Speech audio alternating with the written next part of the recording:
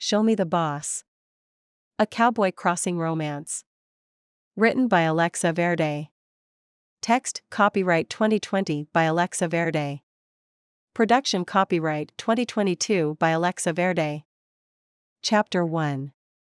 Cracking his skull open was not the way Kansas McNamara wanted to spend the first day of his vacation at the Mending Hearts Ranch.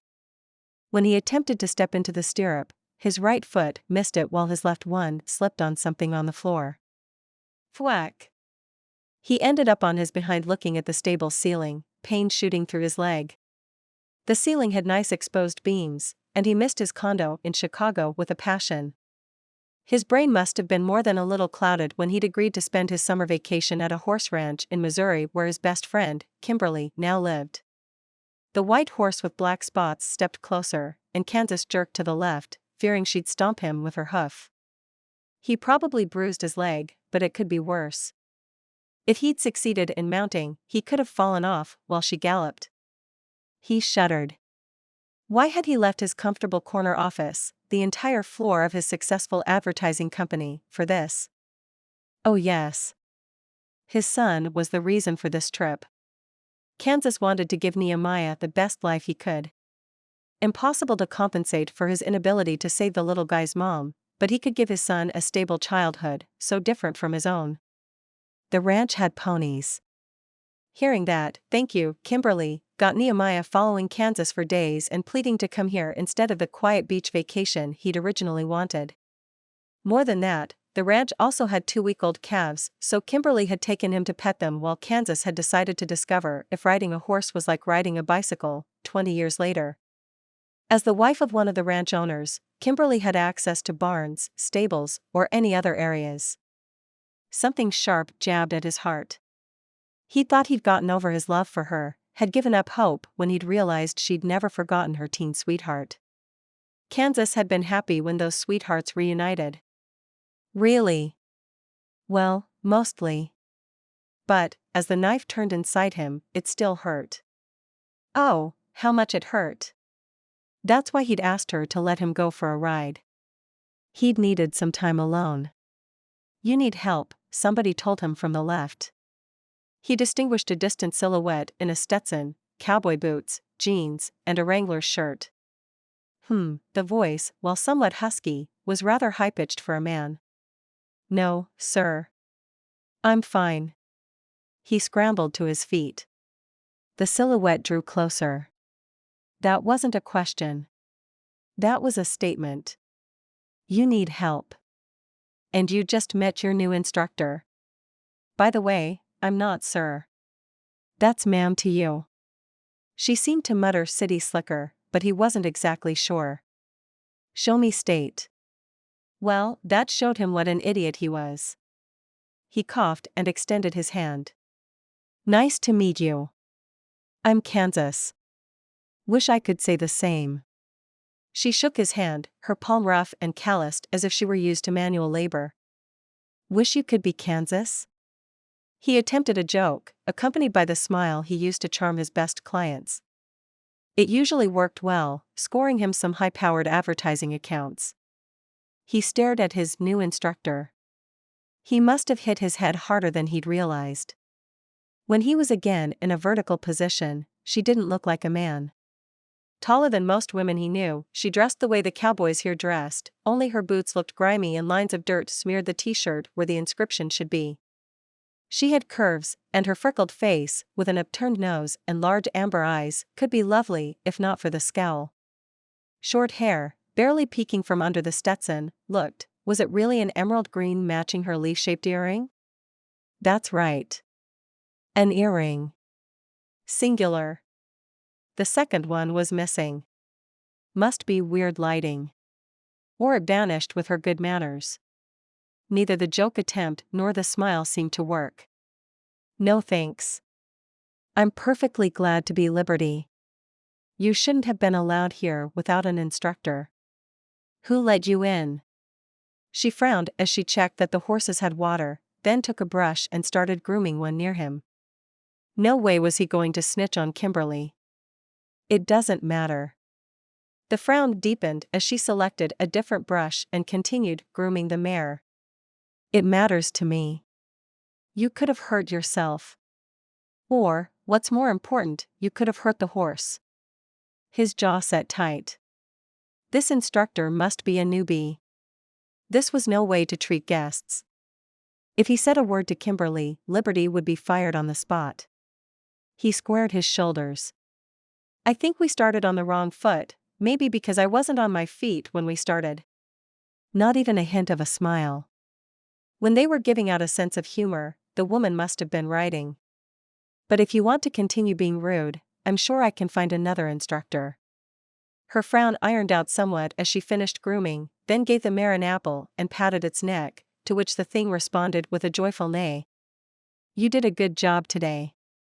Very good. I'm proud of you. Then, hands on her hips, she faced Kansas. I was told our new instructor quit. You're stuck with me. Did he flee after working with you? The question twitched on the tip of Kansas's tongue, but somehow, he held it in. Do you have pain in any part of your body? Do you feel dizzy or weak? I'll have to examine you. She stepped to him. He stumbled backward, both hands up in front of him. He really should have talked his son into that beach vacation, the same one they took each year. It was predictable, but after his dramatic childhood and teen years, Kansas grew to like predictable. And yet, he'd owed it to Kimberly for failing to show up to her wedding after his son had gotten a severe cold. Excuse me? You don't look like a doctor. Liberty rolled her eyes as she prompted the mare to lift her hooves and examined them one by one. She moved fast, examining the other horse's hooves and clinking out debris with a hooked instrument, all the while whispering something encouraging to them. Actually, I'm a doctor. An animal doctor. The horses around them neighed as if to confirm it. It took a moment to register, and he had to lean against the wooden wall. A veterinarian? They must be ridiculously understaffed here if the veterinarian doubled as a riding instructor. He sure hoped tractor mechanics didn't make dinners. Sure, that resort ranch was only a future project and he was some sort of guinea pig, thanks again, Kimberly, but she'd assured him things would be up to standards. He should have asked what those standards were. Lord, please give me patience and please help me get out of this situation with my skull and my dignity intact. Yeah, probably a bit late for that. Maybe late for praying, too, but he made sure he said his morning prayers every day. He glared at the riding instructor veterinarian who probably worked as a cowgirl, too. I would still politely decline the examination. I'm not a horse. This conversation was getting ridiculous. That's a pity.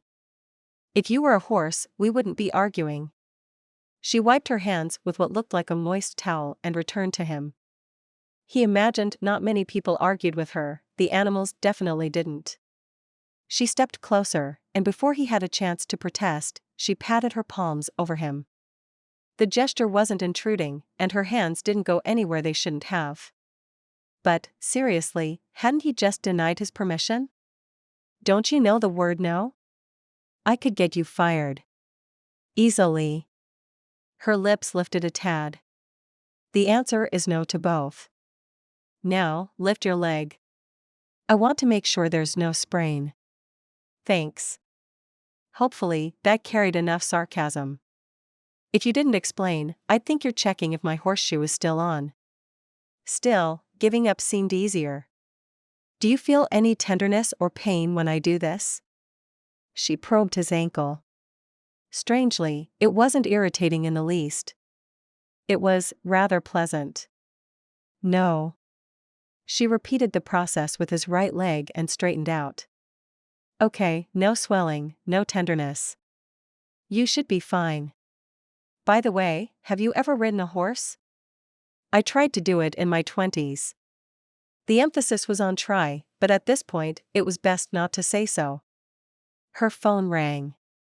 She fished it out of her jeans pocket and swiped the screen to answer. Hello. Her eyes widened as she listened. Oh no. I'll be right there. She disconnected and jammed the phone back into her pocket. I've got to go. There's an issue with one of the cows. Worry pinched the edges of her mouth. Which means, you're going back to your cabin. I'm not leaving you unsupervised with the horses. His jaw slackened. You can't be serious. You can't kick me out of the stable. I would never joke about a sick cow. No, Scoot. What nerve? He resisted the urge to gnash his teeth. He wasn't a vengeful kind of guy, but one of them would be packing their bags tonight. And it wasn't going to be him. Daddy. His son's voice made him perk up. Nehemiah ran into his arms, and he scooped him as his chest swelled. When his son was nearby, everything was better. How did you like the little calves? He smoothed Nehemiah's hair, a slightly lighter brown shade than his own. His heart swelled at Nehemiah's wide grin, even as he gave up on fixing the child's unconquerable tuft of hair at the back. They are so cute. I liked the first one the most. Can we take her when we go home? He chuckled. We can't have a cow in the apartment. I know. Nehemiah sighed. But I had to try. Kimberly walked to them, holding hands with her husband. So Kansas made sure to keep his smile intact. He was happy for her. He really was. Perhaps if he reminded himself again and again, he'd believe it. She deserved this happiness radiating from her, the loving smile on her husband's face, and the content, alcohol-free life she'd been building for herself. Besides, she'd never promised Kansas anything. From the start, she'd made it clear they were going to be friends, nothing more. Kansas could only blame himself when his heart shattered in a million pieces. Never, ever, ever again was he going to fall in love. He'd done it twice already, and he'd paid a big price both times. Enough was enough. Yet his heart squeezed again. With a peach summer dress hugging her curvaceous figure, Kimberly exuded the contentment that had eluded her when she'd worked in an advertising company a floor lower than his, the one he'd started in. Marital bliss agreed with her. No more haunting darkness under her blue eyes. No more hard lines around her mouth. No more stiffness to her shoulders. She'd found peace and grown more beautiful than ever. Who could take their eyes off her? She smiled as she approached. Oh, great. I see you already met my sister-in-law. Chapter 2. Liberty took a deep breath as she sprinted to the white porch of her childhood home, late for the emergency family meeting. She was used to being in a hurry. Ranch life was busy, and animals didn't get sick on a schedule. She was even used to being woken up in the middle of the night and getting to the barn or stable on a moment's notice. She conquered the porch several steps at a time and stepped inside. This was the life she'd chosen, the life that had called to her since she'd been a little girl and touched the smooth coat of a funny, lanky calf that had barely wobbled onto his feet. Man, she'd simply fallen in love. No matter the grime, the grueling regime, the ache in her tired muscles, or much worse, the pain in her heart when some animals couldn't be helped, she'd never fallen out of love with it. It was her life, and she gave it all to keep it thriving. This place was what had saved her after. No, best not to think about it. Thankfully, the cow was fine. Liberty was so not a people person, as the conversation with that Kansas person had proved. Besides, between taking care of all the new additions to the farm animals, spraying the herd for flies, checking for infections, ordering medicines, treating sick animals, and helping her brothers tag ears of cows, not her brothers, she was too exhausted to care about manners. She hurried down the long hall of her childhood home where family pictures still decorated the wainscoted walls and floor-to-ceiling bookshelves held many of her favorite volumes. Her cowboy boot heels clicked against a hardwood floor polished so well she could probably see her reflection as she tried. This place always smelled like freshly baked bread, though this time she could distinguish the scent of pot roast and fried potatoes, and her growling stomach reminded her she'd missed dinner. Again. She winced at a twinge of guilt as she stopped near the large French doors leading to the dining room they also used as a conference room. Maybe she was a little too rude to that guy. What was his name? Kansas? It wasn't his fault that the moment she'd seen him her heart had made a strange movement in her chest, like when she'd met her husband for the first time. Ex-husband. Ridiculous. She squared her shoulders and entered the room. Maybe it was for the better. She was content being single, even as she turned 40 in a few years. She led a full, busy, and happy life. Though Kansas did have an adorable little boy, and the sleeping porcupine inside her lifted his head, ready to strike her with needles again. She'd do her best to give the porcupine sleeping pills. She had all the farm animals to spend her maternal instincts on and a wonderful nephew and niece, didn't she? Cade, her closest in-age sibling and not-so-secret favorite, pulled her into a hug. "You smell of leather and horses, with a hint of fresh manure." Smiling, she returned the hug with sisterly affection, which meant his bones might have cracked. "Somewhat." "Why, thank you. I thought of putting on a perfume with a light note of cinnamon and a hint of lemongrass.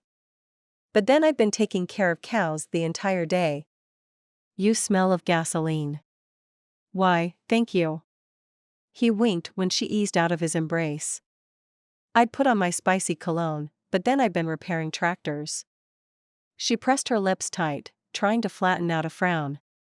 Her brother had smelled of gasoline more and more often these days. Was it her impression, or were the tractors breaking down more often lately? Things just weren't right. Should she bring it up to her family after they finished discussing whatever this emergency meeting was going to be about? She was probably worried over nothing. Tractors and farm equipment were breaking down all the time. Cows got sick. It was part of ranch life. "Come here." Mac took her into an embrace then. As the tallest and the largest in the family, he lifted her without an obvious effort and placed her back without saying another word. He was a man of few words, but many actions, and she liked it about him. Thanks to him, the ranch had survived when their father died and developers were circling to snatch it up cheap and parcel it out. Her family had already had to sell some of their land by then to keep afloat. Kind of what was happening now, only this time the developers aimed to build a luxurious spa for upscale clientele. She glanced around, smiling when she discovered she wasn't the last one to the meeting, making everyone wait for her. "I guess we're waiting for Heather, right? It's unusual for her to be late." Her smile widened. She couldn't imagine a better wife for Cade than her friend. He coughed a little. Was there a slight blush on his tanned face? He sent her a worried glance as if reluctant to make an announcement. Her heart sank. "Is she okay?" "She, had to stay at home. She is mourning sickness, which apparently lasts the entire day." "What?" "Congratulations." Everyone started hugging Cade, who stood with a goofy grin. Everyone, except Liberty. She turned away. The porcupine woke up, stretched, and no sleeping pills would put him back to sleep now. Sharp needles stuck everything inside her stomach, her guts, her lungs, until breathing became difficult, nearly impossible. When that had happened nearly 2 decades ago, that horrible evening, she thought she'd die. Would never be okay with it, actually. Images flashed as the ruthless porcupine moved inside her, hurting her again. The pink walls she'd painted gray in the middle of the night. The scent of paint where the sweet scent of baby powder should have been. The scream, "What are you doing?" still ringing in her ears. And emptiness. So much emptiness in her marital bed, in his eyes, and worst of all. No. She couldn't think about it, couldn't allow herself to feel empty and guilty again. At first, she'd fed the porcupine anger, but he'd much preferred his favorite dish, guilt. He'd grown sharp teeth and claws, too, until she'd realized that, if she'd continued that way, she wouldn't be able to bear it any longer. So she didn't think at all, but stayed still. The porcupine curled up inside her, giving some space for much-needed oxygen. She breathed in. Lord, why? Why? There was no answer. There never was. As if sensing her momentary distress, the way she always did, her mother hugged her and gestured to a plate with cold cuts, pot roast, and bread on the table. "Eat. You skipped dinner again." She sniffed the air. "Shower, too." The main thing, the cows are okay. And thanks. Love you. She managed to give her brother a congratulatory hug. Are you okay? Cade whispered to her. She nodded. Okay meant different things to different people. To her, it meant she'd survived. Then she lowered herself on the chair, her feet grateful, her stomach perking up. It was in the past. It was in the past. It was all in the past. Love you, too. Her mother gave her another concerned glance. She knew, they all knew, then returned to the chair near the head of the table. They'd reluctantly stopped insisting she sat at the head of the table. It didn't matter that she'd retired from running the ranch. She was still their matriarch. Life was going on. The legacy continued. Liberty said a quick prayer and took a bite of bread, then a forkful of the steamy pot roast. Pure bliss. Mac stepped to the head of the table. Unlike Cade, who was always clean-shaven, Mac used to sport a generous black beard that he now carefully trimmed, giving him less a man-of-the-wilderness look. We all want Cade's project, the summer camp for foster teens, to take off. But before we discuss that, I should let you know, we've had another offer for the ranch from those property developers. A bigger one. He mentioned a mind-boggling number. I hope you told them the ranch wasn't for sale. Unusual tartness flavored Mom's voice. He shook his head. I told them I'd discuss it with the family, but the answer would almost certainly be no. Vote yes or no. Cade's hand shot up. That's a no from me. The no votes echoed around the table. It's unanimous. As I expected it would be. Mac grinned. So, back to the summer camp. My beautiful wife agreed to help with the promotional materials. Kimberly, I'm glad now I didn't kill you like I wanted to, Liberty muttered, resisting the urge to put her tired feet up on the nearest chair as she put a dent in her food. Everybody stared at her. Really? Did she need to explain? You know, for breaking our Mac's heart the first time. What? We all wanted to do it. I just voiced it out loud. She leaned against the back of the chair and promised her feet a massage when she got home. Okay, she was already home. She meant when everyone left after the meeting. Meetings were never her forte. Hopefully, this one wouldn't last long. Oh, you're joking. Kimberly chuckled as her husband frowned at Liberty. Unaffected, Liberty shrugged and finished the soft yeasty bread with its tender buttery flavor. I wanted to do you bodily harm. But I'm glad I didn't. Not just because of your help here, but because you make my brother happy. So, this is about it, right? A long shower with my favorite green apple body wash and a foot massage, here I come. Not so fast. Mac lifted his hand to stop her. Darling, why don't you take over now? Was it her imagination, or had a mocking grin flashed and flattened on his usually serious face?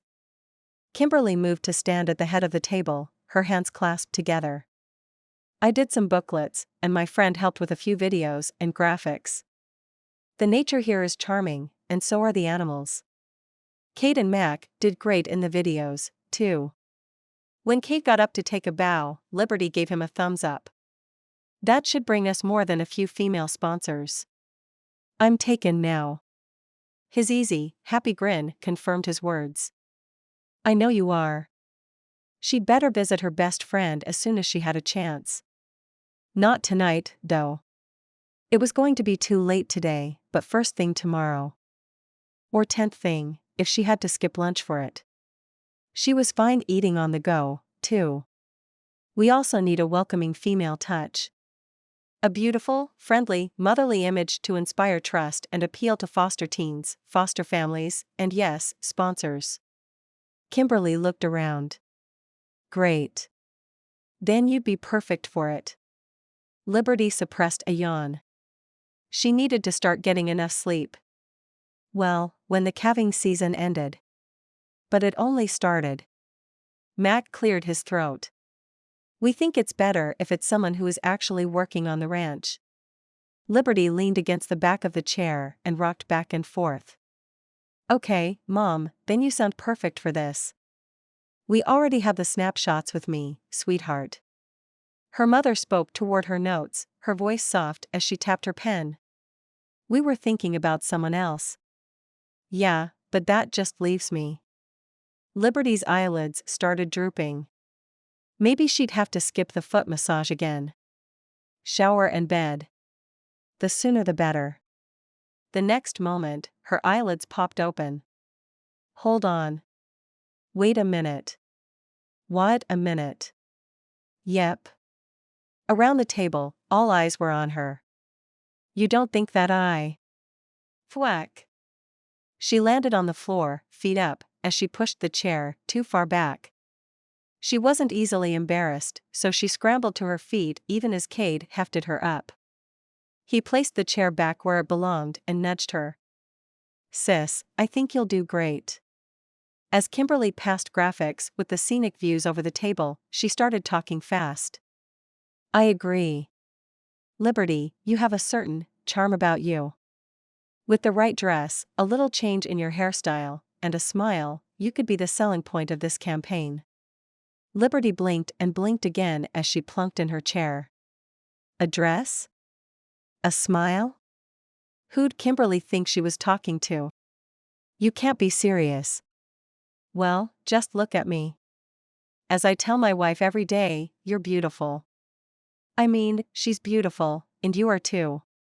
Cade's lips curved up as he mentioned his wife. Actually, I am slacking. I used to tell her she is beautiful nearly every hour. Liberty rolled her eyes.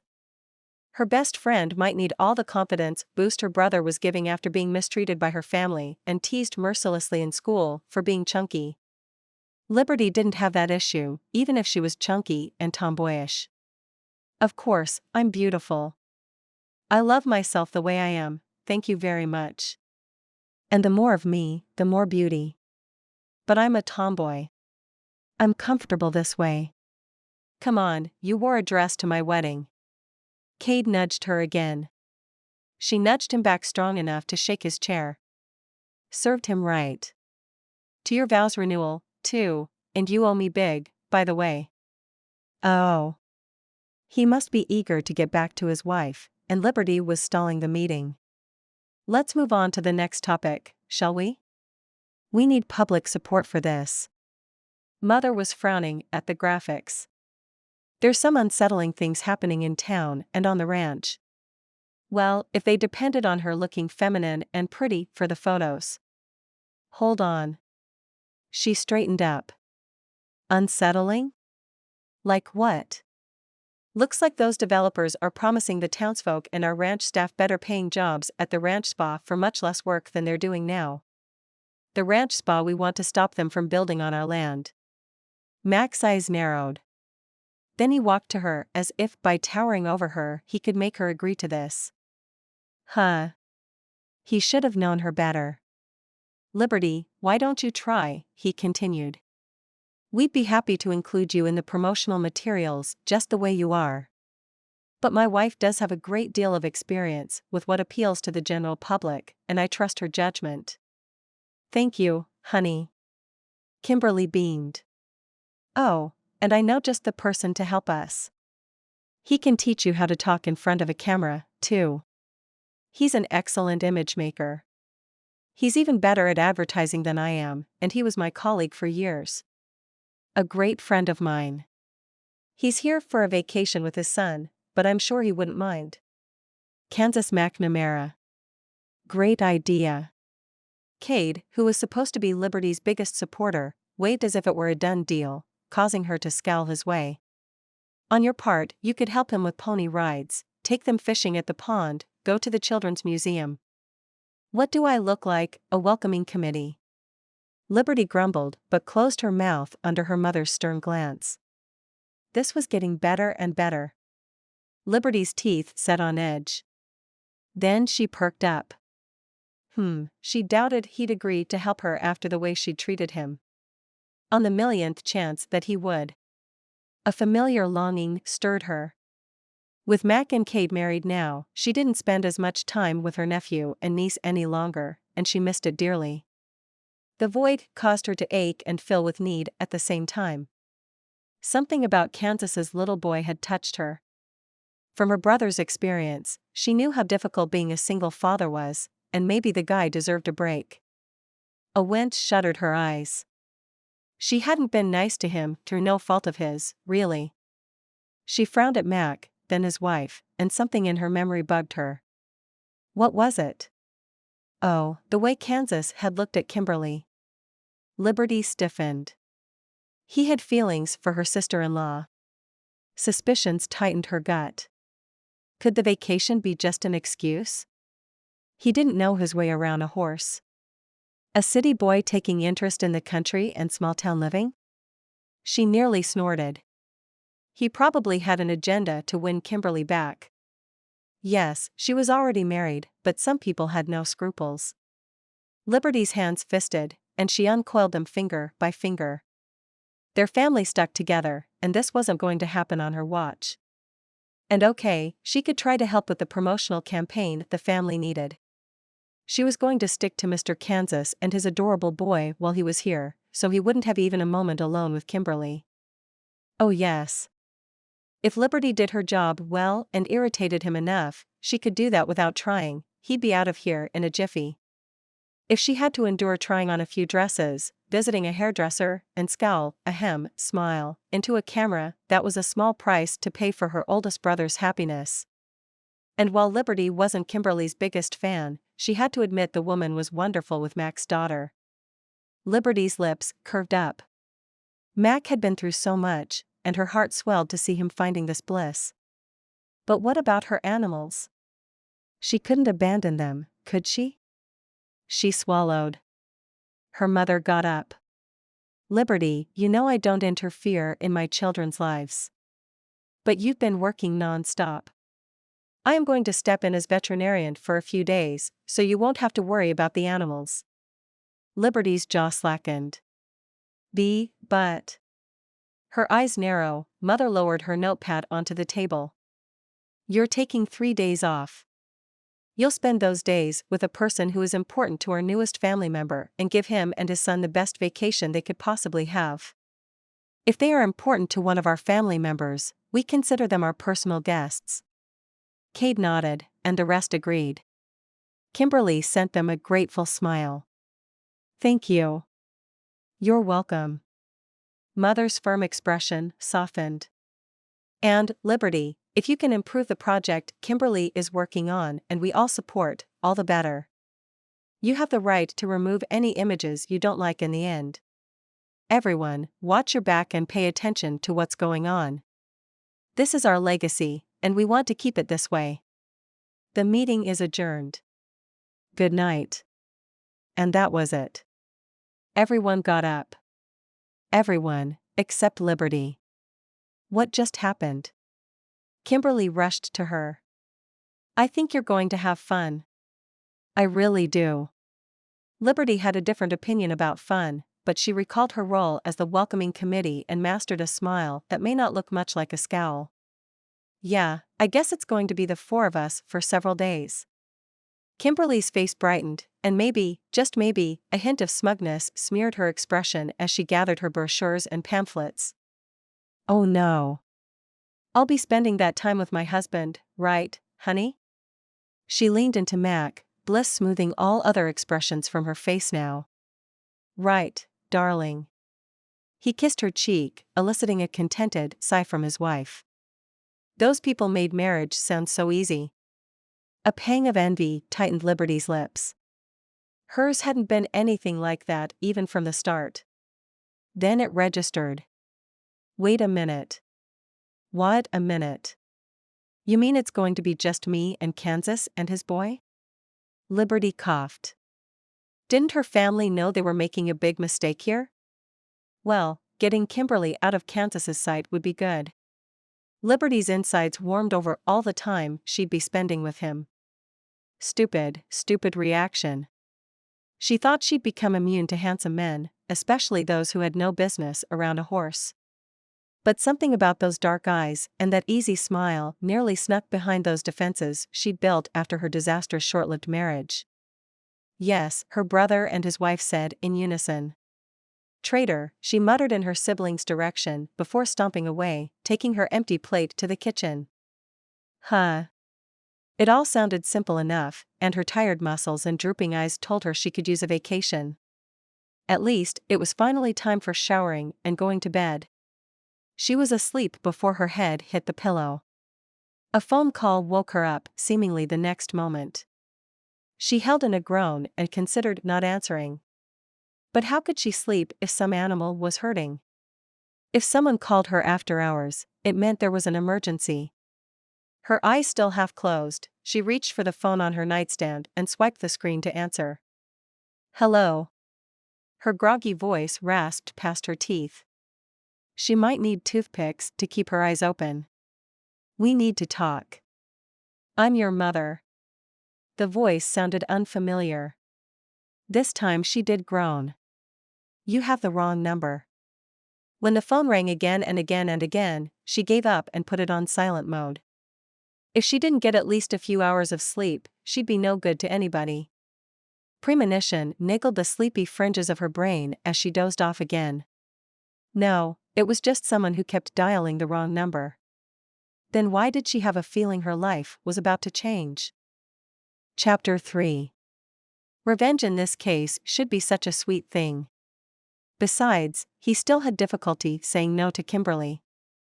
Kansas held his son's hand as he locked up the cabin and marched to his rental car the next day. It hadn't taken Kimberly long to talk him into helping Liberty. Now, for a few days, he was going to be her boss. Oh yes. Talk about poetic justice. Frowning, he leaned to Nehemiah. Are you okay to skip riding ponies today and go with us to the city?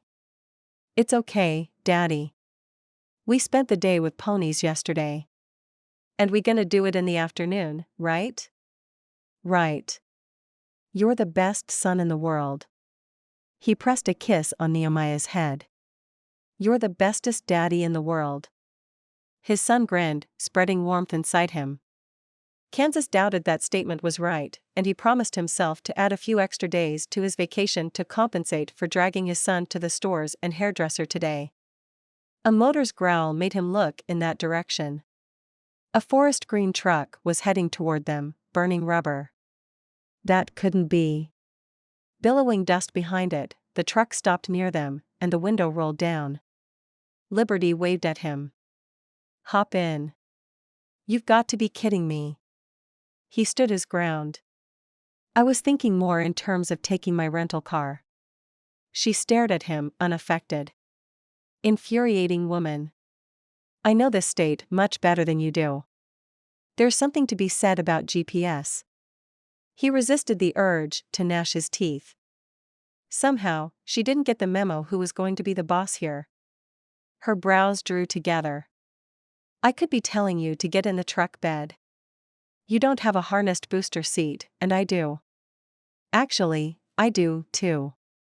Borrowed it from my brother for the day. He has a son nearly the same age as yours, about the same size. She gestured to the back seats. Then her gaze moved to his boy, and the frown ironed out. Instead, her lips curled up. Huh. His jaw slackened somewhat. She could smile. Who'd think? She leaped out of the truck, stomped to them, and hunkered before his son. Thank you so much for agreeing to help me choose a dress. It's not going to take long. Not so sure about that. Kansas placed his hands on his son's shoulders. I brought some video games for him because we're not leaving until you look. He wanted to say beautiful like a model, but that might take a decade, give or take, so he settled for presentable. The glare she sent him transformed into a smile again as she refocused on Nehemiah. Guess what we're going to do when we get back here? Her smile widened. You're going to ride a pony. Yay! Nehemiah clapped. But that's not all. She paused dramatically. No? Nehemiah's eyes widened. Well, just look at that. Kansas resisted the urge to roll his eyes. She was good with children. And he'd worried about bringing his son. Kimberly had volunteered to watch the boy, but he didn't have the heart to leave Nehemiah behind, even if for a day. "Remember that calf you saw yesterday?" Her smile became a full grin. When she didn't scowl or frown, there was something lovely about her. His son's eyes grew saucer big now. "Yes. We're going to see her again, and you're going to be the one to name her." "Hurrah!" Nehemiah rushed into her open arms, and she hugged him. Then she took his little hand and led him to the truck. Irritation tightened Kansas's gut as he had no other choice but to follow. She opened the door, and he lifted his boy. "She's nice, Daddy," Nehemiah whispered as he buckled him in the harnessed booster seat. They must be talking about two different people. "We're going to have fun here, right, buddy?" He kissed the top of his darling boy's head. "You and me." Nehemiah nodded. "Yeah, and Miss Liberty." "Well, just look at that." Kansas made sure Nehemiah had his iPad and favorite snacks nearby, then closed the door and walked around the vehicle. "I changed his diapers, fed him formula, spent sleepless nights carrying him around when he had colic. And all you had to do is let him name a calf, and he loves you already." "So not fair," he muttered low enough for his son not to hear him. Her truck smelled like leather with a hint of green apples, as if she'd had apples here recently. He clicked his seatbelt closed, and she buckled up, too. Then she revved the motor and took off, keeping just under the speed limit. For some time, they drove in silence. He didn't want to talk to her, and she seemed to have the same opinion. He stared at vibrant rolling hills as green as her hair. After a few minutes, he stole a glance at her.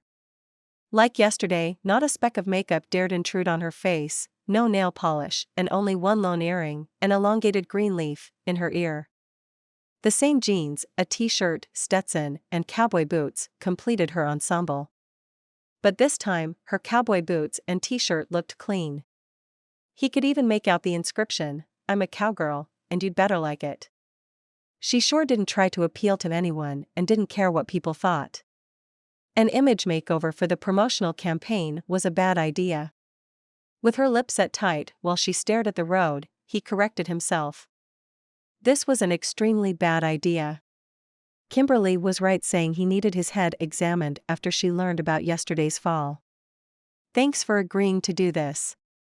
I know I can be rough around the edges." Did Liberty just say it? Or was it someone on the radio? He cleared his throat. You're welcome." "Not really." Another stretch of silence. "Are you doing okay there, buddy?" he asked his son. Not receiving a reply, he looked back and smiled as his heart warmed. Nehemiah's eyes were closed, the iPad near him. Motion always lulled him to sleep. Maybe for the best. They'd be spared miles of "Are we there yet?" "So what happened to your wife?" Her palm flew to her mouth as if she said something she didn't want to or didn't have the right to ask. Then, with both hands back on the steering wheel, she slowed around a curve. He swallowed around the lump in his throat. His lungs constricted, making breathing more difficult. He could tell her it was none of her business. He'd be right to do so. Instead, he said quietly as if it didn't burn him inside, "She died giving birth to Nehemiah's twin brother." The baby died, too. The lump grew in his throat, but talking about it to someone also felt liberating, even if that someone was the woman he'd thought least likely to show any empathy. He felt lighter, and the band around his lungs loosened up. "I'm very sorry." Tears coated her voice. His eyebrows shot up. Were those? Yes, those were tears in her eyes, too. She was much more compassionate than he'd expected. Her hand left the steering wheel again and moved toward him, but she jerked it back to the steering wheel. He shouldn't have wondered how her touch would feel and what had made her nearly offer that gesture of support. She didn't seem like a touchy-feely person. But he did wonder. He studied her in a slightly different light. She was so different from the women he knew. In his line of work, he met two types of women. either the corporate type, dressed impeccably in business suits, not a hair out of place, solidly concentrated on making a career. They knew they had to work twice as hard as the men to get ahead and were ready to put in the hours and effort. Maybe some, like Kimberly, longed for a family, too. But others he'd met had let him know they'd love to date him but weren't ready to become an instant mom. But he was an instant father, a forever kind of father, and he was going to stay that way. Then there were models. Tall, slim, beautiful, wearing professional makeup and professional smiles. He'd taken a few out to dinner, more to stroke his ego than anything else. But then they had to leave for a photo shoot somewhere in Europe or the Bahamas, and he wasn't proud to admit his relief. While some were stunning, none had touched him deeply inside. None had given him the feeling that he wanted to learn more about them. He'd only shared what had happened to his marriage with 3 of them, and not one had shown the depth of reaction Liberty had. She didn't hide behind false smiles and trained gestures. What you see is what you get. When she felt something, she showed it, and how. And when she said something, she meant it. Curiosity, wonder, surprise. The mix of those emotions whirled inside him. Go figure. Well, if we're asking these personal questions, why didn't you get married? Seriously, where did that come from? He shouldn't have asked. The fresh air in combination with that hit on the head must be affecting his brain. At least, he didn't add at the end of the sentence, nobody could survive being around you for long? She made a turn. Who said I didn't get married? Disappointment struck hard, and he had no explanation for it whatsoever. Even too much oxygen together with a hit on his head couldn't make him interested in her, could it? There was no ring on her finger, there were no rings on her fingers at all, but some people didn't wear wedding bands. Her voice dipped to a whisper, so he had to lean to her to hear it. The marriage didn't last long. Relief he shouldn't be feeling flooded him until she said, he walked away. I don't blame him. He checked on his son again. Then his fingers tightened around the door handle. During the few dates he'd listened to such sob stories about exes that he wondered, and worried, how those guys weren't locked up. This was the opposite. She'd defended her ex leaving her. Kansas had only one explanation. She'd cheated on her husband and felt sorry about it. One more reason not to get attracted to her, not that he'd been attracted to her to start with. He'd come here to have a vacation with his son, not a fling with a cowgirl. So strange. She seemed simple, down to earth, as real as it could get. Yet he couldn't figure her out. He made his living figuring out what people wanted, what they needed, and then packaging the advertising campaign to present it so it was exactly what they needed, even if they hadn't realized it yet. He'd learned to read clients based on their expressions, gestures, vocal tones. But she'd spoken with such profound hurt when she'd said, he walked away. I don't blame him. It didn't fit with the cheater image. He took a deep breath. No matter. They entered the city. After a few days, this all would be over. She made a turn. You know a lot about shoes and outfits and such. Does it mean you are? She didn't say the word. He nearly choked. That's a stereotype. Well, you're tomboyish and straightforward, but it doesn't mean you are. Well, does it? That earned him an eye roll. That's a stereotype, too. I haven't dated in forever, not because I don't like men any longer, I do, but because I'm not interested in romance. Why did it give him a sting of disappointment? Not the part that she liked men, but that she wasn't interested in romance. Me, neither. Interested in romance part. About a quarter of an hour later, she stopped near the clothing store he'd picked online. He'd had an excellent selection of shoes lined up at another location thanks to a connection, and a great hairdresser would be waiting for them later. But a random clothing store wasn't what he had in mind. Well, one couldn't have everything. At least, the website assured they had a selection of fashionable clothes in plus sizes. His heart squeezed when he had to wake up his boy, his buddy, and his life. Nehemiah was such a good sport for going along with this, though it was far from his ideal vacation. His son still half asleep on his shoulder, Kansas carried him inside. Reluctance to wake Nehemiah was the reason he took a seat close to the dressing room and let her pick a few outfits instead of choosing them himself. When she appeared in the first outfit she'd chosen, he suppressed a grimace. Another combination of a loose t-shirt and jeans. He shook his head. This time she walked out in mouse gray pants and the same shade t-shirt. He shook his head again. Why don't you try something brighter and form-fitting? What's your favorite color? Green. A shocker. He should have guessed it when he saw her hair. Nehemiah stirred on his lap, then jumped to the floor. He smiled at his boy. Good. You're awake. How about we go pick a few outfits for Miss Liberty? Nehemiah always loved being part of a project. And they needed all the help they could get here. Liberty sighed. Okay. But make sure it's not something that, if I wear it, cows will laugh at me. And I need to be able to breathe in it. As you can see, I'm not a size 0. Definitely not, a salesgirl muttered near him, but shut up. Probably Liberty gave her one of her stares. With the salesgirl's help, he chose 2 dresses, a pantsuit, and a dress with a jacket. Some huffing and puffing came from inside the dressing room afterward.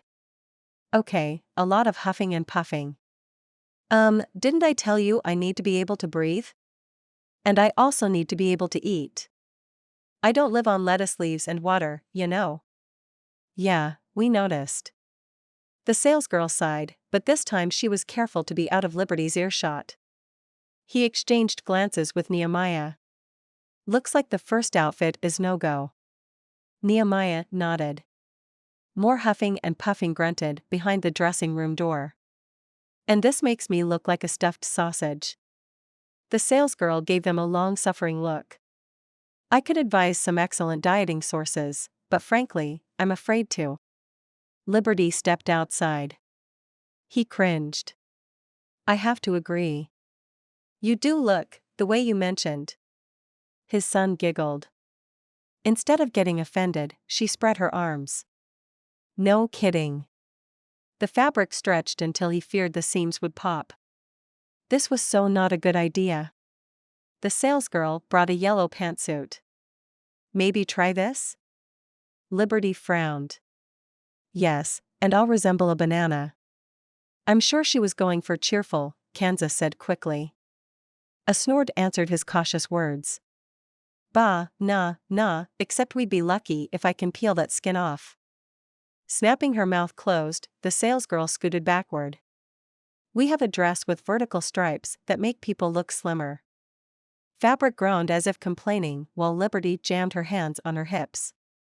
I don't think I want to resemble a pedestrian crossing. Nehemiah darted in front of her, bobbing his head. No. You'd look like a zebra. Buddy, you're not helping. Then Kansas added, how about that lime green dress and jacket I brought you? Hold on. First, I need to extract myself from this sausage suit and take a breath of air. How do some women enjoy shopping? Liberty marched back to the dressing room. No offense, but you need to have a better selection for plus-size women. There was more huffing, and he tensed, expecting curses and the need to cover his son's ears. None came. Huh.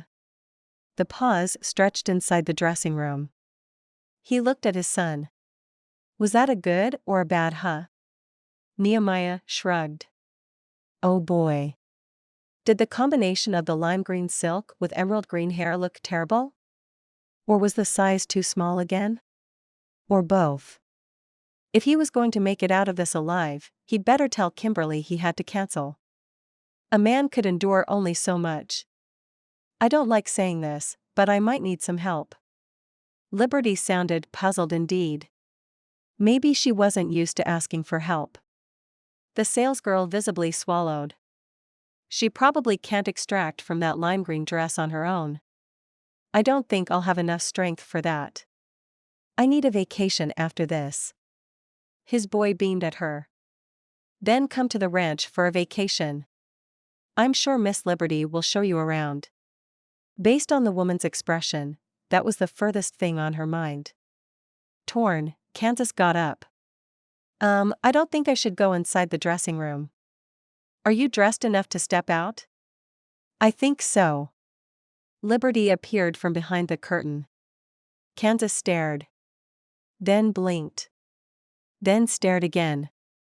Then blinked again. Chapter 4. Kansas simply couldn't look away. Wow.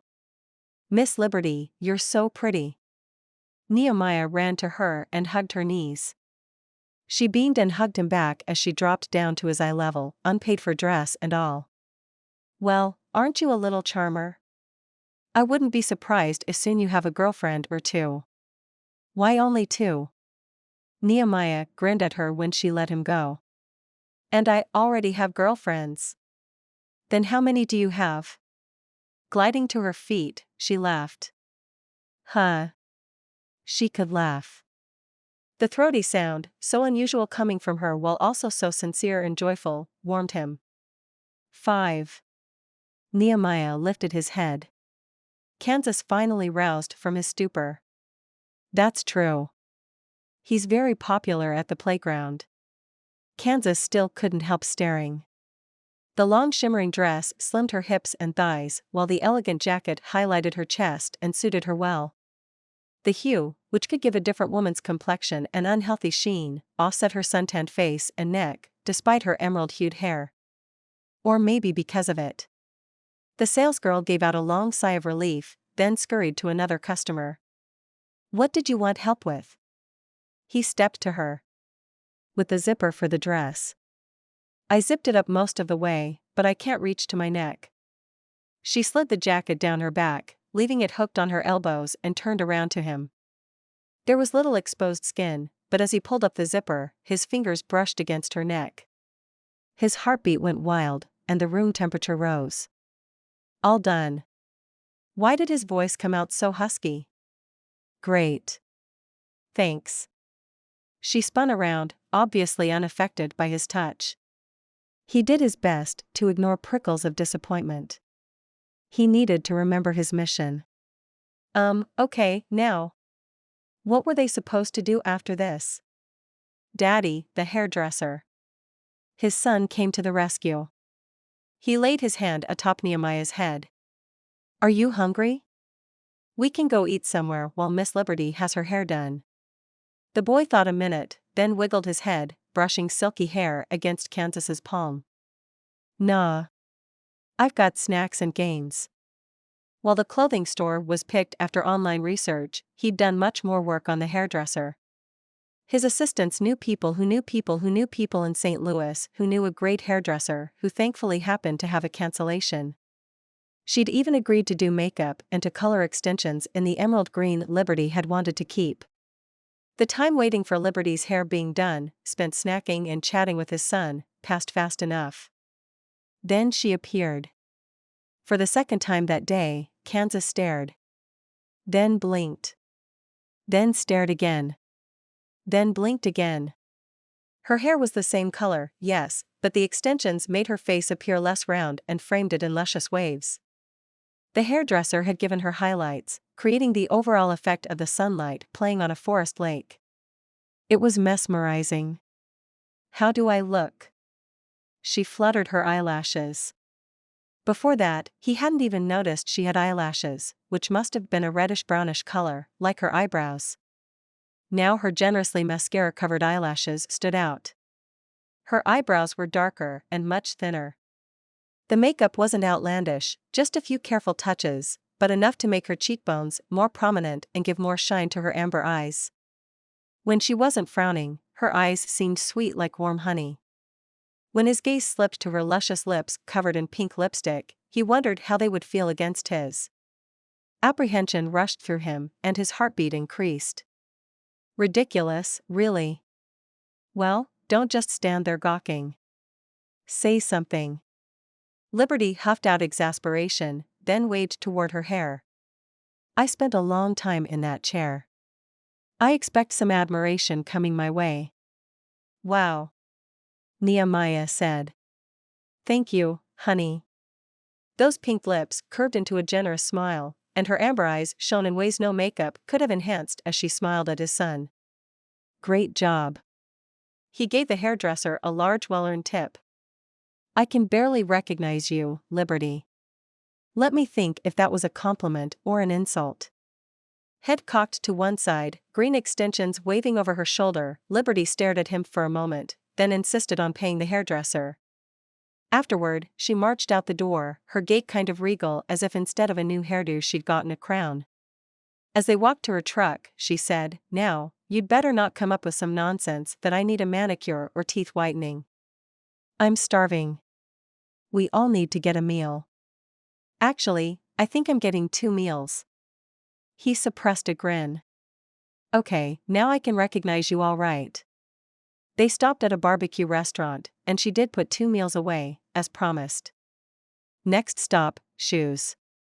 He input the shoe store's address into the GPS, grateful again for his assistance and the vast network, and she drove off.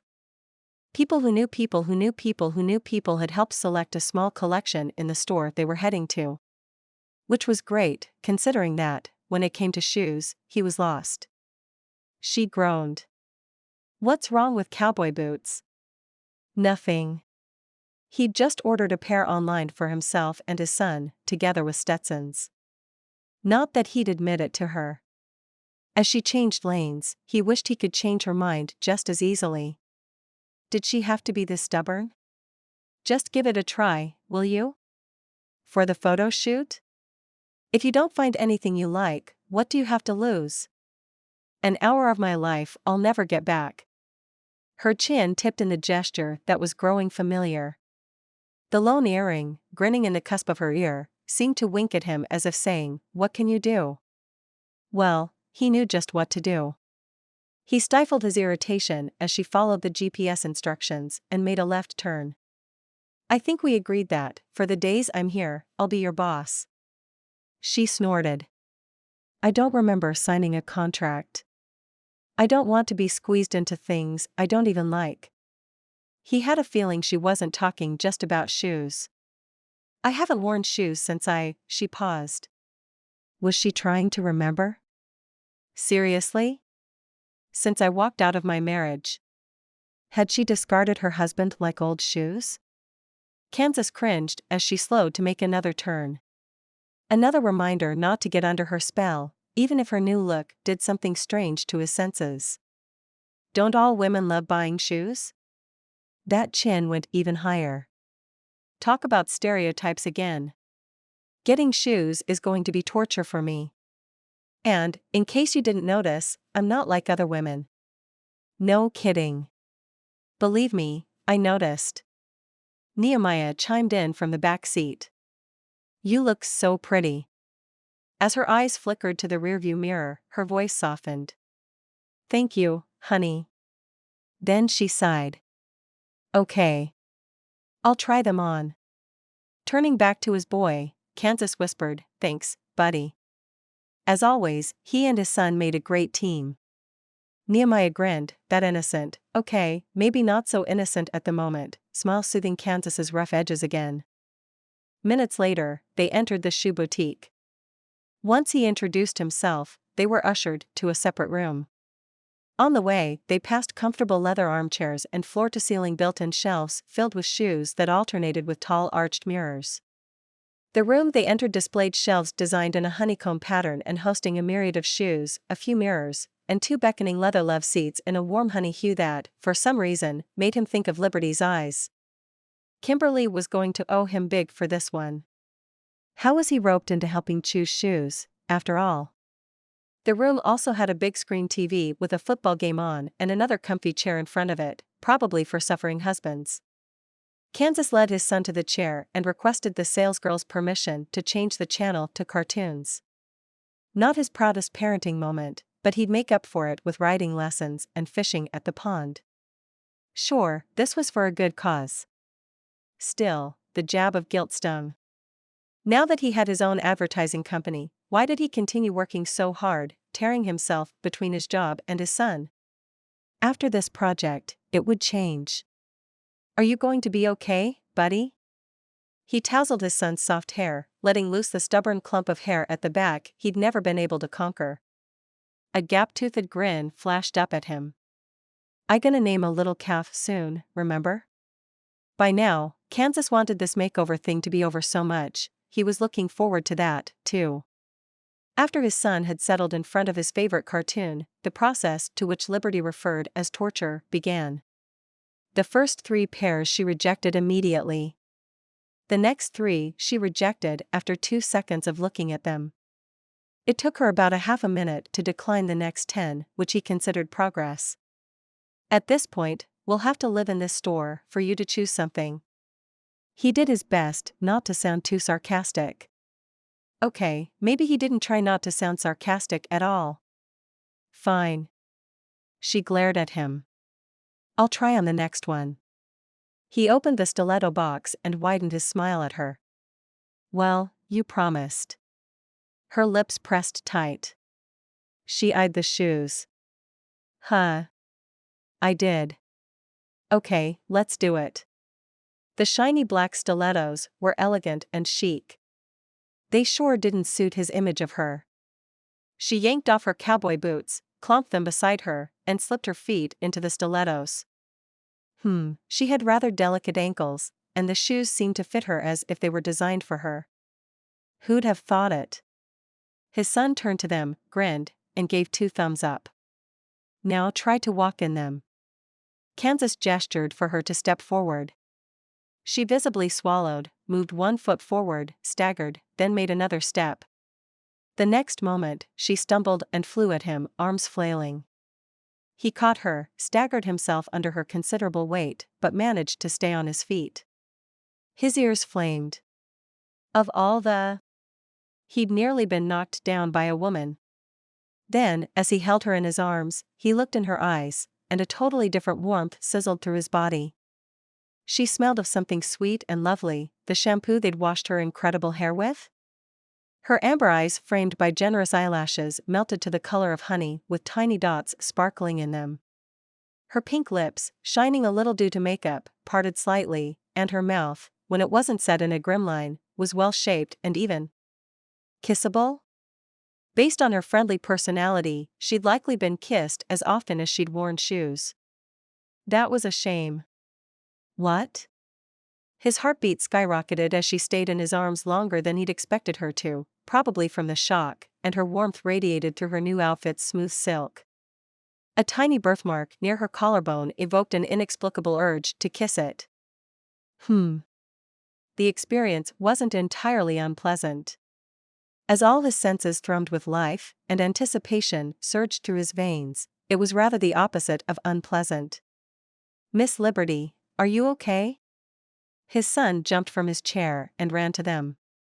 She disentangled herself from Kansas's embrace, leaving behind a strange sense of disappointment. "I'm fine, honey. Actually, I'm fine thanks to your dad." Cocking her head over her shoulder, she sent a surprised glance Kansas's way. Was she surprised he didn't let her fall? Or that she fit so well in his arms? Or... Okay, best to stop these ridiculous thoughts. Rationally. Think rationally. He'd always been good at that after his dramatic childhood, and he'd learned where too much emotion and spontaneity led. The skill to shut off emotions, to think rationally, to live on a schedule had served him well. Especially in rough times when he'd wanted to howl at night as his hand had touched the empty space where his wife had once been, that emptiness echoing in the hollowness inside him. For his son, he'd learned to live in the present, not in the past. A dull pain thrummed inside him. "Well, mostly." Kansas motioned to the numerous shelves. "Choose something you like. If you don't see anything, we can go to the rest of the shoe stores. And we can stop by other stores tomorrow. There are also online sites." She groaned again. "I get your point." Her gaze moved over the shelves. Then her eyes widened, and her soft pink lips parted. I think I found something suitable, so we can get out of here." Light with relief, he nearly clapped. At this point, he was about ready to admit defeat and tell her how much he admired her boots, which he actually did. She picked up sleek shoes with an open toe and an elegant strap boasting a horseshoe-shaped clasp. The soles arched to a slight heel, and the lime green leather perfectly matched her outfit. As she slipped them on and tested a few steps, he stood on guard in case she'd stumble again. Was it a tiny twinge of disappointment when she didn't? "We're done here. We got shoes." She grinned. That bright smile made him think again about kissing her, and awareness sizzled through him, which was ridiculous. He was a serious, rational man who didn't let emotions or attraction affect him much. Still, on the way back to the ranch he couldn't stop thinking about having her in his arms, about her parted lips and that tiny birthmark on her collarbone. It was as if she was the one who'd stumbled, but he was the one who was falling. She seemed content driving in silence, but he wasn't. It meant he had to be alone with thoughts of how it would feel to draw her close, brush his lips against hers, maybe even touch that soft skin on her neck and let his fingers graze the birthmark. His pulse skyrocketed. Enough. "Why did you decide to work on the ranch?" He asked the first thing that came to his mind. "I mean, did you always want to be a veterinarian?" "I grew up on this ranch, and I always loved being around animals." Her voice warmed, her shoulders relaxing as her lips curved upward. She obviously loved what she was doing. Did he? Why was he even thinking that? He did well in his career, and he should be grateful. Yes, maybe he'd liked working in search and rescue more, but he'd been single without a child then. She continued as they left the city limits, and she seemed to increase speed. "Well, when I was in the last year of getting my degree, I decided to stay in the city instead of returning to the ranch." When she paused, he glanced at her tight-set jaw, pinched lips, drawn eyebrows. Something had happened that year. Chapter 5. Compassion squeezed his heart. Her expression went to neutral as she slowed around a curve. "Then I returned home. I wasn't doing well. I holed up in my room and didn't eat, and my family worried. My youngest brother said one of the cows was sick and I had to help. Thankfully, it was nothing serious, but as I was leaving the barn, the memories came back. I couldn't breathe, talk, or stand. I dropped to my knees and said the shortest prayer in my life. Please." Compassion softening things inside him, he couldn't help himself. He reached for her hand and placed his palm on hers on the steering wheel. She sent him a surprised glance, then returned her attention to the road. "I felt a little rumble under my palms. I mean, there was no earthquake or tornado or even thunder, but I felt it. Like the call of the land." "The call of the land?" His fingers tightened over hers. Just when he decided he couldn't stand her, she revealed something that made it difficult for him to breathe, too. She wasn't as rough around the edges as she seemed to be. "Then I heard mooing and neighing, and it was the call of the land, too. I was needed here. I had to continue to breathe, live, talk, and stand on my feet because I was needed here. My brothers pulled me up to my feet, and I asked for a barbecue. I think that was the only time I saw them nearly cry. I'm sorry you went through that." His throat constricted, too, and he'd just met her, and frankly wasn't too fond of her to start with. She seemed to consist of contrasts, and he liked things simple, figured out. His life had consisted of contrasts when he'd been growing up, and he still bore emotional scars from it. Never again. He removed his hand, steeling himself against the attraction. That seemed to break the ice. For a while, she told him fun stories about the animals, and his son tuned in, too. She made them both laugh. "Miss Liberty, can we go somewhere fun tomorrow?" Nehemiah asked when they passed the town limits and neared the ranch. "Oh, and we gonna ride the pony today, right? I have a favorite. I think he likes me." She glanced back before returning her attention to the road. "Of course. We can go to the Children's Museum tomorrow. I think you'll have a lot of fun there." "Yay." She chuckled. "Absolute yes to the pony, but we have to change and freshen up first." "At least, I do." "Oh, I have a nephew and niece I'd love you to meet. They love ponies, too. Hurrah! Nehemiah clapped. There's a pond on our property, so we can go fishing, too.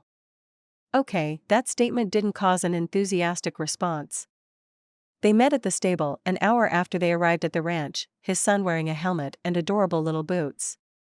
She showed Nehemiah how to brush the pony with different brushes and talked to him, then taught him again how to saddle the animal. Kansas helped his son mount, and she led the creature out of the stable. But as soon as they were outside, Cade rushed to her, his forehead creased. We have more sick animals. I don't know what's going on. Could you check on them? I can take over the riding lessons. Worry settled in her eyes, too. Of course. Kansas looked after her, missing her already. So strange. He shook his head free of the thought and stepped to his son.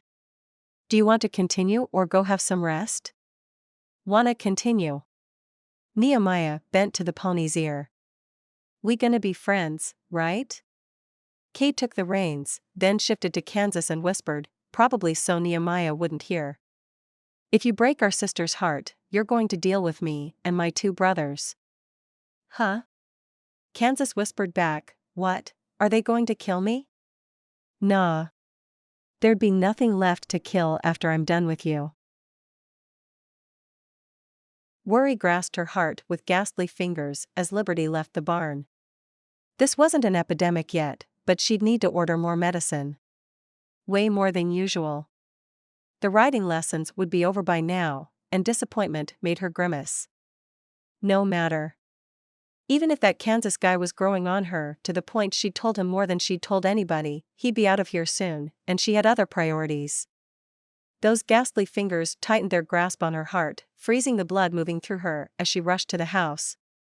For a moment there, when he'd caught her after she'd misstepped in those outrageous stilettos, she'd felt something. Excitement, attraction, curiosity, embarrassment. All of the above? Enough. First things first. She ran up the porch and called Mac on her cell phone as she entered the house, then voiced her concerns. Do you suspect wrongdoing? Through the crackling speakers, yeah, so she'd dropped her phone a time or two. He sounded as worried as she felt. I don't know. It would have to be one of the people working for us. Someone we trust. She cringed as she headed toward the shower. The thought didn't sit well, and lava-hot anger erupted in her veins. How could anyone harm helpless animals? No, it was just a vague suspicion she couldn't prove. Shouldn't even have. I'll talk to the staff. We'll be on the lookout. As always, he didn't waste many words, and his quiet confidence gave her the reassurance she needed badly. And sorry, sis. I was told to ask you to return to your vacation. Seriously? She groaned as she washed her hands and glanced at herself in the mirror. Her jaw dropped. Wow. Huh. She smiled at her reflection. Maybe that Kansas guy did know what he was doing, and she couldn't be mistaken about attraction in his eyes after she'd nearly knocked him down. Her heart skipped a beat over the memory of awareness while being in his arms.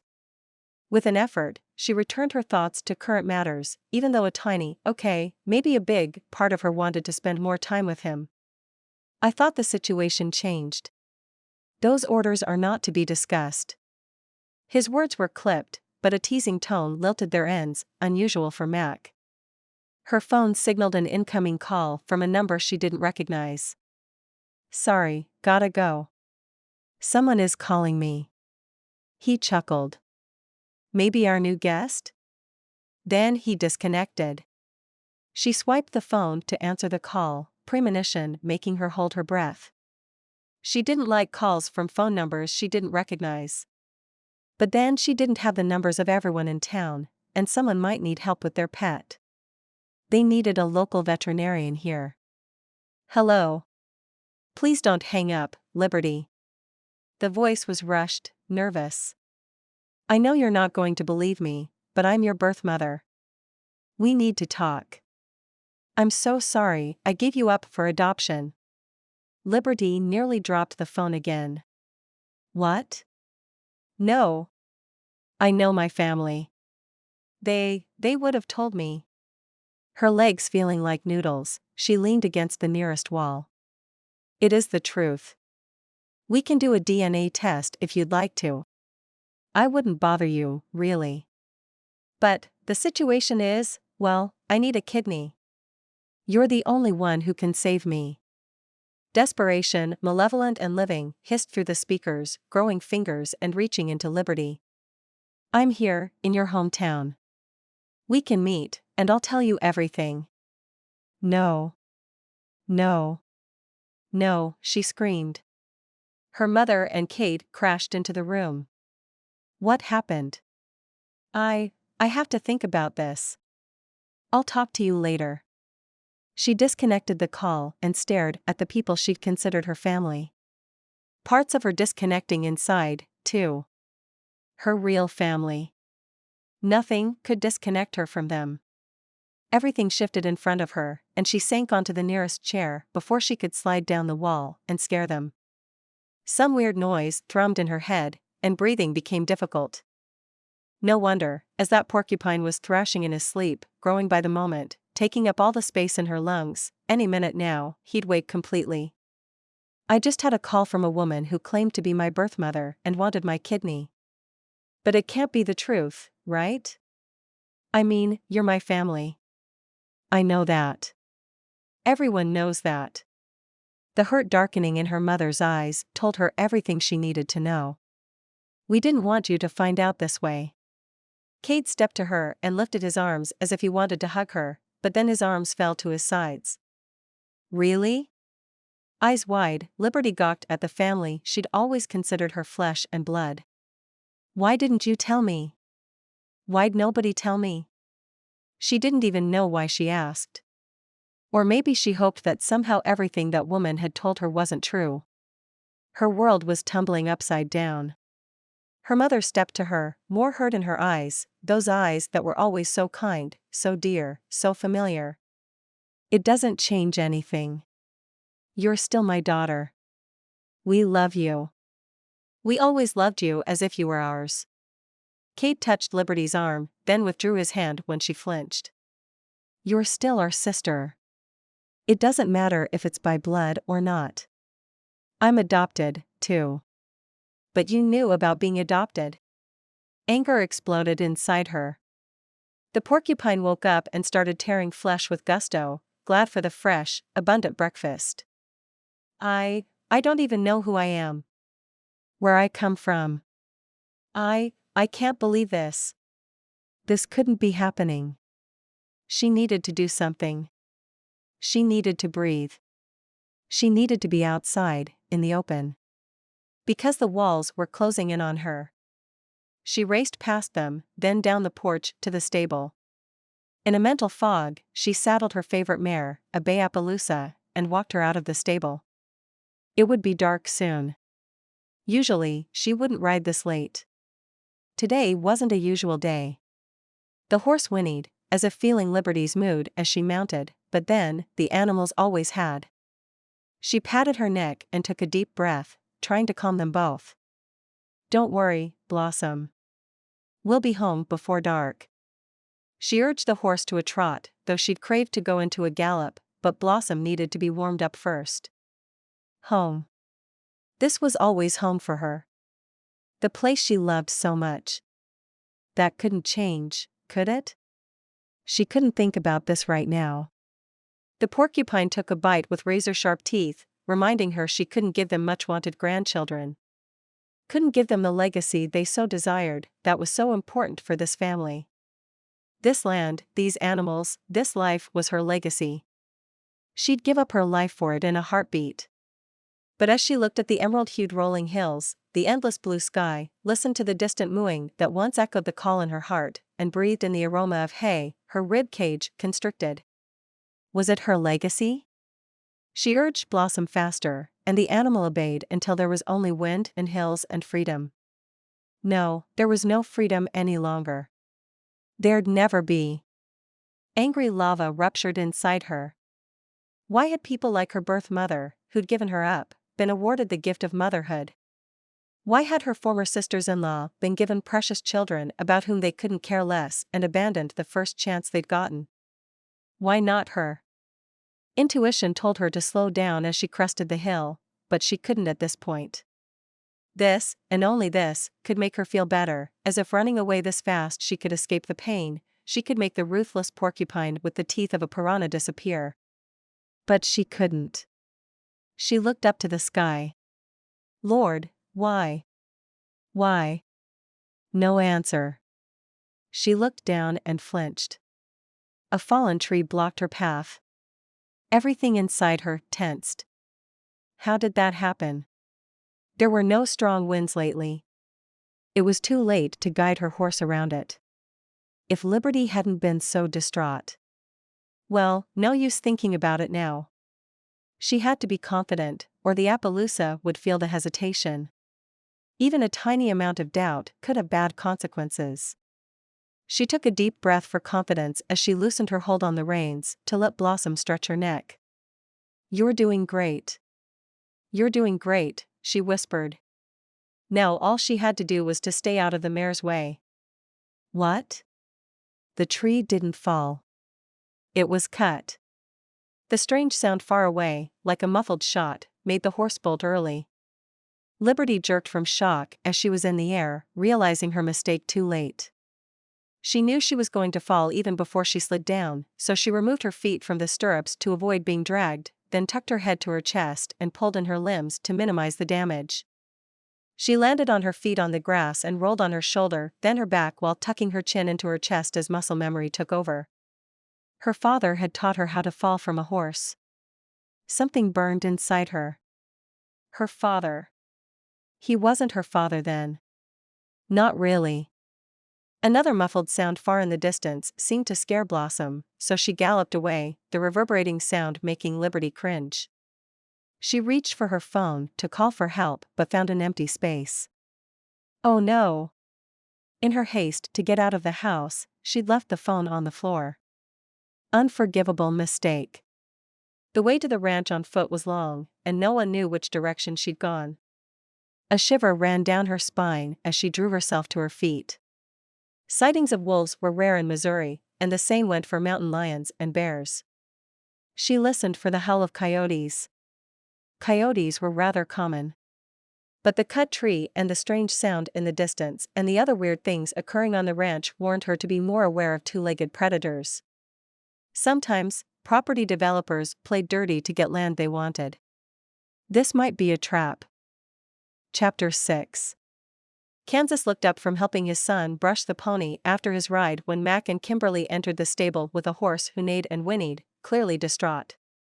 The couple looked worse than the horse, with Mac's jaw set tight and expression hooded and Kimberly's lower lip trembling. She seemed to be on the verge of tears, and despite Kansas's best intentions, his protectiveness took over. What happened?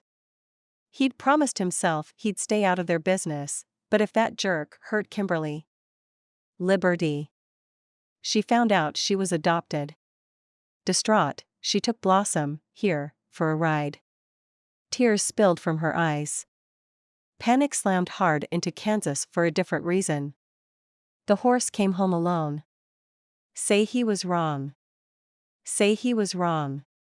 Come on, someone, say he was wrong. Mac looked like he carried the world on his broad shoulders. Something must have spooked Blossom. He nodded, his voice grave. She wouldn't have come back without Liberty. Blossom loves my sister. Dread twisted Kansas's gut. We need to call the police. We need to start looking for her. Nehemiah's eyes grew big. What happened to Miss Liberty? She gonna be all right? Stooping to his son, Kansas infused his voice with confidence he didn't feel. She's going to be fine. We'll find her. Then he straightened out and looked Mac square in the eye. I used to work for search and rescue before I went into the corporate world. I'll do my best to help. Respect gazed back at him. Thanks, man. We'll gather a crew fast. I'll call some ranch hands and several people in town. I don't know this area well, so not much use for me joining in the search. I'll stay at home and take care of the children. Kimberly wiped her tears and leaned to Nehemiah. Would you like some ice cream? And I'd like you to meet someone. I think you'll like her. It's our daughter, and she's a lot of fun, even if I say so myself. Daddy? Is that okay? His boy lifted his eyes at him. I like ice cream. Something shifted inside Kansas. Torn, he hesitated. Could he do this? A few times in the past years, he'd had inclinations to go back to search and rescue, but he squelched it every time because of his son. Yet worry about Liberty ate at him. What if she was hurt? What if she'd fallen off the horse and couldn't move? Or worse. Horror grasped his spine at the thought. But his son should be his priority. Nehemiah, so wise beyond his years, seemed to guess his dilemma. I gonna be okay. It gonna be like other times I stayed with Miss Kimberly. Wanna me save you some ice cream? Those words and the steady blue-eyed gaze tugged at Kansas's heartstrings. Yes, please. You're a wonderful son. Much better than he deserved. They reached the house fast, while Mac called a few people on the way. Several men already waited in the dining room that apparently served as a conference room, too. Nehemiah, let's go meet my girl and get you ice cream and some games. She's with her grandma right now. Kimberly ushered Nehemiah out of the room after Kansas gave his son a tight hug. Mac made quick introductions, including his younger brother who had brought a large map of the area. Kansas looked around. We'll need to divide into groups and take supplies with us. Mac nodded. Give me a list of what you need, and I'll start working on it. We're going to get a helicopter soon enough, too. I notified the fire chief in Trumbull, the biggest town closest to ours, and he's on board with the search. We have several dirt bikes belonging to my brother. I'm sure he wouldn't mind us using them to search for our sister. Admiration stirred inside Kansas. This family loved their own, so much unlike his. He wanted to belong to it one day. Huh. What a strange thought. Kansas squared his shoulders, the familiar rush of adrenaline surging through his veins, while worry for Liberty clipped his speech. I'll take one of the dirt bikes. Now, everybody will need to pull up this map on their phones. Let's get to work. Liberty ripped a piece of her lime green t-shirt and tied it to a tree branch. Her heart skipped a beat. Let's hope that was a sign for the rescuers to find her and not someone else. Those developers. For some reason, they decided they wanted this land. First they wrote letters. Then they made phone calls. Now, they were making not-so-veiled threats. It wouldn't surprise her in the least if they were behind the sudden spate of incidents at the ranch, including this one. Taking a deep breath of familiar grass-scented air, she did her best to count her blessings. She was alive. She'd avoided breaking her neck or even limbs while falling. Blossom had seemed fine as she'd galloped away. Liberty wasn't stranded on a deserted island, but at her home ranch, even if it seemed way bigger when one had to walk it on foot. And so far, whoever had cut that tree and spooked her horse hadn't murdered her yet. That should be one of the biggest pluses of all. She wouldn't die before she gave herself a chance with Kansas. What? Her skittering heartbeat increased, but she could attribute it to a howl far away this time. Did she want to give herself a chance with him? Something warmed inside her. Well, at the very least, she needed to keep her promise to take his son fishing and to the Children's Museum, the project of her heart, among other things. Falling from a horse and receiving the news that her family wasn't her own, besides the fact that a woman she'd never met expected to get a vital organ from her, was no excuse to break that promise. Despite the dire circumstances, she smiled thinking about that darling boy. She kept plugging on, thankful for her outdoor work and reliable leg muscles, as well as for comfortable cowboy boots. Seriously, why would anyone wear anything else? Her stomach growled, and her limbs were growing heavy. The sun would set soon. She swallowed hard. Maybe she should consider making a shelter from fallen branches and hope coyotes wouldn't decide to become her neighbors. No, she should make it back to a yummy steak, refreshing shower, and loving family. Her family? She avoided grinding her teeth as she plowed forward in what she hoped was the right direction. It would help if she could give some signals, right?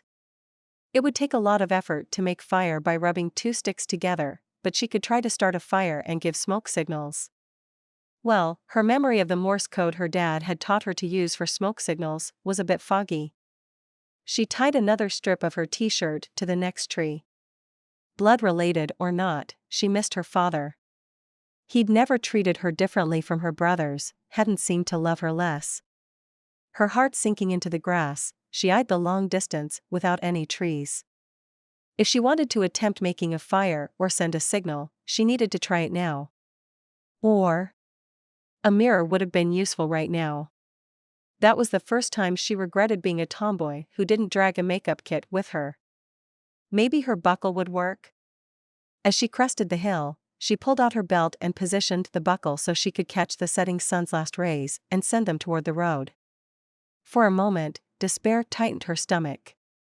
Her effort was most likely useless. Just like her unexpected attraction to Kansas. She nearly snorted. Great time to think about that. Not. A sound to the right made her wince. Was it a broken twig? Another sound. Was that the growl of a distant motor? Relief flooded her even as her muscles tensed. It could be help. Or it could be intruders. She couldn't exactly protect herself with a belt buckle. Everything in her went on high alert. After a few painful seconds, a dirt bike pulled up to a complete stop. Kansas jumped off it, shouted, "I found her," into the phone, and ran to her. As he reached her, he took her into his arms, repeating again and again and again, "You're okay. You're okay. You're okay." Joy filled every tired cell in her body as she fell into his embrace. Then she forced herself to ease out of it. "I understood you the first time." That was not a growing attraction. She was just glad she'd have a steamy shower, a hot meal, and a cozy bed she wouldn't have to share with wild animals. "I'm so glad you're all right." He checked her pulse, then started running his palms over her, from the top and, lower. Heat rose inside her, and her cheeks flamed up. "What do you think you're doing? Making sure you don't have any sprains or broken bones. What does it look like?" She didn't want to say exactly what it looked, or actually, felt, like. Heat spread through her body, though his touch was light and professional. "I just walked several miles. Do you think I could do it on broken bones?" "Well, you did this to me when I just slipped and fell, and you took a fall from a horse. I'm trained in first aid, and I'm being thorough. Do you feel dizzy, weak, confused?" "All of the above." "Yeah, right." She'd die before admitting it. She groaned as he finished his job, though to be honest, she wouldn't mind it if he did it again. "No thoughts like that. I don't have any signs of shock. I don't think I have a concussion." Yeah, with a thick skull like hers a concussion would be a surprise. Thankfully, he didn't say it. She huffed. "I guess I should be grateful you didn't try to do mouth-to-mouth resuscitation. Do you think you need it?" He raised an eyebrow. "I'm breathing fine." She slammed her hands on her hips.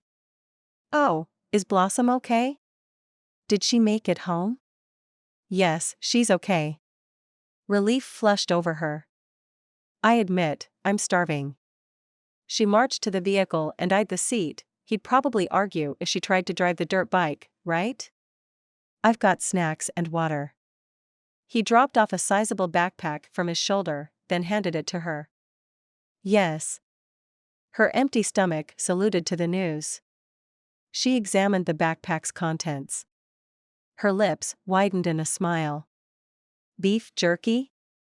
Some people consider it a necessity. Arms folded across his chest, he leaned against the dirt bike. "I'm one of those people." She practically inhaled a packet of beef jerky and flushed it down with water. "Thank you." Even though you nearly made me fall in high heels and squeeze myself into the sausage dress, as a human being, you're rather tolerable. She half expected him to get offended. Instead, he chuckled, the low rumble echoing inside her. As a human being? Tolerable? That was a compliment, because, you see, I prefer animals to people. Except for ranch cowboys and my own family, she fell silent as she contemplated the green hills. She could appreciate their beauty more when she didn't have to climb them. Her family wasn't her own. She swallowed hard, her exhilaration dissipating somewhat. That's the thanks I get for saving you from being snatched by wild animals. Wolves, for example. Despite his words, he grinned. He had such a great smile, and a tiny dimple appeared on the left side, making her heart shift inside her. That dimple was going to be her undoing. What? She wasn't going to go crazy over a dimple. She lifted her chin as she handed him the backpack, considerably lighter now. There are probably only 3 wolves in Missouri, if that many, who wandered here from other states. She thought a moment.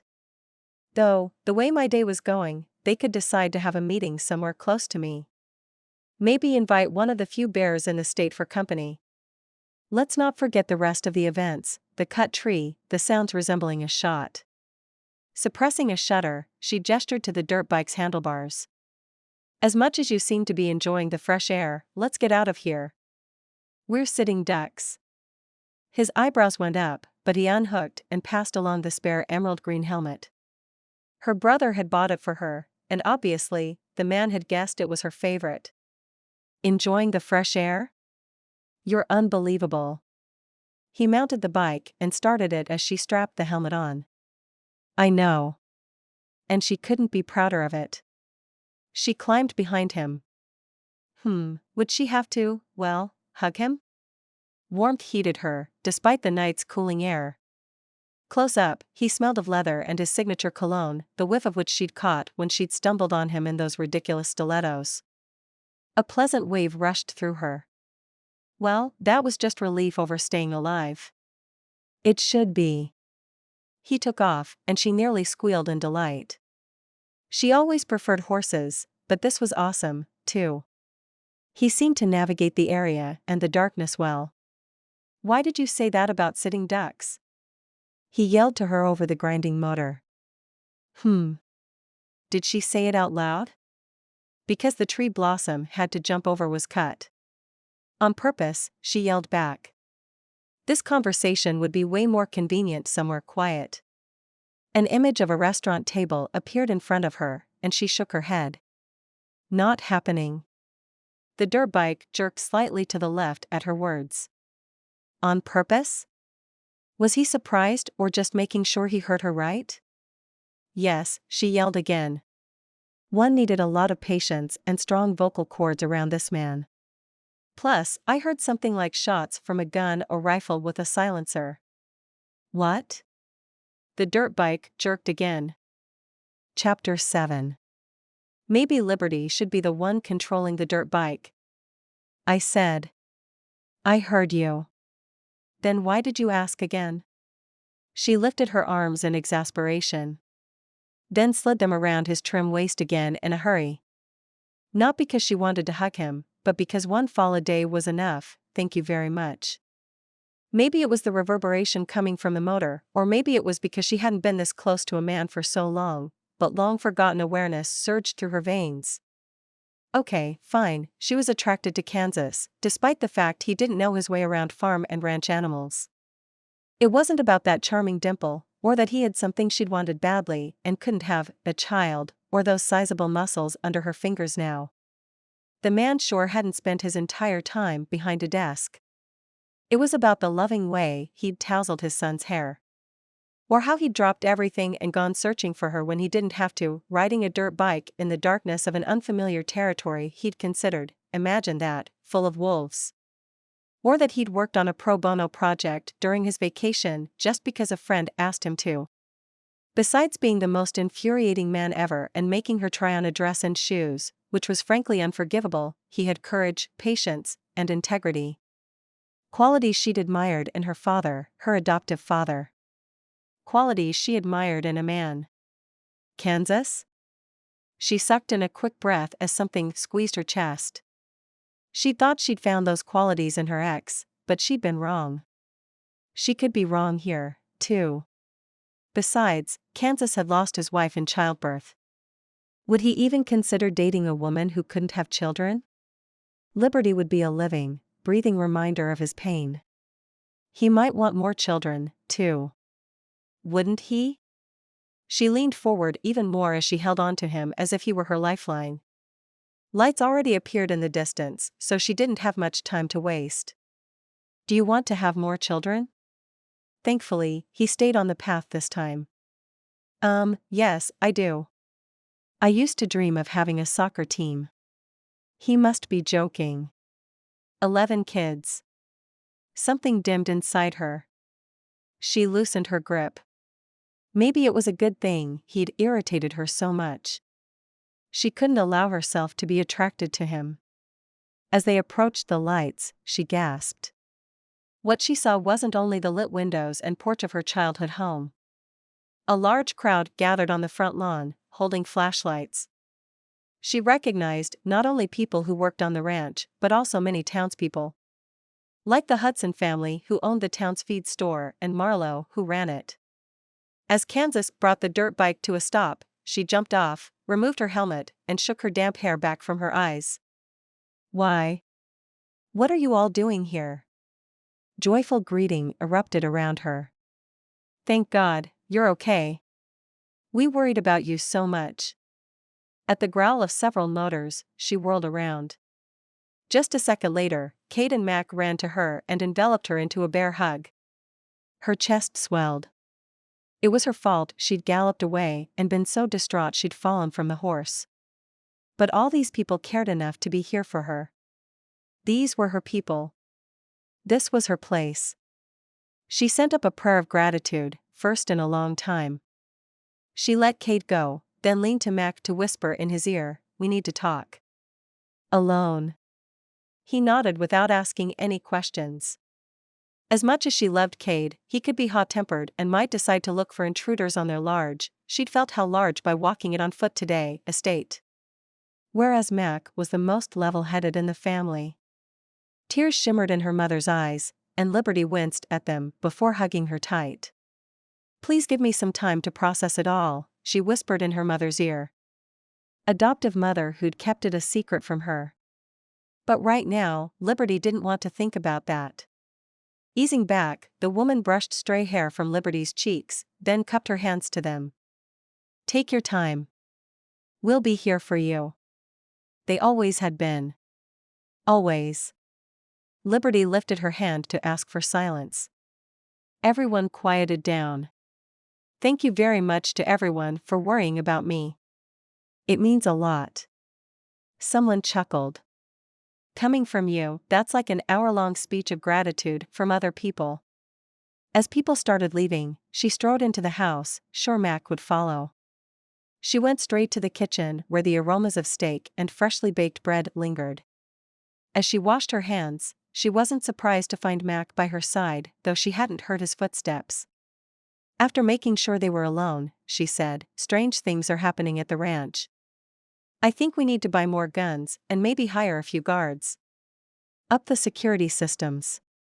Start watching all the premises."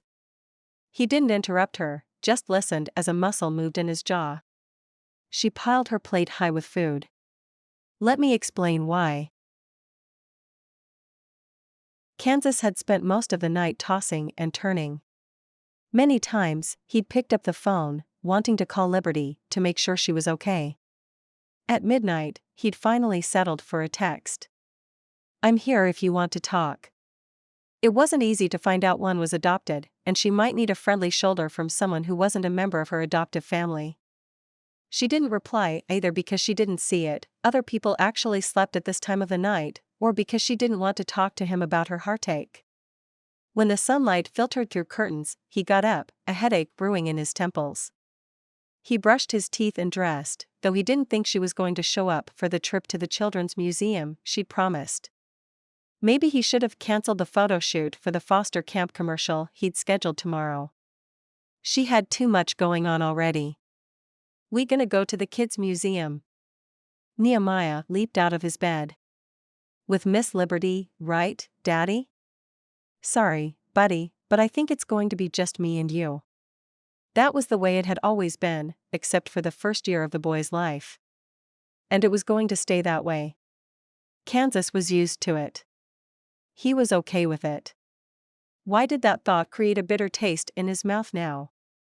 It's okay to want to reach your dreams. We need to be hopeful. Hope is what makes most of us get out of bed in the morning. Well, that and a hearty breakfast for me.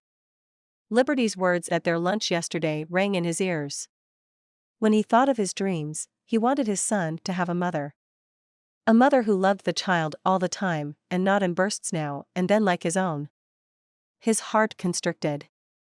After coming to Mending Hearts Ranch, he realized a few things. He didn't know if his heart was mending, but it wanted more than before, more than a comfortable and steady life with all modern conveniences. Kansas wanted someone important to him to fill the void inside him, too.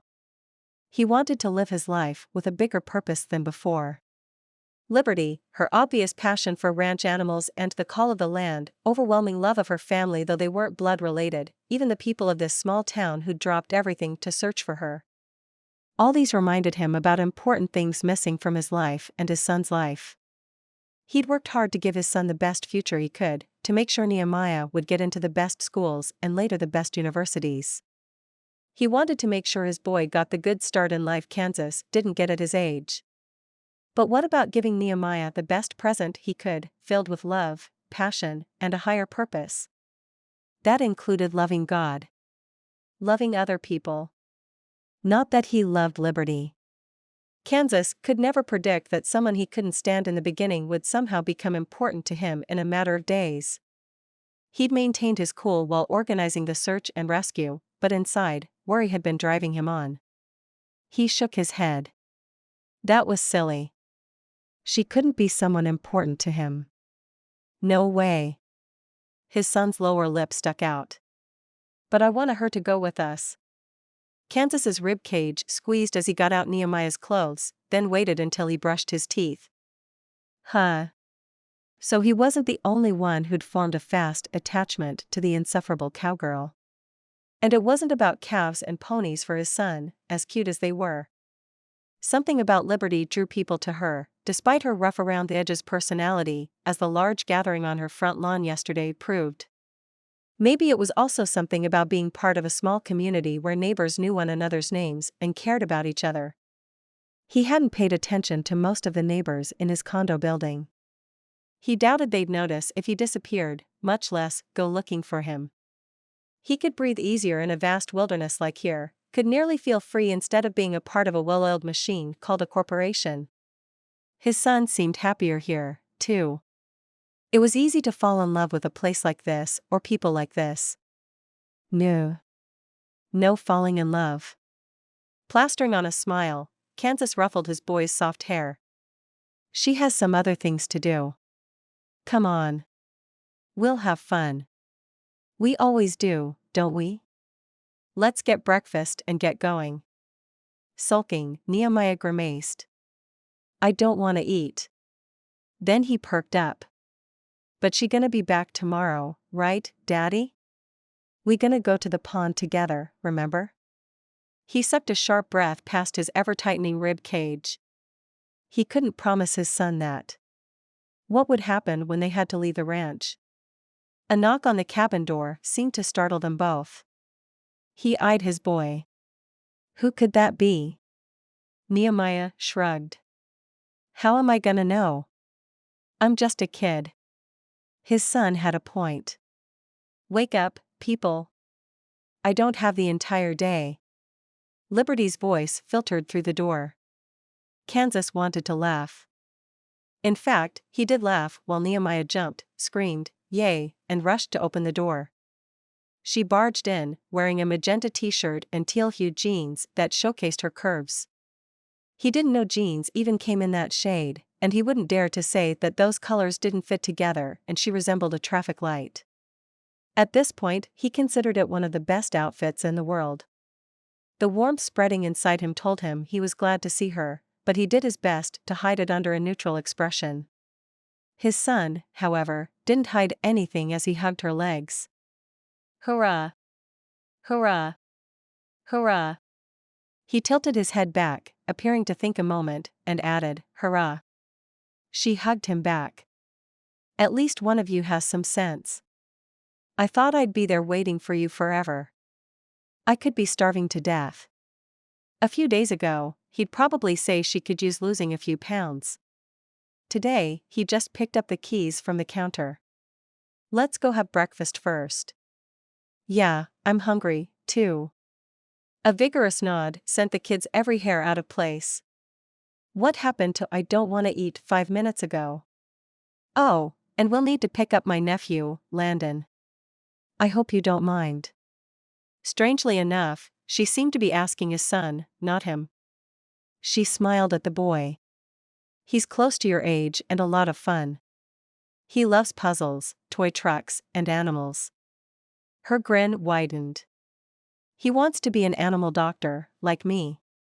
His son's grin was contagious as they left the cabin. Yay! Oh, I want to be an animal doctor, too. I love animals. Especially little ones. I'll be an animal pediatra, he stumbled as they walked to the rental. Pediatrician. Kansas's heart warmed, though he stifled a slight prick of disappointment, because before his son had wanted to work in his office, like his dad. That was, after Nehemiah had gotten over his fascination with becoming a professional soccer player. Yeah. That one. The boy nodded his enthusiasm again.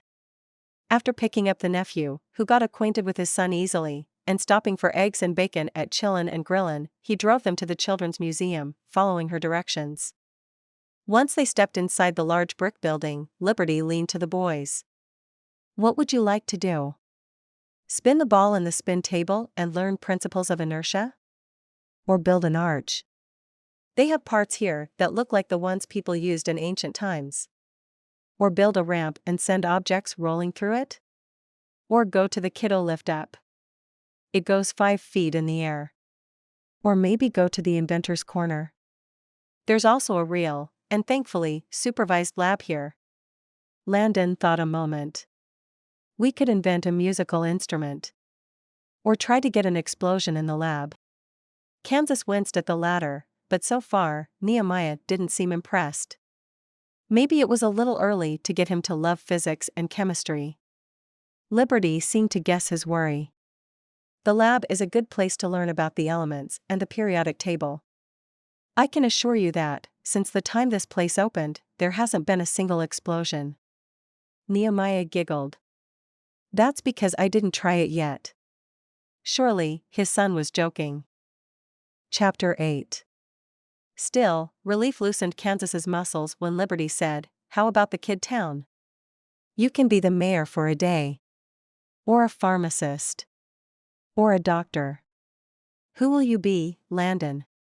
Nehemiah cocked his head to one side, interest lighting his eyes. Animal doctor, of course. Nehemiah set his lips in a firm line. 2 animal doctors for one town gonna be too much. Landon sighed, then perked up when Liberty asked, "How about around the world? We have stations here with different continents and countries." That firm line curled up, stretching Nehemiah's lips to his ears. Yay! I want to go to Spain. Why Spain? Liberty grinned at him. His favorite soccer team is there, Kansas volunteered. She slapped herself on the forehead. Why didn't you tell me? They've got table soccer here and large screens with soccer games. Or there are a lot of virtual design workshops. You can make a virtual ranch and fill it with animals you like. Or even. She leaned lower to the boys and widened her eyes. You can design your soccer field, the soccer teams, their uniforms, the championship cup. Anything else you want. You can become a coach or a team player or maybe the club owner? Yeah. Landon hopped forward a step, giving a thumbs up. I can show you all of them. The ranch one's my favorite. Nehemiah jumped up and down, his eyes sparkling now. Daddy, can I? Can I? Pretty please? Kansas nodded, enjoying the delight on his son's face. Sure. The boys ran to the tables and soon were engrossed in the virtual design. It might be more of a large playground than a museum, frankly, but kids can learn a thing or two here, as well. There are 5 pavilions, and some exhibitions change from time to time. Some are permanent, like the Around the World or Build-Up pavilions where the kids have real-life tools to construct things. Supervised, of course. She waved around. We have staff, volunteers, and sponsors. That's pretty amazing, especially for a small town. He moved to get them drinks from the espresso machine. Frankly, after seeing my brothers tearing themselves between work and childcare, I wanted them and other people in town to be able to have a few quiet minutes. You know, have a cup of coffee or tea while their children were entertained.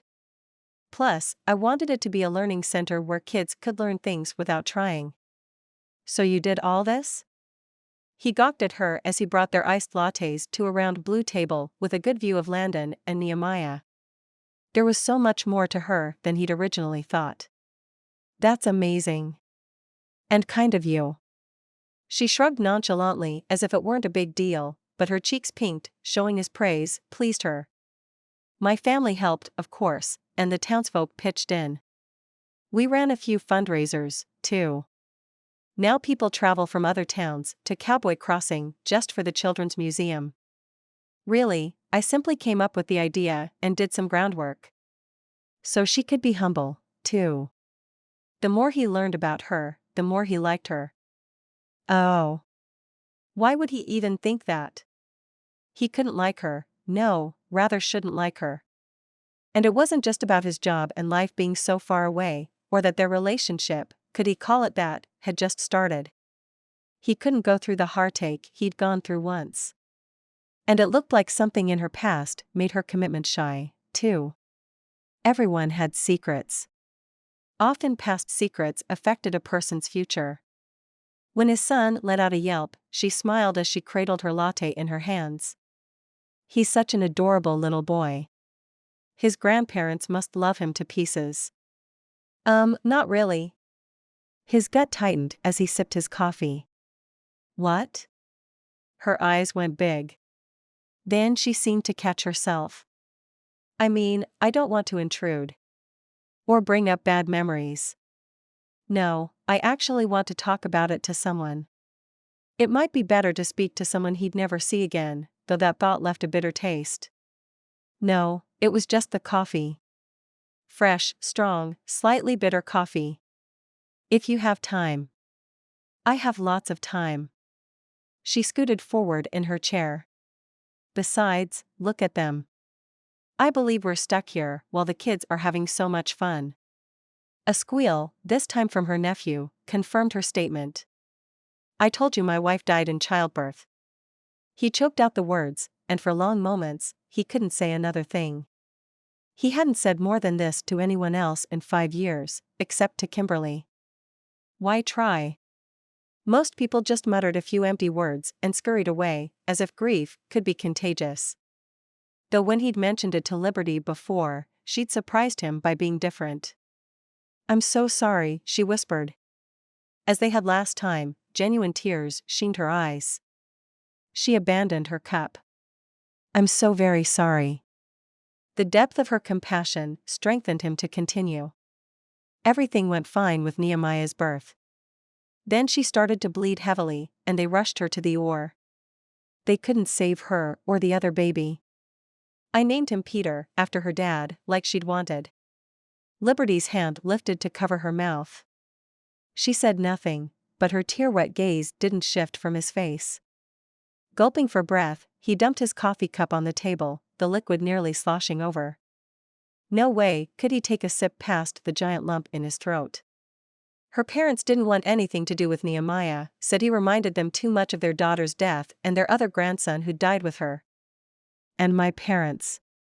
Well, I never met my father.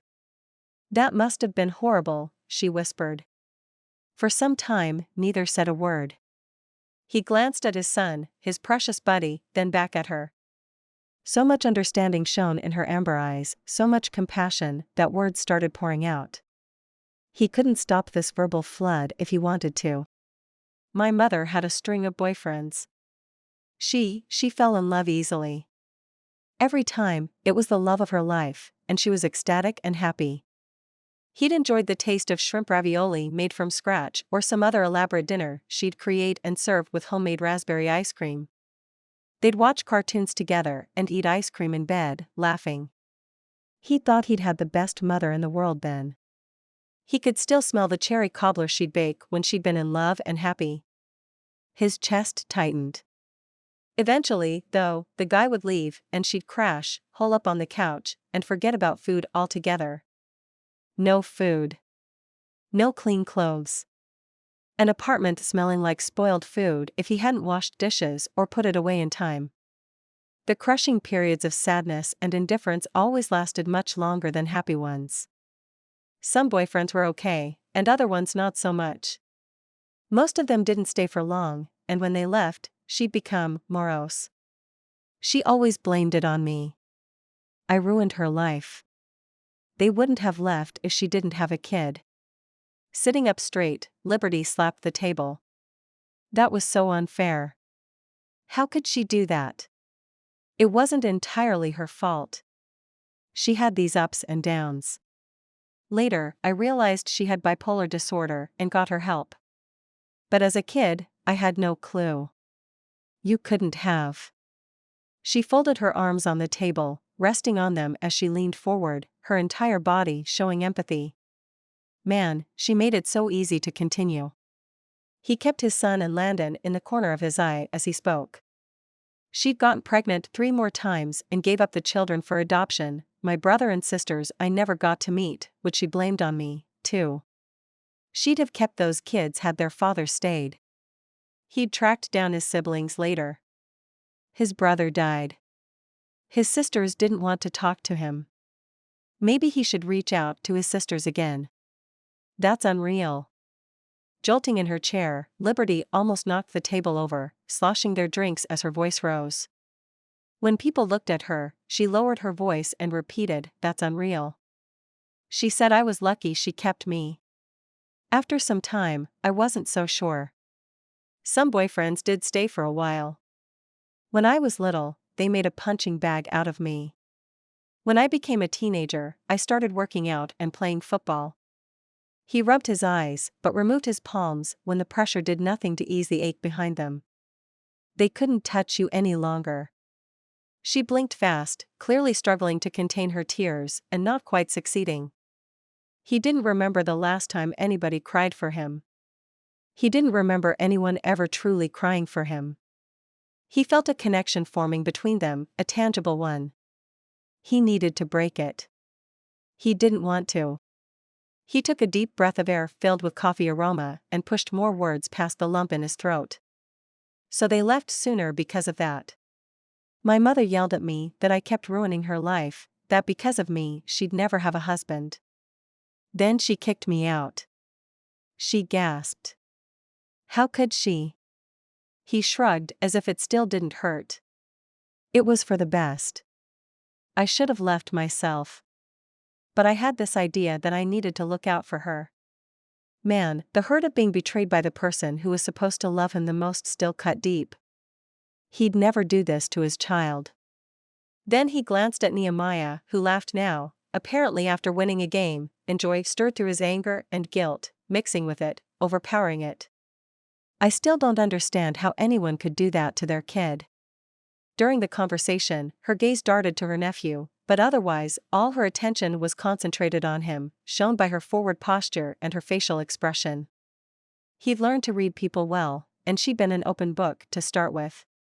Then why did he feel there was something in her past she wasn't disclosing to other people? Some hurt hidden so deeply she didn't want to acknowledge it even to herself, and therefore, it couldn't heal. Her kind eyes inquisitive, she propped her chin with her hand. Is it okay to ask what happened next? How did you survive? My aunt and her husband took me in. They already had 5 children, so it wasn't an easy decision for them. She said she'd have taken me sooner if they had the funds for it. I started working as soon as I could. I even managed to get into college on a football scholarship.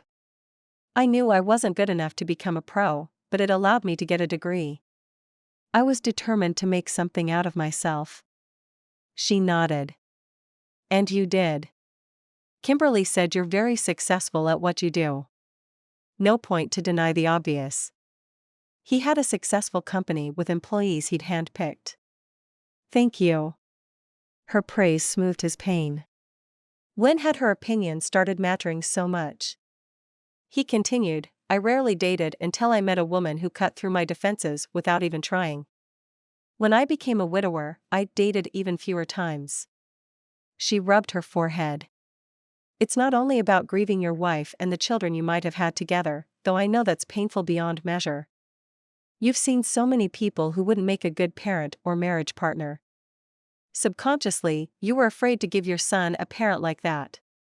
Startled, he stared at her. Was it like that? He'd never seen it that way. That can't be true. I fell in love with Kimberly, though she always wanted to be only friends. There, he'd said it. Not that I would do anything to ruin her marriage. It's all in the past now. As he said it, he realized it was true. There was no more pain when he thought of Kimberly. No wishful thinking that one day she'd return his feelings.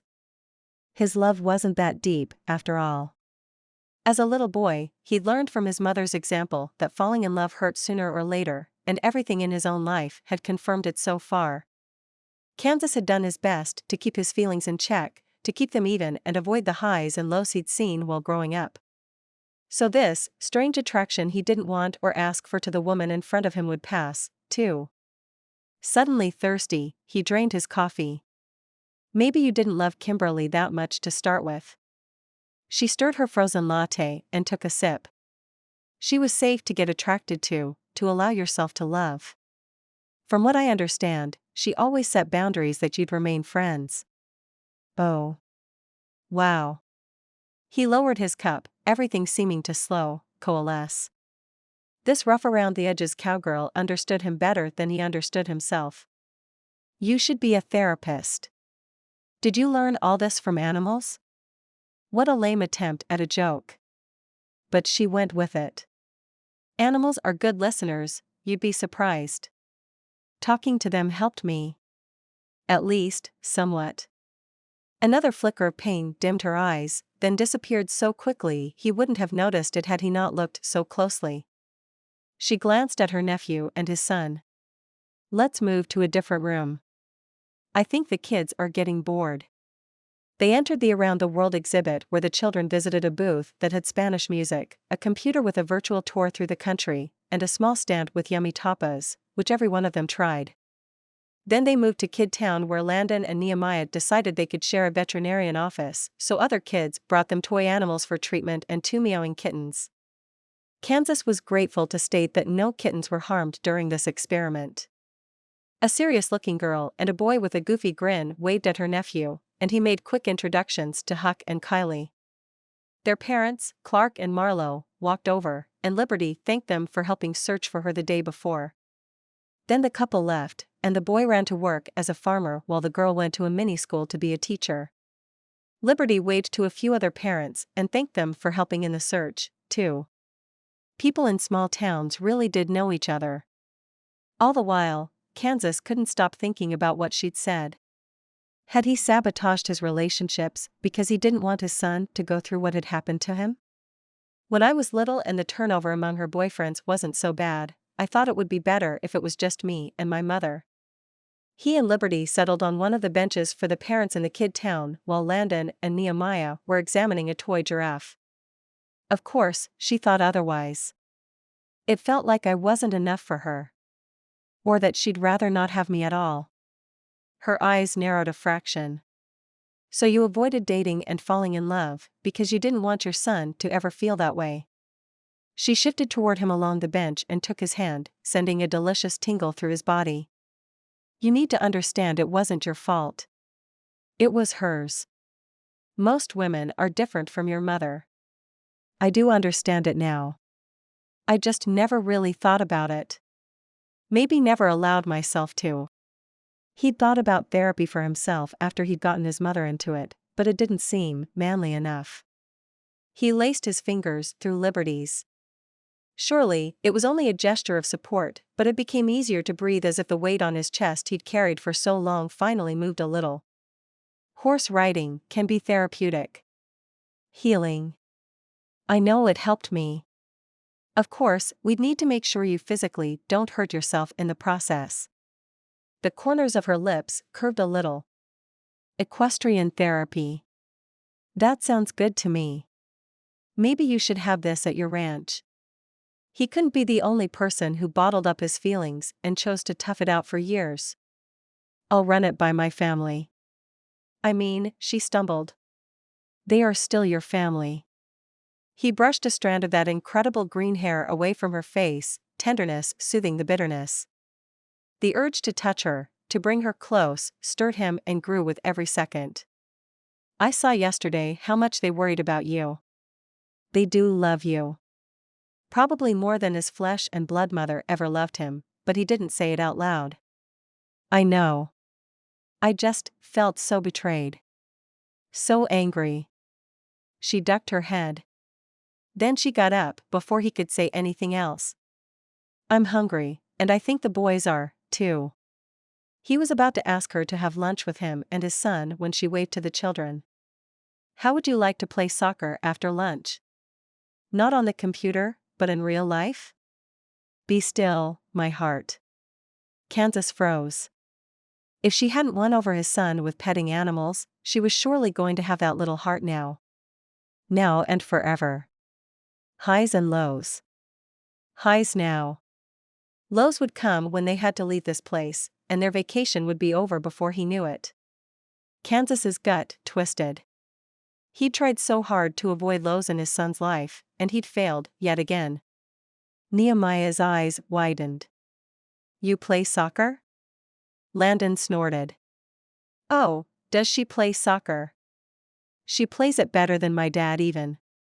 She nodded. I also have cards for several European soccer clubs. The team from Barcelona is my favorite. Wow. Now, his son went all googly-eyed. We'll ask my niece to play, too, okay? Kimberly will referee. Then Liberty zoomed in on Kansas. You'll join us, right? We won't have 11 players in each team, but I think we can manage with 6. Sure. If his son had been begging him to stay before, this was going to be the clincher. Hold on. Kansas sat straighter in his chair. Was it her way to ask him out for lunch? Instead of him being irritated, he breathed deeply as his chest expanded over spending more time with her. In case it wasn't so, he volunteered while the boys asked to play just one more game, and he and Liberty took their place at the table again. I'd love to take you out for lunch. Well, I think it's going to be more me inviting you both for lunch. Sunday lunch is mandatory for the entire family unless there are good reasons to be excused. But Friday is whoever wants to appear at the house. As I live there, I usually appear. She chuckled. There's always plenty of food. Join us. His chest expanded even more. Not that he could hope, or wanted, to become part of her family, but the invitation touched him. I'd be honored. The corners of her mouth lifted. Oh please. As Kimberly's friend, you're considered part of the family already. Then concern niggled him. Are you okay going back there so soon after? He didn't want to continue. After finding out you were adopted. She seemed to understand him, despite him stopping mid-sentence. I've had things far worse happen to me than finding out I was adopted. I see it now. You also helped me think things through with your story. Thank you. He valued compliments from her far more highly than the empty praises he'd heard from others. This cowgirl said what she meant. You're welcome. You didn't just give me an external makeover, which I didn't much care for. I think I was fine to start with. She tipped her chin, daring him or anyone else to argue, which now he found adorable instead of irritating. You gave me a makeover of my mental perspective, in some way. His jaw slackened. But I didn't do anything. You fed me food for thought, and I'm a hearty eater. She shrugged. In many senses. After hearing about your family, I realized what I want to tell mine. He spread his arms. Well, I'm glad I could help. Are you going to speak to your birth mother? I think so. She sighed. Though I haven't decided about the kidney part yet. Something about this scenario didn't sit well with him, and he had an idea. What's her name? Ethel Stewart. He filed it away for later. When they entered the White Mansion, he couldn't help gawking, since he wasn't panic-focused on Liberty's disappearance this time. Above freshly polished hardwood floors, the ceiling seemed to go on forever. The open floor plan led to the living room where most of the family was relaxing in front of a fireplace with the biggest TV he'd ever seen above it. Everyone jumped when their small group entered, apprehension tightening their expressions. Kimberly stayed seated because she had her stepdaughter, soon to be her adopted daughter, on her lap, but as soon as the girl leaped off and rushed to the boys, she followed the child. Hi, glad you're here. The girl dressed in blue overalls, her chestnut brown hair reaching her shoulders, waved. The boys hurried to her. Guess what we did today? Kimberly threw him a worried glance, then guided her stepdaughter, Landon, and his son toward the hall. Children, let's go to the kitchen. Who'd like some delicious cold lemonade? Me. Me. Me. 3 pairs of little hands shot in the air. Liberty's adoptive mother started speaking first. I'm sorry we kept your adoption from you. You had the right to know, and I was afraid sooner or later you'd learn it from someone else. But we didn't want to hurt you. Liberty surveyed them, her eyes glistening. Are you kidding me? His heart sank to the hardwood floor as pain contorted the woman's regal face, while Cade and Mac each cringed. Maybe Liberty wasn't as understanding and forgiving as he'd thought. Or maybe the news was more hurtful than she'd let on.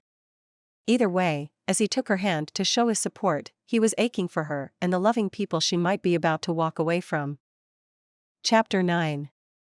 Liberty's gaze moved from her adoptive mother to Cade to Mac. Emotion clogged her throat, so for a few moments she couldn't speak. Are you kidding me? She repeated when she conquered her stupor. You took me in. You raised me as your own daughter. You lavished me with love. You gave me everything I could dream about, even though I couldn't give you. She couldn't say the words. She still couldn't. Tears pricked behind her eyes, and she blinked furiously. Kansas squeezed her fingers, making it easier to breathe. Somehow, having him near her, holding her hand made everything easier. Talking to him today had made things easier, too. Oh, honey, that's not your fault. Her mother was the first to take Liberty into a hug as he released her hand. And I'm so glad you look at it this way. I was angry at first. But after talking to Kansas, I realized how blessed I was to have the childhood you gave me. How grateful I am to be part of this family. The woman she'd always consider her real mom wiped a tear, and the men's eyes sparkled suspiciously. We love you, little sis. Mac engulfed her into a bear hug next. Blood or not, you're our sister.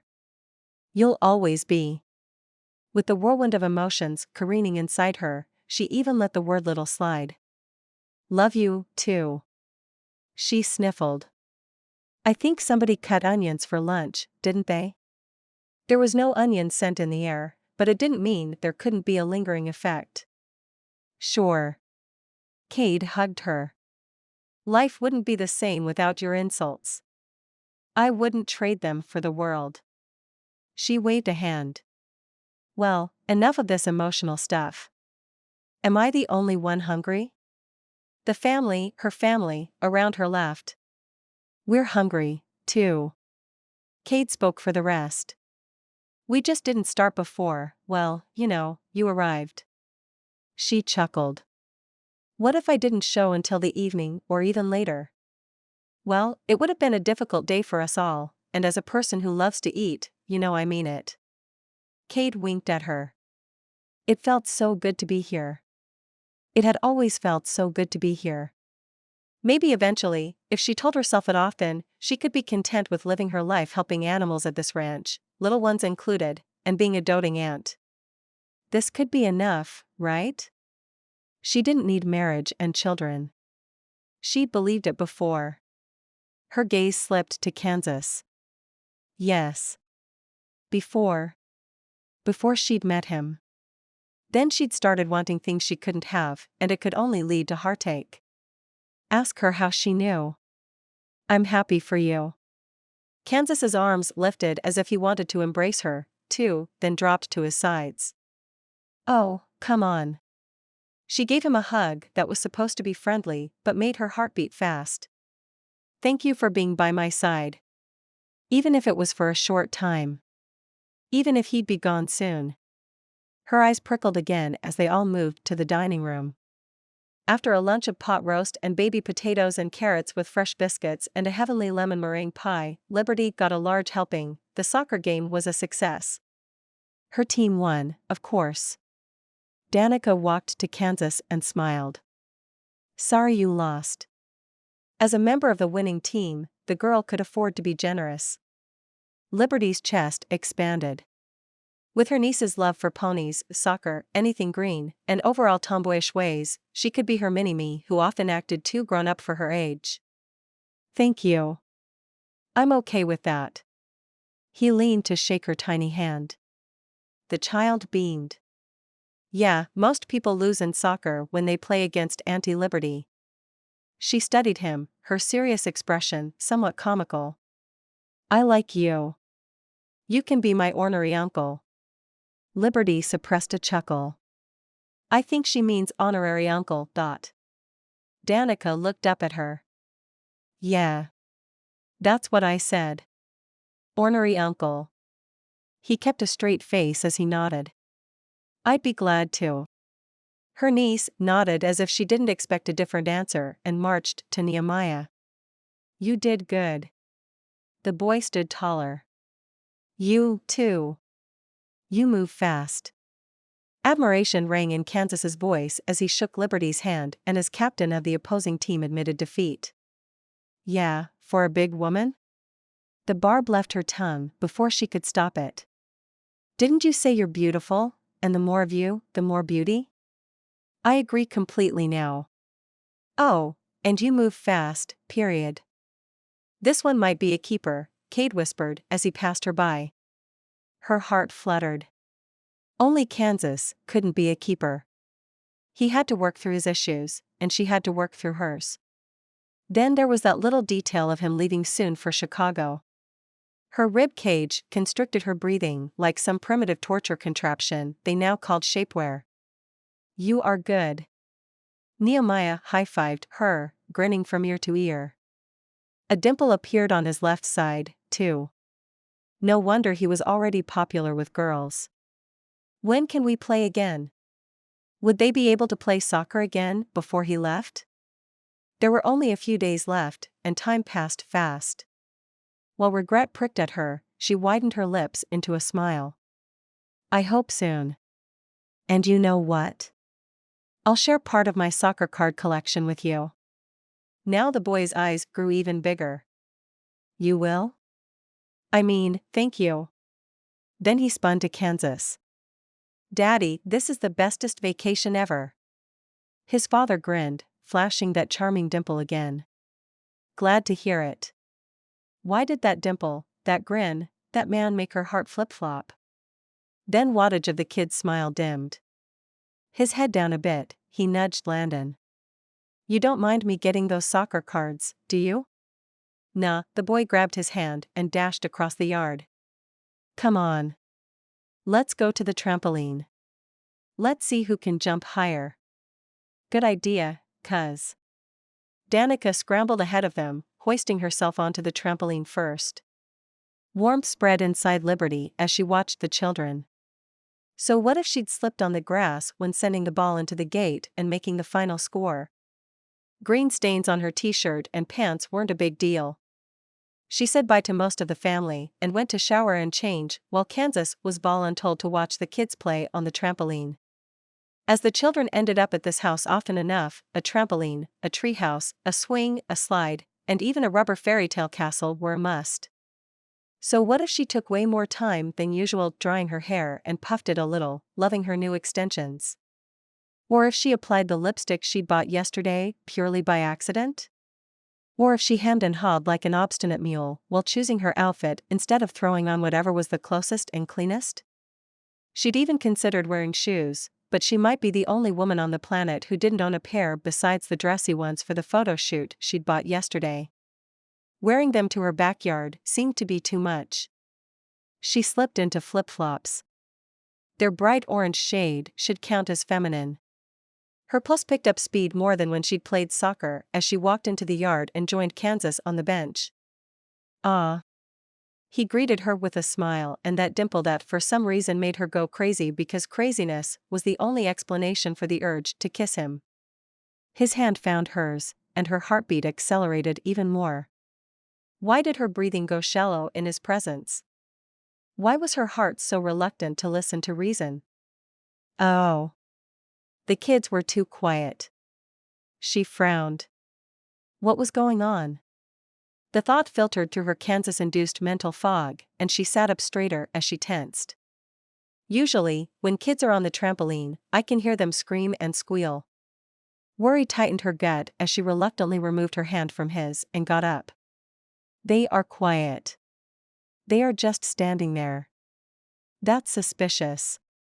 Either one of them got hurt while in mischief, or they are plotting something. He rubbed his forehead. Or both. But I couldn't have missed someone falling. Then it's mischief. Let's find out. Though curiosity spurred her on, she gestured for him to step behind a large oak close enough for them to hear the children's conversation. He followed her after a slight hesitation. Yes, eavesdropping wasn't right, but she wasn't a girl who played by the rules either. She strained her ears. "You're my friend now. I don't want you to leave soon," her nephew's voice dropped. "I don't want to leave, either." Nehemiah gave out a sigh too big for such small lungs. Then he turned to her niece. "I want you be my girlfriend. Will you?" "Girlfriend already?" He just met her. Despite his surprise, Kansas managed to keep his voice low. Nehemiah scrunched his face, pausing a moment, then added, "The only one." Kansas's eyes widened. Wow. That's a biggie. When did Liberty's hand end up in his again? But she couldn't remove it and cause noise. Thankfully, the kids seemed okay, but things were just getting interesting. "You're the only girl I've met who plays soccer." Nehemiah's nod sent his cowlick loose. Okay.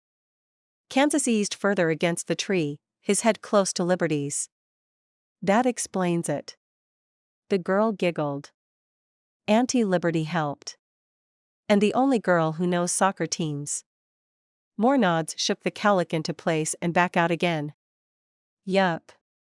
Suppressed laughter rumbled in Kansas's chest. "I'm sure that didn't hurt. Auntie Liberty taught me that, too." A rush of giggles escaped. Kansas and Liberty shook hands. "Good job," he mouthed to her. "I gonna think about becoming your girlfriend." Danica crinkled her nose in a funny way. "Okay, I thought about it. The answer is yes.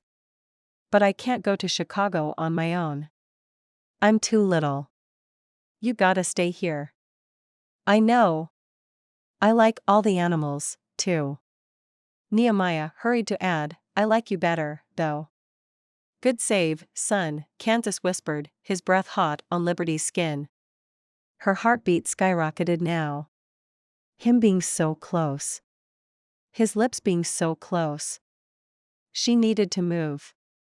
She should move. But she had to keep quiet, right? Then Nehemiah jumped up and down. "I know what we gonna do." Landon brightened. "I know, too. I gotta the idea, as well. I'll go first." An air of importance lifted her niece's chin. Nehemiah stepped back. Why you? We said it first. Because you wanna me be your girlfriend. Danica grinned. Her nephew waved. Daddy says always agree with a woman. Saves lotta time. Liberty did her best to suppress a chuckle. That did sound like Kate, all right. Then she stilled. She'd known from the get-go he'd been adopted. But, once he'd become part of the family, she'd always considered him her brother.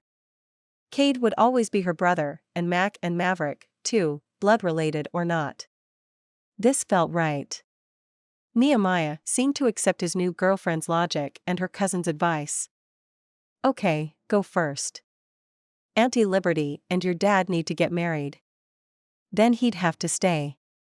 My new mommy moved here to be with Daddy, and she likes it here. Except she still doesn't go close to horses much. Slow nods dipped both boys' chins. Then they grinned at each and said in unison, that was my idea, too. Landon puffed his chest. I helped Daddy get married. Let's do this. Hoo boy. Liberty's heart somersaulted. Those little matchmakers were serious. Her cheeks heating, she tipped her face up to Kansas, who gawked at her, wide-eyed. What did we just get ourselves into? She whispered. Oh, I know. Waving one hand conspiratorially, Danica, the darling little rat, beckoned the boys closer. You want to get a sick tummy. You can't leave then. At least for a few days. Landon flashed his thumbs up approval. Yeah. We gonna come up with new stuff by then. I don't want a sick tummy. Nehemiah grimaced as the idea obviously didn't appeal to him. That gonna hurt. And how am I gonna get that? Easy. The girl grinned. Try some of my mommy's cooking. I'll ask her to make something. Nehemiah didn't seem to like that grin, and neither did Liberty. She glanced at Kansas. Is it really that bad? He shrugged. Okay, I don't want to say anything negative about Kimberly, but her cooking skills are legendary. At any potluck parties, people didn't try her pot until she assured them it was something she'd bought, not made. But she claims she's getting better with Mac's help. Nehemiah's eyes grew big. But then you gonna eat it, too. Nah. Not gonna work. I got a better idea. Landon lifted his hand, seeming reluctant to be left out of the conversation. You gonna break a leg? Nehemiah groaned. If they are like that at 5 and close to it, what's going to happen when they're 15? Liberty shook her head as they stayed in the shade, still unnoticed. It probably wasn't so much thanks to the tree, rather the fact that the trio was too occupied to notice things beyond them. The girl bounced in front of Nehemiah and placed her hands on her hips. No. No leg breaking. Not gonna work. The boy let out a big sigh of relief, and so did his father. To answer your question, I hope things are going to get better when they are 15. Liberty smiled. They are so adorable, aren't they? Kansas visibly swallowed. They sure are. Excitement and worry rolled together in her tummy. Things were so easy when you were a child. But could she risk having the same hurt she'd once had, or even worse, hurting Kansas, a man she'd started to care about? No, she couldn't. Probably, he couldn't risk it all for love again, either. Or could they? Chapter 10. The next day, Kansas was glad he didn't cancel the photo shoot as the hired crew had traveled to the ranch for the location video. It went better than he'd expected. He'd even decided to have 2 different sessions. One with Liberty in a dress and another with her wearing her regular outfit of a Wrangler shirt, jeans, cowboy boots, and a Stetson. He thought she'd have no clue how to pose in front of a camera, and she hadn't. Instead, she was a natural. Having an excuse to stare at her while giving directions, he'd done just that. He drank her in with his eyes as his pulse became more rapid and his attraction grew. She'd make a great plus-size model. Confident and comfortable in her skin, she owned those curves. She'd asked them not to hide her freckles under makeup, and he found that he loved every one of them. The way she moved, the way she smiled, the way she talked into the camera, everything radiated friendliness and joy. She cared about the ranch and the new project, and it showed. He checked several times on his son, who had a playdate with Danica, supervised by Kimberly and Mrs. Clark. Having Nehemiah so excited to spend time with his new little girlfriend soothed Kansas's guilt over working during his vacation. Every time he'd called his son to check on him today, Nehemiah kept asking when they were going fishing. His son had never liked fishing. Could that little matchmaker have something in mind? If he did, that plan sure better not include Nehemiah trying to drown himself in the pond. Nah. His new girlfriend would nix that. Everything took less time than Kansas had expected, and they wrapped up long before lunch, which he was grateful for. By the time the crew had packed up and left, he knew he'd been wrong about Liberty. She didn't need a makeover, except for a little attitude adjustment, maybe. She was already perfect the way God created her. Well, those were 2.5 hours I'll never get back. She fanned herself with her Stetson.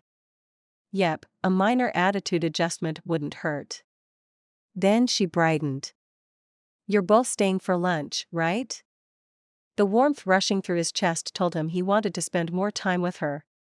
Well, my son already told me he was staying for lunch, so I'd better, as well. She rolled her eyes.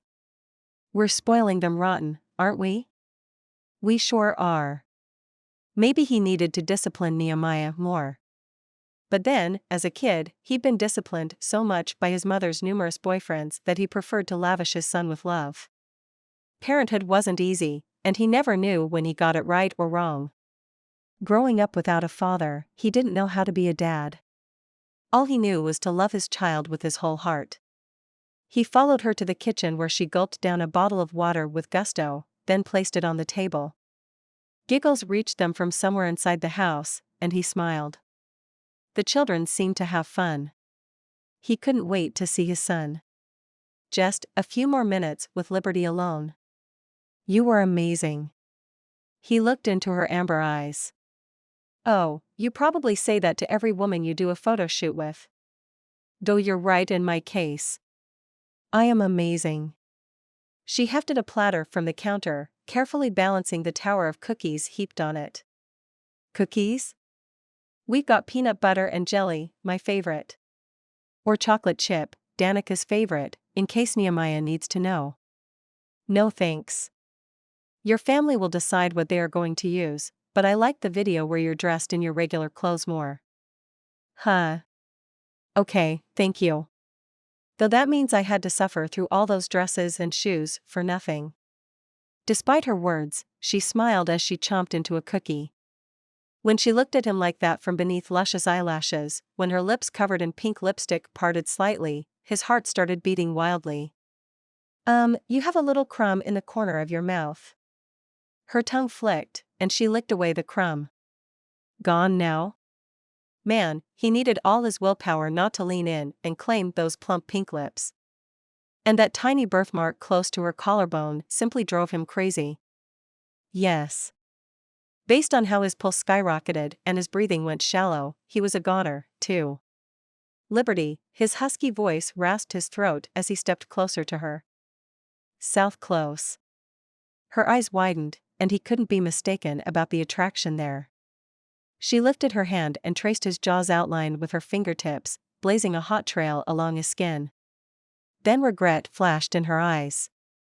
You need to know some things about me. Some sad things.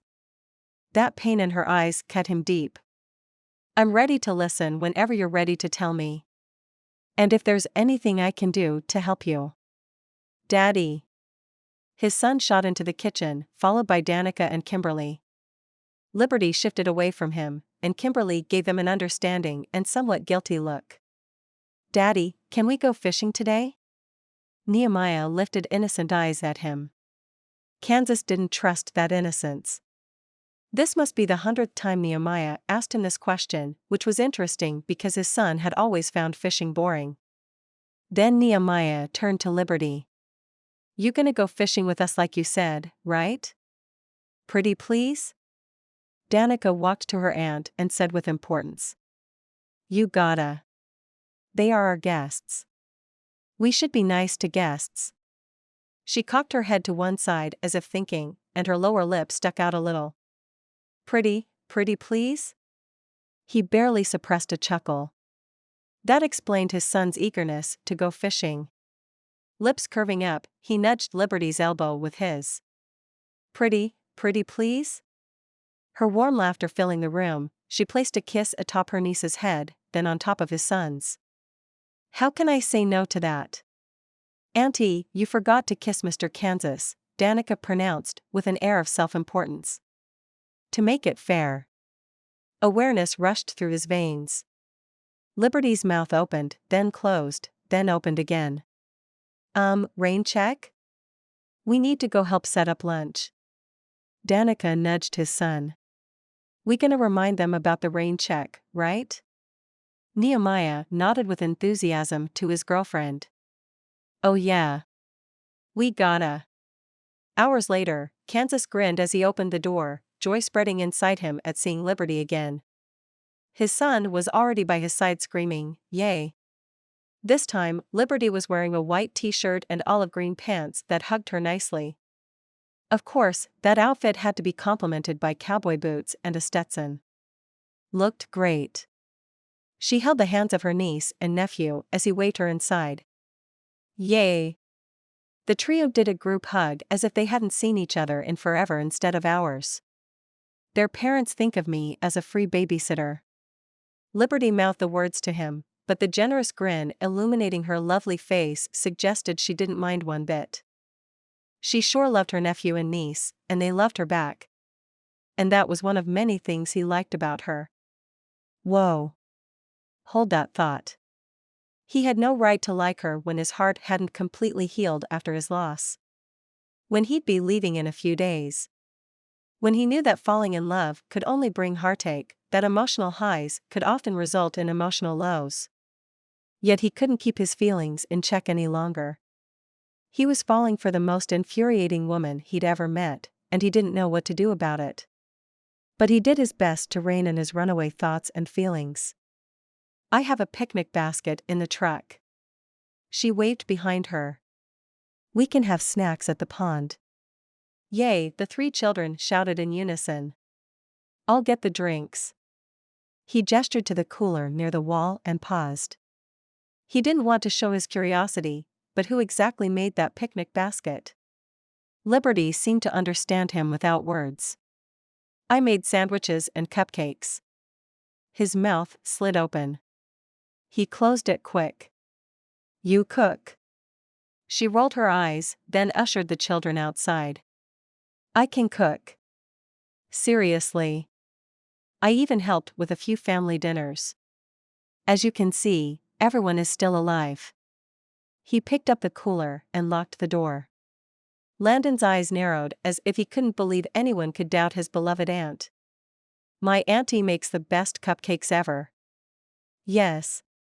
The girl confirmed with a fist pump. The bestest ever. Landon's face scrunched as he seemed to think. Then he corrected himself. The bestest cupcakes ever. Liberty smiled as she opened the truck. Well, thank you kindly. You're all the bestest kids ever. Yeah, we are, the girl said. Man, she was taking after her aunt. Thank you, the boys said. Kansas slid the cooler in the truck bed, while Liberty helped the children into their car seats after a few protests from the boys about being too old for booster seats. Show-offs. After checking that all the kids were buckled in safely in the King cab's rear seat, okay, maybe he should have trusted Liberty to do it right, he opened the driver's door for her. You were right. They are adorable. Totally. Love for the children shone in her amber eyes. When one looked closely, those eyes were striking. Shadowed by long eyelashes, they drew him in. He lingered, and she lingered, too, as attraction swirled between them. An uncalled image of her with children of her own, who'd be just as independent, fun, and outspoken as she was, appeared in front of his eyes.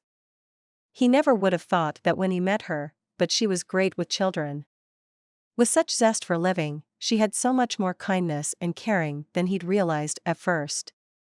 And while he'd done his best not to be sexist, after suffering through a few of Kimberly's meals and the repercussions, indigestion, and growing up with the mother who'd only made meals when she'd been in the mood for it, the ability to cook was important.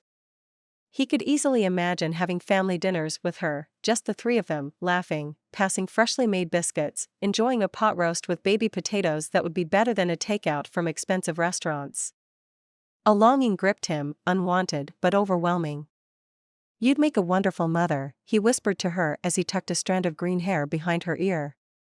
She stilled, and pain flashed in her eyes. Her lower lip trembled before she turned away and slipped inside, slamming the door. The hollow sound echoed inside him. What in the world? He'd paid her a compliment. If not for that flash of pain, he'd consider her response rude. Instead, he cringed. He'd done something wrong. He just didn't know what. His lips pressing tight, he climbed in the passenger seat while she turned the key in the ignition and revved the motor. Buckling in, he studied her, but her expressive face was void of emotion as she drove off. Maybe it hurt her because she was still single. Or could it be that she couldn't have children? His thoughts whirled. His world had revolved around getting new projects and therefore promotions. After his son's birth, it revolved around raising his boy the best he could as a single parent, while also doing his job. The combination of both wasn't easy, but when needed, he'd always chosen his son.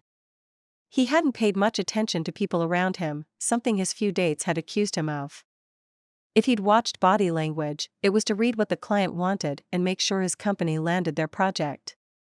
He'd made his world too small, and he'd kept his son there, too.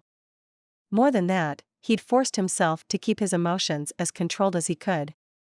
He'd avoided the lows his mother had so often, but in doing so, he hadn't allowed himself to be ecstatic and exhilarated either. As for pain, he'd kept it so deep inside he'd never let himself heal completely. Had she done the same? Hidden the pain for years, letting it fester unhealed?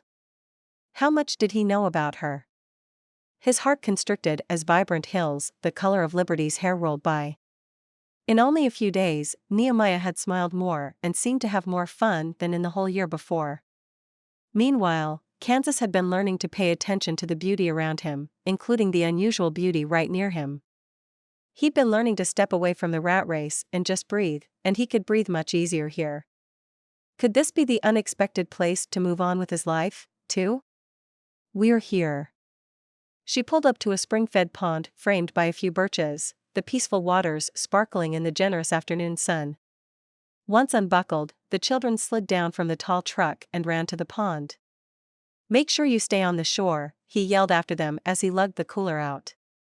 She picked up the picnic basket, a blanket folded over it, and carried it to a shady spot, butterflies dancing over the waving grass. Then she spread the blanket. She was too quiet. Why? Chapter 11. Kansas dropped the cooler onto the blanket's nearest edge, pinning it down as the wind tried to pick it up, while Liberty pinned the other side with the basket. All with not a word. "I'm worried, considering Nehemiah might try to drown himself to stay here longer." He meant it as a joke, a way to draw her out. Still. He eyed the kids, his mouth going dry. Nehemiah wouldn't do that, would he? He wouldn't do that. But she didn't sound 100% sure. Neither was he. She laid the food out on the blanket, and he helped her. His hand brushed against hers as he reached for the plates, and a jolt of awareness rushed through him. As she jerked her hand away, he cringed. "Whatever it is, I'm here for you." Without looking at him, she lined up drinks from the cooler. "You barely know me. I know you're the most infuriating, outspoken, insufferable woman I've ever met." Okay, that caused a hint of a smile. "I also know you're kind and caring and something or someone hurt you very much. I know all about keeping emotions in check, about not leaning on anyone. But maybe it doesn't have to be this way, Anne. Ducks. Ducks. Did you see ducks? His son jumped up and down, interrupting Kansas's speech. These are mallards. Liberty got up and walked toward the pond. Kansas had no choice but to follow. Maybe it was best not to pressure her. Such an independent woman would only push back when pressured. We saw duck babies 2 months ago, Landon said with authority. Wow. His son's lower lip stuck out. I want to see baby ducks. You gotta be here next year for that. Landon draped an arm on his new friend's shoulder. Yeah. Danica did the same, which was good because it would probably take his son some time to make the first move. Might get a swan or 2 here, as well. Daddy, I gotta see swans. His boy lifted pleading eyes. Kansas ruffled his son's hair, brushing that tuft at the back the wrong way as regret twisted his gut. Why, of all places on earth, did his son seem the happiest here? When they left, they might both be leaving their hearts at this ranch. A quacking called their attention back to the pond. That's a male duck. Landon's chest puffed a little as if he were proud of his knowledge. They're called drakes. Nehemiah grinned and nudged the girl. Is he calling for his girlfriend? Liberty laughed. The lovely, slightly throaty sound ruptured the apprehension ballooning through Kansas. Maybe. Another quack followed from the pond. Liberty nodded. I guess she just answered. His son and Danica giggled, and he took her hand, then tried to mimic the sound. Not even close. Landon grimaced. The girl raised her chin in a gesture all too familiar by now. Good enough for me. Oh, when swans get married, they stay married for all the rest of their lives, Landon stated as they all walked back to the picnic basket. Daddy told Mommy. He called her his swan. Kansas resisted a chuckle. Both Landon and Danica had obviously adjusted well to having stepmothers in their lives. Maybe Nehemiah also could adjust if Liberty. Wow. Kansas shook his head as they sat down. He shouldn't be thinking like that. What would you like to drink? He opened the cooler. The children opted for iced tea while Liberty asked for apple juice. He settled on the bottle of iced tea, too, and as he lifted it against the sunlight played like a myriad of tiny diamonds in the liquid. The same color and the same diamonds as in her sparkling eyes. What was going on with him? He'd never been much of a romantic, a touchy-feely type. Yet longing, as liquid as the tea, formed inside him, flowed through his veins to feed every vital organ in his body. After Liberty said a prayer to bless the food, she gave everyone moist napkins to clean their hands. Then they all dug in. When did you have time to do all this? He gestured to the spread. When she'd said sandwiches, she'd meant it. There were turkey and cheese skewers, chicken salad sandwiches, BLTs, and roast beef and tomato sandwiches. Plus, subs with ham and salami, then cut veggies and a cheese and cold cuts assortment. And of course, a basket with bread that emanated a mouth-watering aroma. Her cheeks pinked a little. Oh, it's not that much. I like to cook. Hold on. You're doing it wrong. Like this. She lifted a sub to her face and breathed deeply. Take the bread and savor the fresh-baked smell first. Appreciate it before you bite into it and appreciate the taste. There's more to good bread than just eating it. She demonstrated how. He took the bun, soft and yielding, and breathed in the enticing aroma. He'd worked hard to give his son the best life he could, to make up for all Nehemiah had lost, so taking time to appreciate life had seemed selfish. Whenever he'd allowed himself a moment of respite, the pain returned, a personalized torture construction that had fit inside him so perfectly, was so well oiled, it could make his soul bleed on a moment's notice. Liberty made appreciating all of life sound essential. As essential as the food in front of them or the land beneath them or the sky above them. He'd seen too many people going through the motions. He'd learned to be one of them.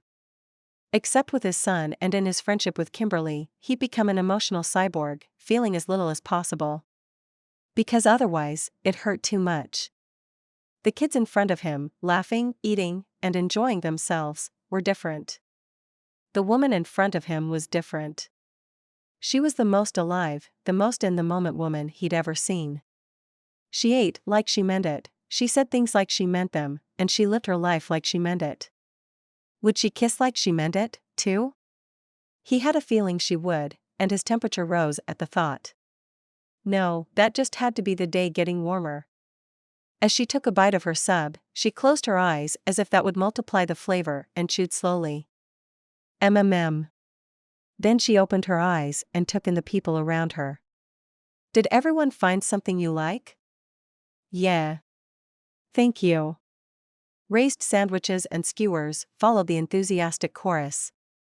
Maybe because of being in the fresh air, the children developed a voracious appetite and put a large dent in the picnic supplies. He chose a chicken salad sandwich and then a roast beef one, not the least bit surprised when both were delicious. Even better than the ones he used to pick up from the deli. Or maybe food in her company seemed yummier than food consumed without her, how could it not? When she enjoyed it so much, one couldn't help enjoying it alongside her. After they were done, he helped her clean up. Then they all brought fishing supplies from the truck to the pond, and he set up everything for each child. He placed tiny chairs for everyone, as well.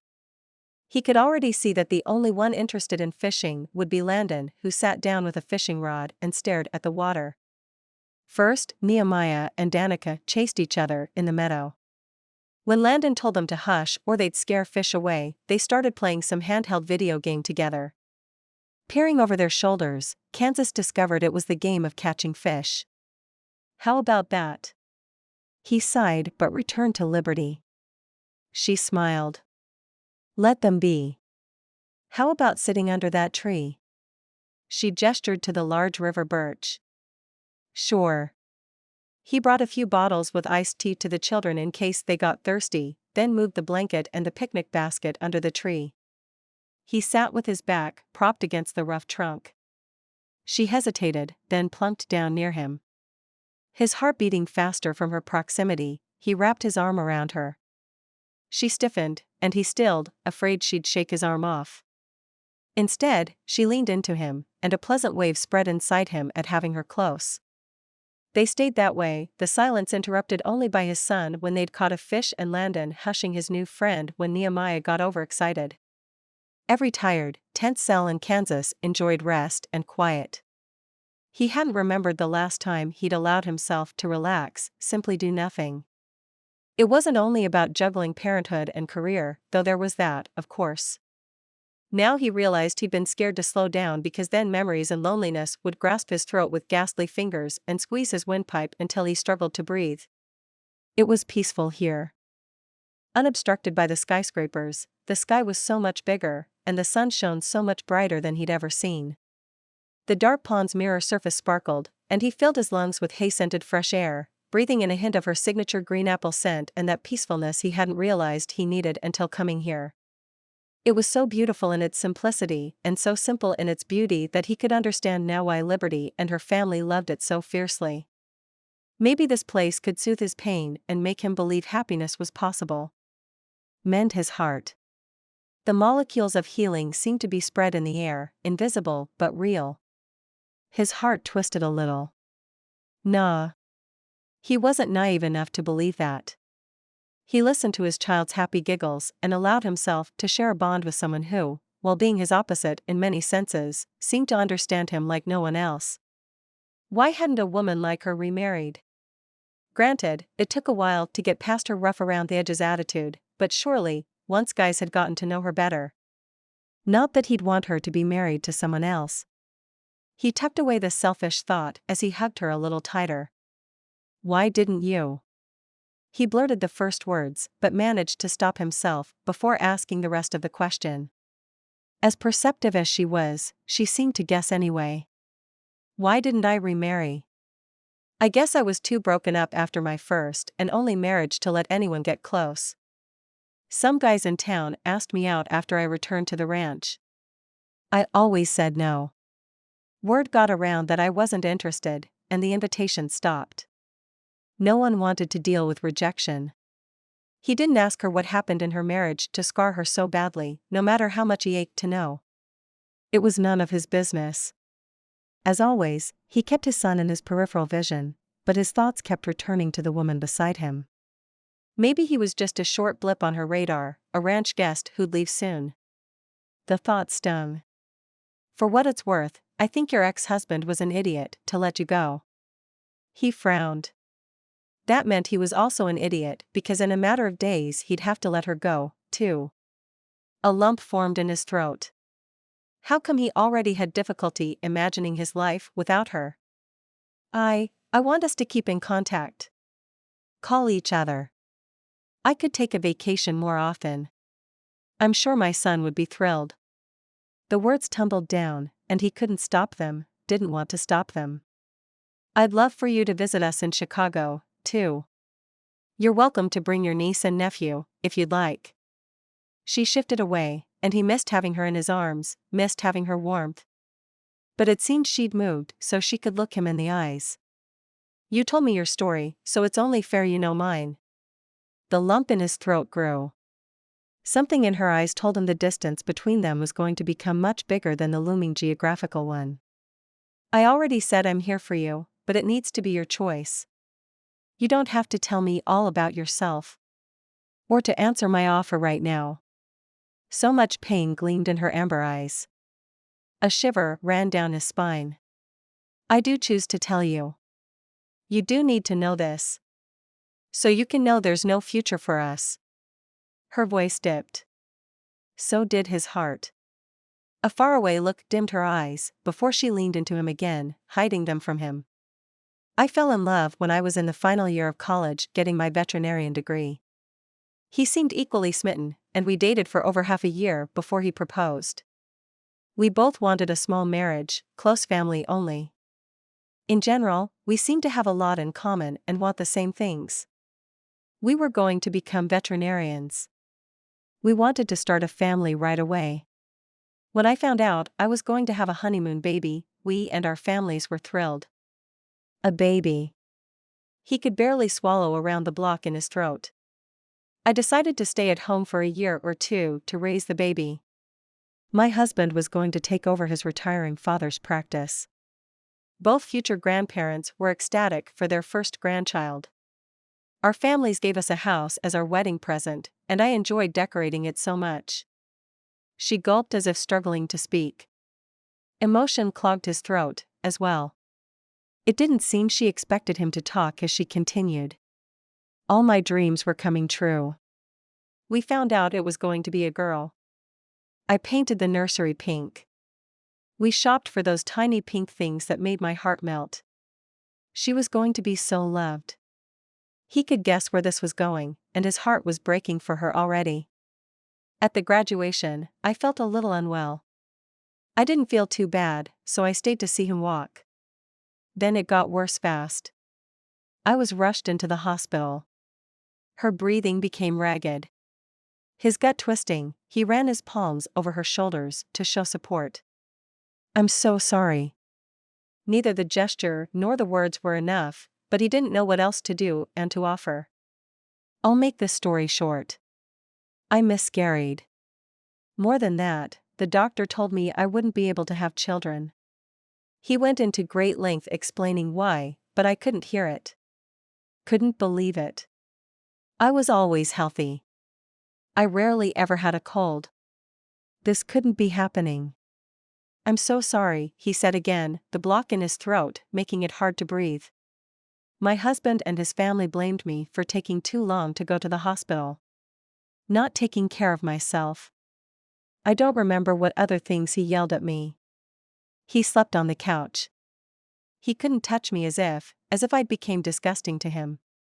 2 weeks later, he told me to get out. I couldn't stay in that house anyway.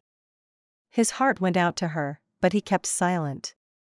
Words couldn't help here, could they? My brothers came in, packed my things, and drove me back to the ranch. I think my husband sported a black eye before I left, but I was in such a mental fog I didn't pay attention. He barely refrained from saying a few nice things about the guy. Hell, he swallowed hard, tried again. How did you survive? I busied myself with work as much as I could. It took me years to stop having nightly nightmares. Years for the ache to dull. Neither one went away completely. Void of emotion, her voice sounded as if someone else were talking. Even if she were telling the story about someone else, she'd be showing more emotion. Think of the empathy she'd shared with him. She paused for a few moments, then continued, "One of my university buddies told me about my ex years ago. He works as a city veterinarian, treating dogs and cats. He married a year after our divorce and had 3 children, all girls. They still live in the house where I once lived." This time he didn't refrain from saying a few nice things about the guy. She sighed. "Don't. I wish him the best. Really. I don't even blame him for leaving me." He stiffened as the realization settled in. "You can't possibly think that was your fault?" "Who else's? I did wait too long." No longer void of emotion, her words knifed at him with razor-sharp misery. "And it must have been something I did wrong during the pregnancy." Kansas shifted fast to be able to look into her eyes. "Listen to me. What happened to you is no more your fault than it was my wife's fault. Your ex had a weak character. Instead of dealing with grief together, he turned on you. He was at that graduation with you. Repeat after me. I am not to blame." A quick headshake sent green locks into her eyes. She brushed them away, ducking her chin, and said nothing. He expected tears. But her eyes were dry, and it was even worse. Chapter 12. Grasping both her shoulders, Kansas made sure she didn't duck away this time. "Repeat after me. I am not to blame. You're stubborn, but I'm not letting you go until you say those words. Saying them is one thing. Believing them is totally different. Saying the words is the first step. Wasn't that what AA said?" This was kinda the same. Maybe she needed that equestrian therapy more than he did. How many more people were out there, suffering in silence? An idea appeared in his mind, and he stored it away for now. "Come on. You know the children will need to leave eventually. Say it. I am not to blame." Danica squealed. "I've got a fish." Then after a pause, another squeal. "You do, too, cuz." "Me 3, his son screamed. This time, it was actual live fish. Seemed while he and Liberty talked, the kids had decided to try fishing for real. "We'd better go help them." She glared at him as she stood up. "I am not to blame. Happy now?" "Not yet. But maybe we can find the road to healing and even happiness together." He shot to his feet, and they hurried to the children. A connection between him and Liberty had formed, a bridge from his heart to hers, from her pain to his, a bridge between their souls. But was that bridge solid, or as fragile as the one that Nehemiah used to make from building blocks, to be destroyed the next moment? It was solid on Kansas's part. Yet he'd also be the one to break it when he left, and the thought made his heart ache already. Soon 3 fish were added to the bucket. "Great job, you all." He brushed a kiss atop Mia's head, his boy's hair so soft against his lips. "Yeah, Daddy. We did good." So much pride shone in his boy's voice and eyes. After he helped them hook new bait, while Liberty picked up empty iced tea bottles and brought new ones, Kansas and Liberty returned to their tree. He suppressed a chuckle. He already referred to this river birch as their tree. She told him about life on the ranch and all the animals. He loved most of it except the detailed disease descriptions. He told her about his childhood. The bridge between them solidified as if it were cast in cement now. No, it was only his imagination.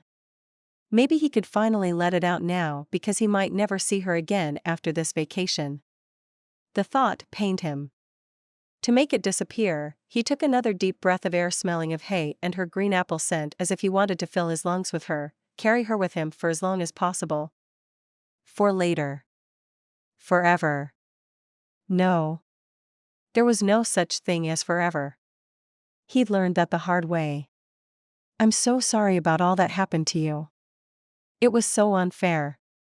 She shifted, looked up at him.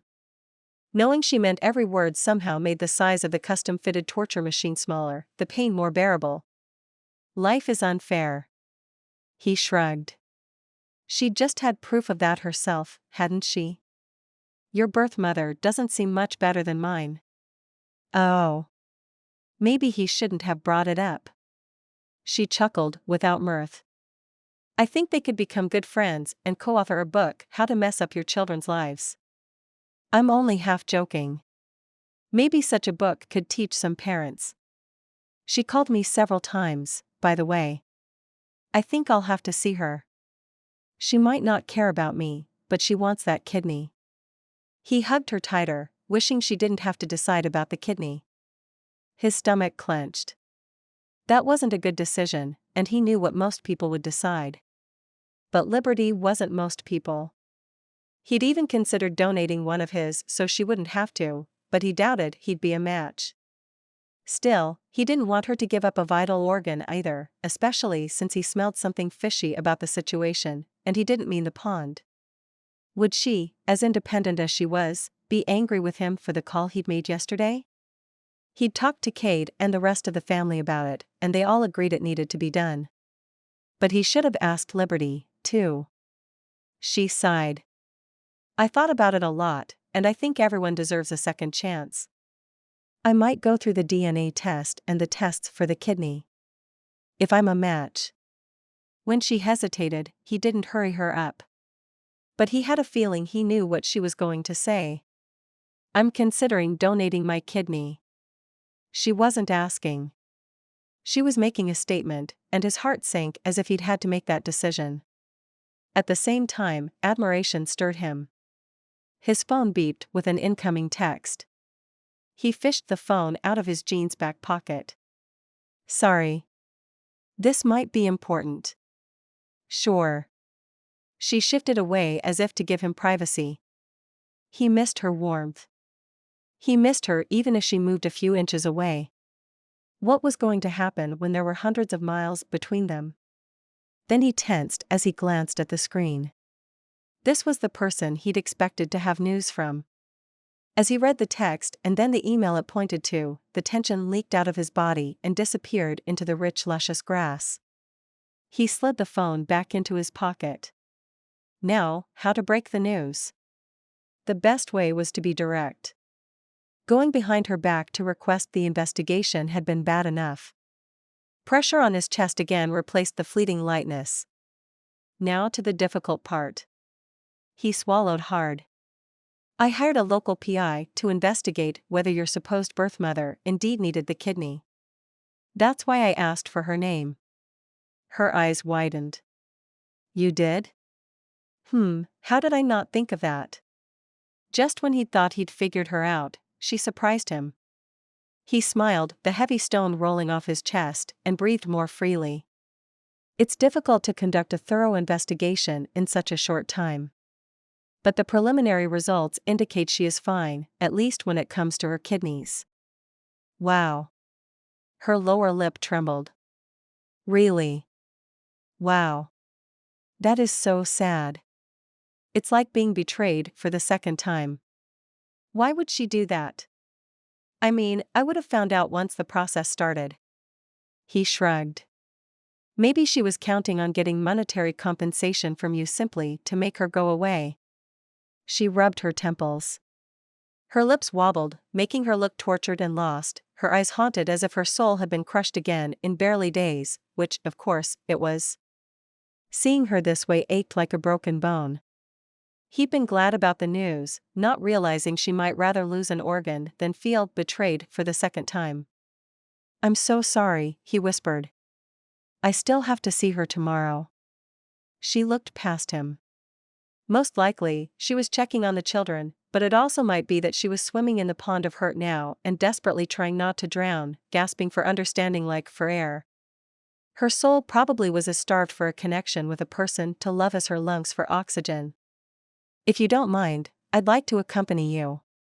He'd have to arrange babysitting, but if he left her on her own, he'd never forgive himself. I'd appreciate that. I'm sure someone from my family would be happy to watch Nehemiah together with my niece and nephew. She paused. I was considering giving my birth mother a chance. Her voice was raspy, as distant as her gaze. How can people do these things to their children? He winced at the image from his childhood, one of his mother's boyfriends, kicking him with a boot. The explosion of pain inside him, the stale stink of alcohol coming from the guy. Where had his mother been then, the person who was supposed to love him the most? He said the truth, I don't know. The children at the pond giggled, and his throat tightened. He'd give up his life for his son, and based on the way her eyes filled with tenderness as she looked their way, she'd give up hers for her nephew and niece. Lord, why can't she have children when she loves them so much? He said a prayer for her healing. She sat up straighter, breathed in deeper as if that sound of laughter, that presence of family had pulled her to the surface like a lifeline. But she was still hurting. As evidenced by the slight tremor of her mouth, the fast fluttering of her eyelashes, even the way her delightfully green hair fell on her face without her brushing it away. Why didn't she care for me? With the words barely audible, he had to strain to hear them. She needed to know someone cared about her deeply. He felt it with every fiber of his being as certainly as he knew his name. She needed the connection that would pull her out of that pond of pain to the shore where she could heal. Of course, he could talk about how much her family loved her. He could tell her he'd started caring about her, too. He leaned to her, and their gazes met and held.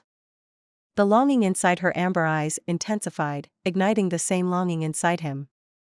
Anticipation swirled between them, getting bigger like a torrent neither one of them could resist.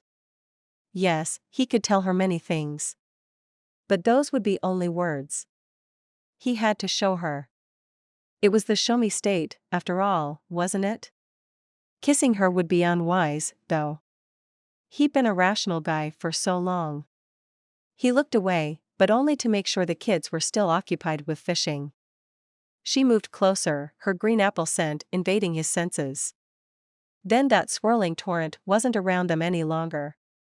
It was in her eyes, drawing him deeper, deeper, deeper. He'd only touch her lips, only for a second. Would she hesitate? Would she pull back? The questions burned deep in his gut. She didn't. She met him halfway, and as he brushed his lips against hers, or was it she who'd kissed first, he realized he was wrong about everything. It wasn't him who'd be giving her the reassurance that he cared. It was the other way around, and that became his own lifeline. And the kiss couldn't be brief. The longer he claimed her lips with his, the longer she responded, and every cell in his body sang with delight, the longer he wanted to kiss her, to feel the connection, the ecstasy, and the promise of something he'd been afraid to believe. She pulled away first, leaving him in a daze. We have an audience. It filtered through his mental fog. When had the children gotten here? Yuck, Landon said. Danica didn't say anything and just high-fived his son. Nehemiah grinned and gave a firm nod. Finally. A warm wave with a disturbing undercurrent of guilt washed over Kansas. We're the worst babysitters in the world. Yeah. Liberty leaped to her feet. And I didn't even have to drown. Nehemiah's chest puffed a little. Then his hand flew to his mouth, and he ducked his head from the rest of his company. Oops. The girl placed her hands on her hips and studied Kansas and Liberty with a gaze too serious for a 5-year-old. Are you as good as married now? He choked a little as he rose, too. It usually takes way more than a kiss to get married. Ah. Danica sighed and whispered in the direction of her cousin and her boyfriend. Our job ain't done here. Liberty chuckled, then tipped her face to the sky and furrowed her brow. The clouds made him frown. Strange. There was no forecast of a thunderstorm. She nodded. I was thinking that, too.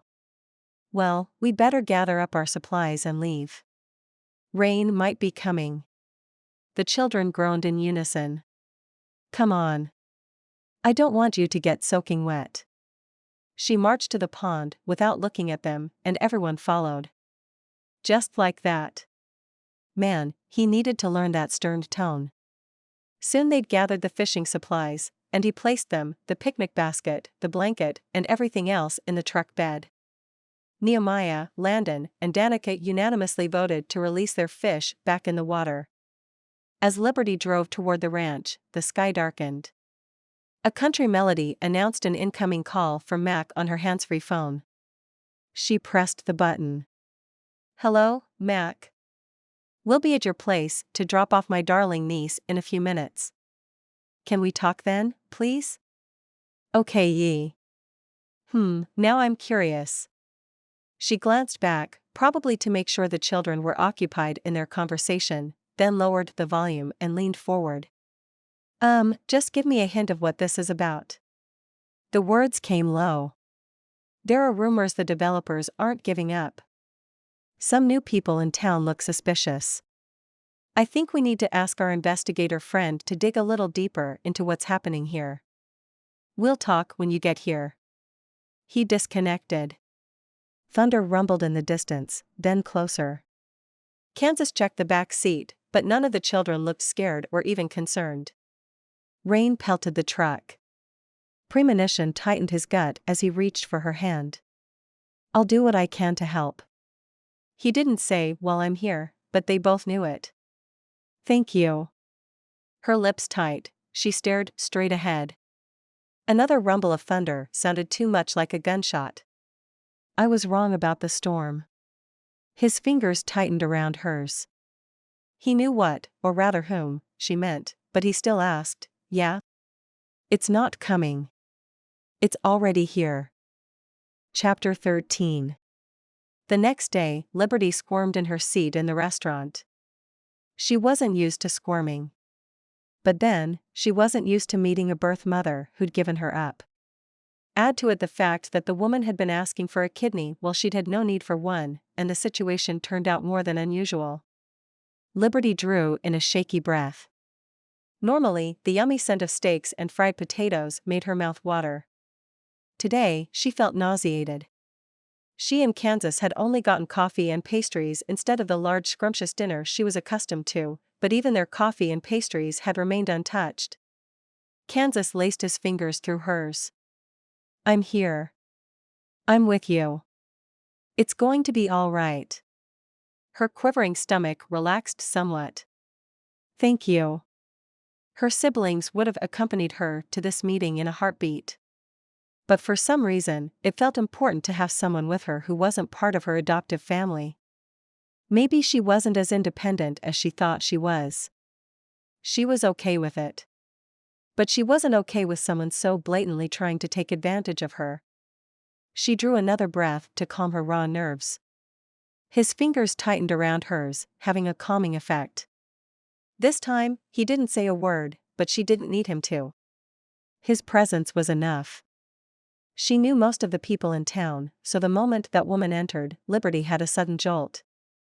There was so much familiarity in her features, in the auburn hair, the hue her own hair used to be before she'd started coloring it green. But the furtive gaze, the guilt in the woman's expression was so different from Liberty. Despite a similarity in appearance, how was it possible they were related? As Kansas shifted to her as if realizing the meeting was about to start, the woman's gaze roamed the room and stopped at them. Liberty stiffened and didn't wave, but held her gaze. Her shoulders drooping, her birth mother made it to them. There were no handshakes when she stopped near their table. No embraces. Liberty gestured to the seat, and the woman sat down. Impossible to think of this stranger as Mom. When the waitress hurried to them, Ethel shook her head. Nothing for me. Her every muscle tense, Liberty leaned forward. Let's get to it then. I know that you don't need a kidney. Why the charade? Ethel flinched. How do you know? Kansas frowned. We have our sources. Oh, Ethel visibly swallowed. I just wanted to see you, Liberty. I thought maybe if you thought I needed a vital organ, you'd have compassion on me. How could you do this to me? Liberty's gut burned. Her fingers and jaw clenched. Betray me twice? Tears ran down the woman's cheeks. I was too young when I had you. I wouldn't have been able to give you the life you deserved. The burning intensified, spreading further. Do you really think that's a good excuse? More tears. I don't have a better one. Liberty's eyes prickled. She wanted to forgive this woman, she really did. But the all-consuming fury wouldn't allow her to. The porcupine inside her woke up, stretched, and the needles cut into her flesh. Why haven't you contacted me earlier? I signed the agreement. He wanted it this way. Ethel's hand flew to her mouth. What? Liberty's jaw slackened. Who? You might as well know. Ethel looked away. Your father. But, why? Liberty stared at her biological mother. It didn't make sense. My adoptive father made you sign an agreement? How can you say that? He wasn't that kind of man. Your real father. Liberty sighed. I only had one father. He was very real to me. But then, she was going to be 40 in a few years. High time to find out about her biological father, too. You still don't understand, do you? Ethel's lower lip trembled. He adopted you because you're his daughter. Liberty gasped. Good thing Kansas moved closer, anchoring her in one place. What? No. That can't be. For her father to have had an affair? The honest hard-working man they all admired and loved so much. How dare you mar his memory? Liberty said through her teeth as anger surged inside her. You're making it up, just like you made up about needing a kidney. Spreading her hands, focusing on the table, Ethel sighed. Her shoulders slumped, curving toward her chest. It's true. You can ask one of your half-brothers to have a DNA test if you don't believe me. Her blood boiling, Liberty leaped to her feet. This meeting is over. Kansas left some bills on the table to pay for their coffee and pastries, then guided her outside. Her lungs welcomed fresh air as breathing became difficult. Something about having his arm wrapped around her shoulders stopped her trembling. Torn, she lifted her eyes to him. How can she say such a thing?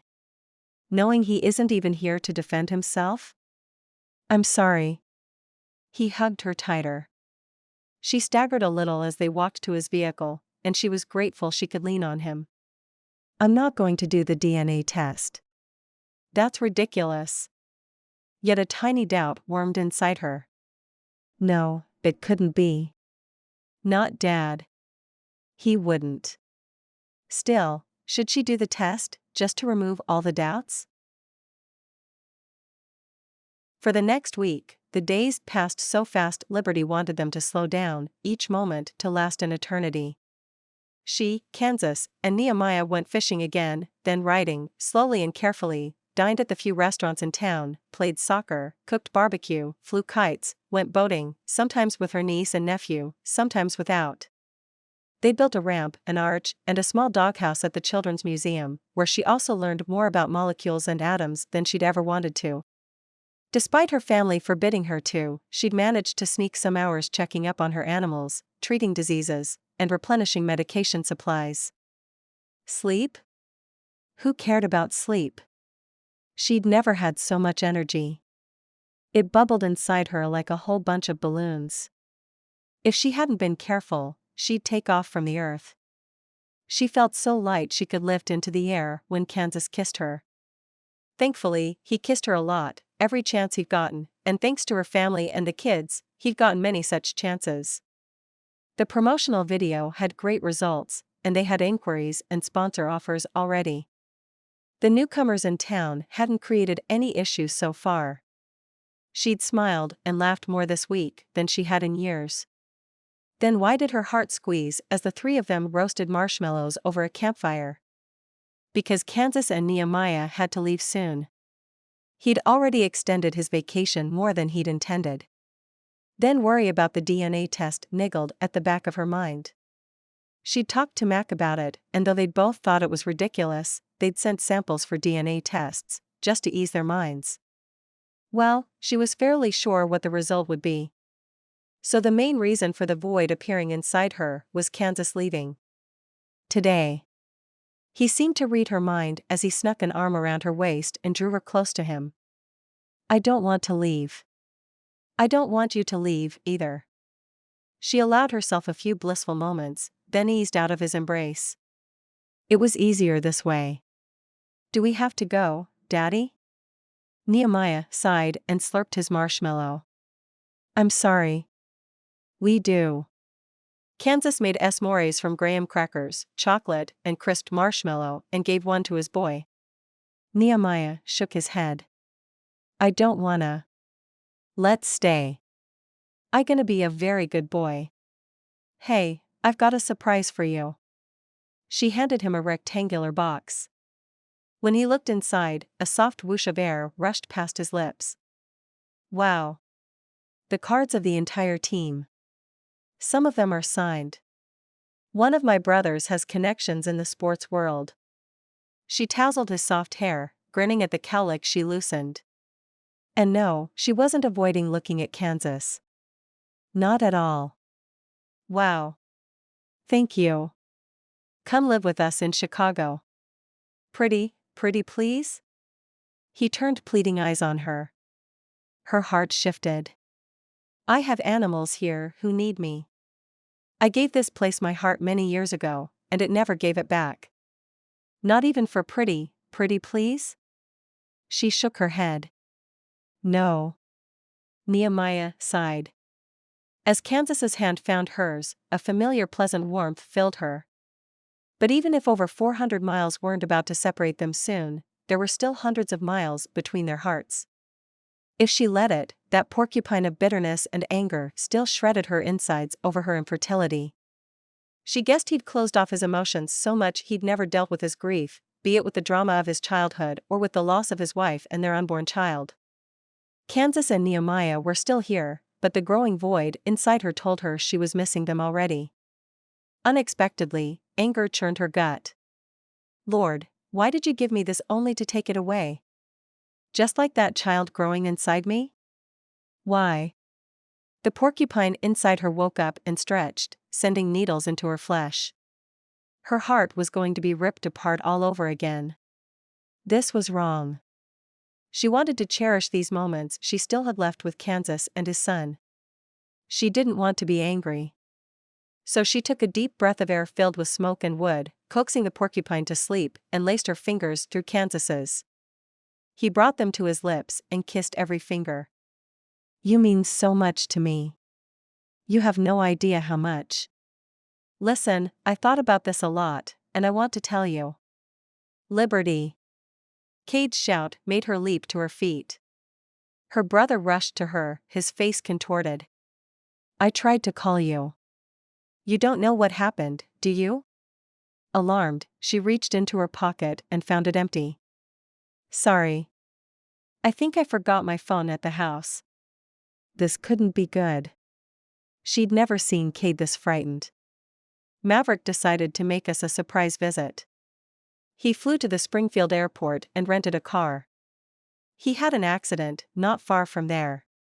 Kansas's hand tightened around hers as she gasped. How bad? He was airlifted to the hospital. From what I understood, the car caught on fire. We're leaving right now. Cade set his lips in a grim line. I'm coming with you. Her mind couldn't grasp the words. How? What? Maverick was a racer. He was a great driver. How could he have an accident, especially one so grave? Do you want me to go with you? Kansas's concerned voice filtered through her mental fog.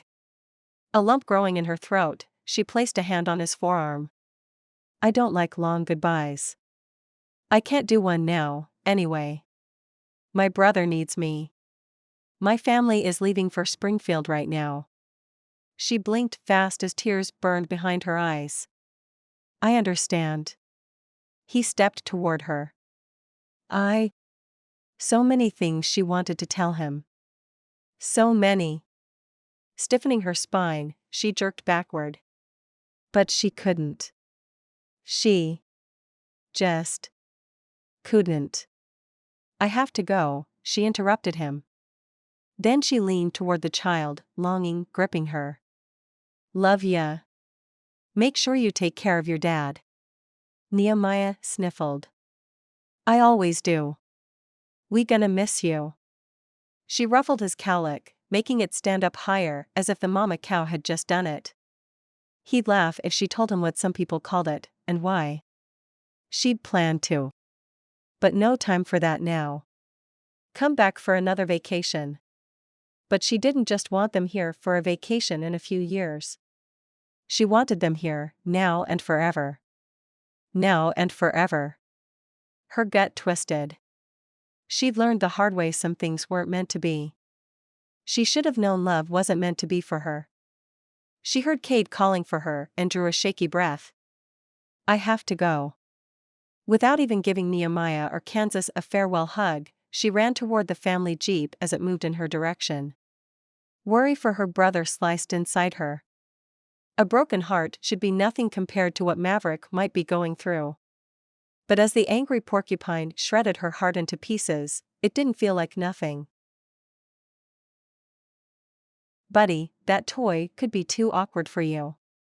Let me carry it, Kansas leaned toward his son as they walked in the hospital hall in Springfield.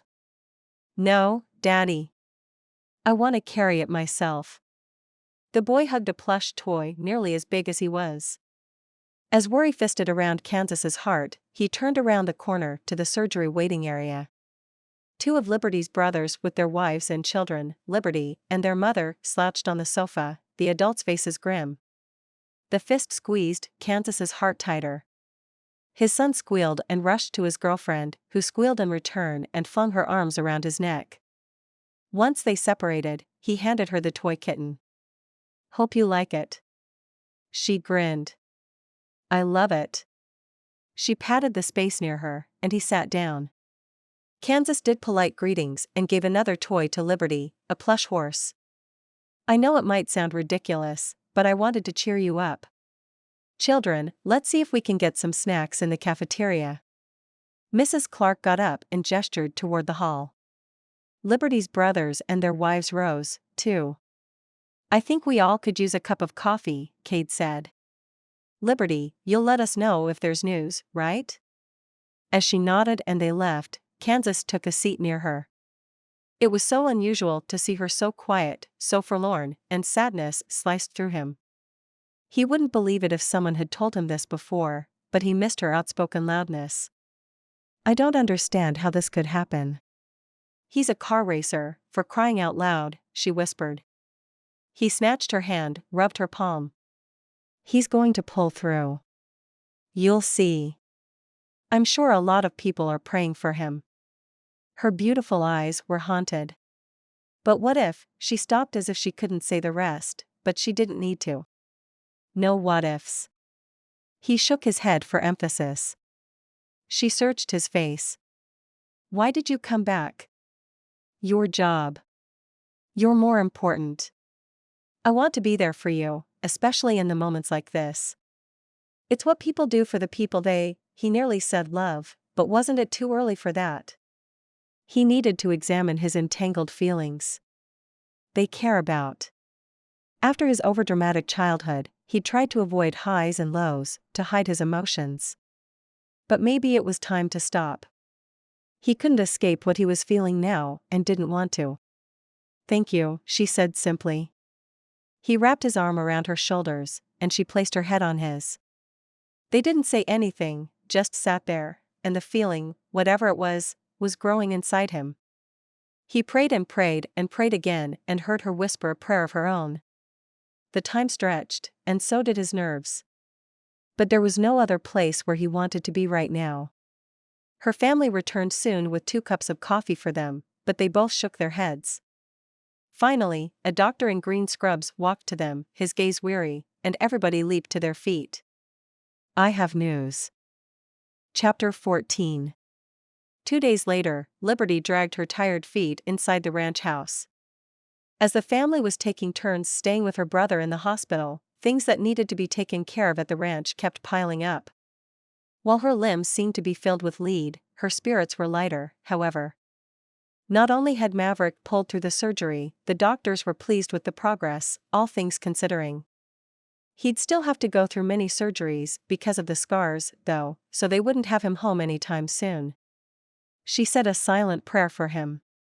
Kansas and his son should be on their way home now, taking her heart with them. Her stomach dipped to the hardwood floor as she walked to the dining room, unusually quiet.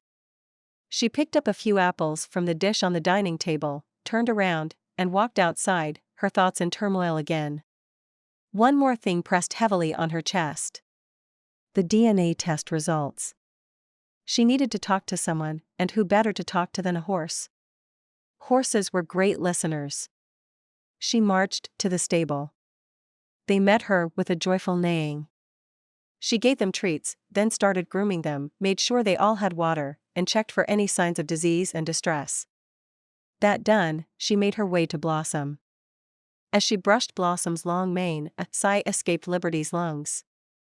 I miss Kansas so much. His son, too.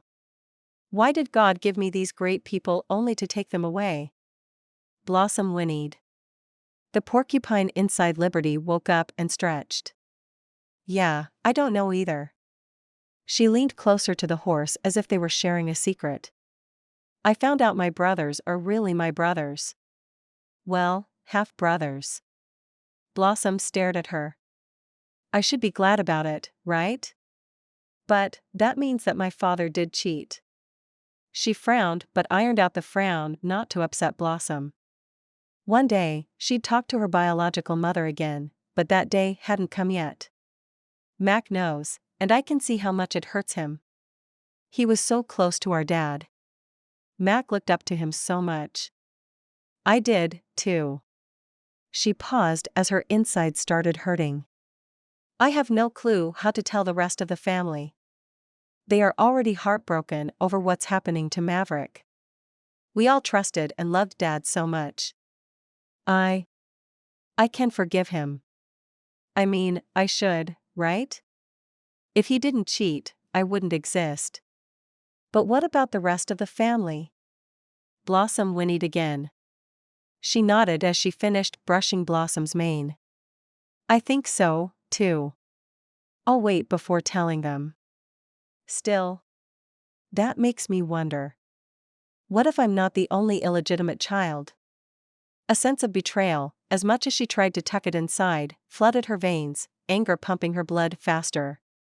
The porcupine stretched more, needles cutting into her lungs, making it difficult to take every breath, and took a bite of his second favorite dish. Anger. Blossom neighed and shook her head. She looked away. I know, for horses, it doesn't matter. But for humans. I'm not worried about splitting the inheritance.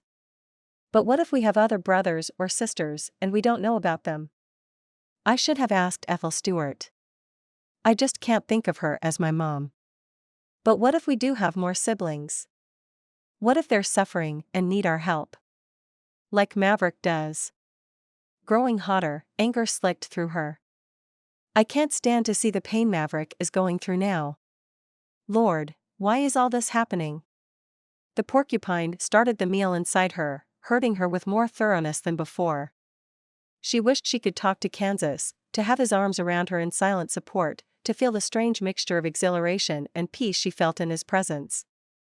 Yes, she was amazing just the way she was, but he still brought out the best in her and helped her heal. The porcupine stayed asleep in his presence. I miss Kansas like I'd miss a part of myself, she told Blossom.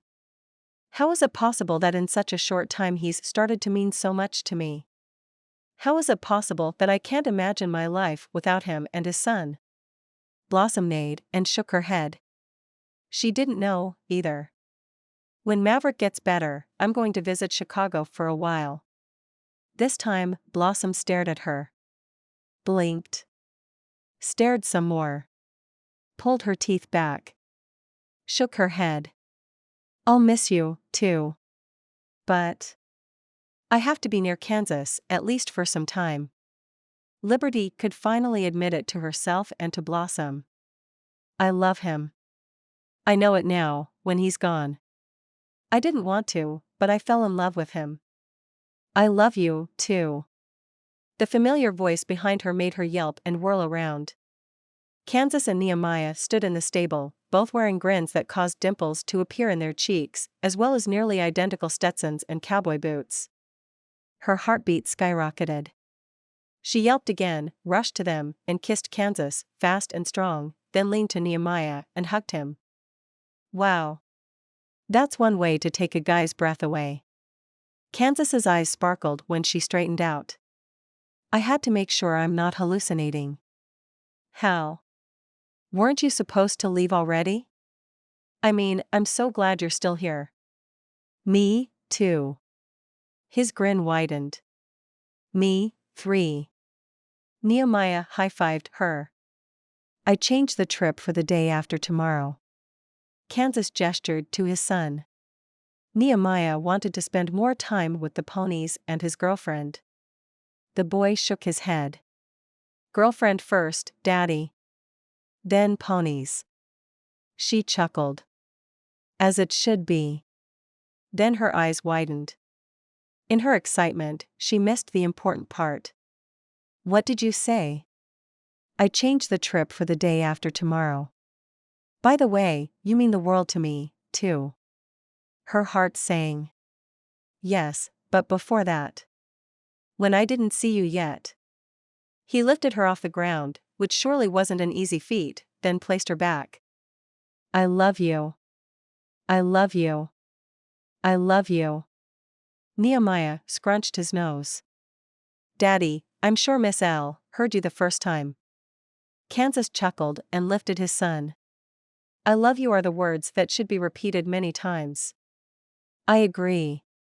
Again, she hugged the guys she loved with her whole heart. Surprisingly, the porcupine calmed down and went back to sleep. Her heart swelling and no longer angry, she stared at the two guys who meant the world to her now. Then it dawned on her. She'd grieved her loss of the baby and any future unborn children so much and for so long that she'd let that grief tear her apart. She shouldn't have been angry with God for everything she'd lost. She should have been grateful for all God had given her.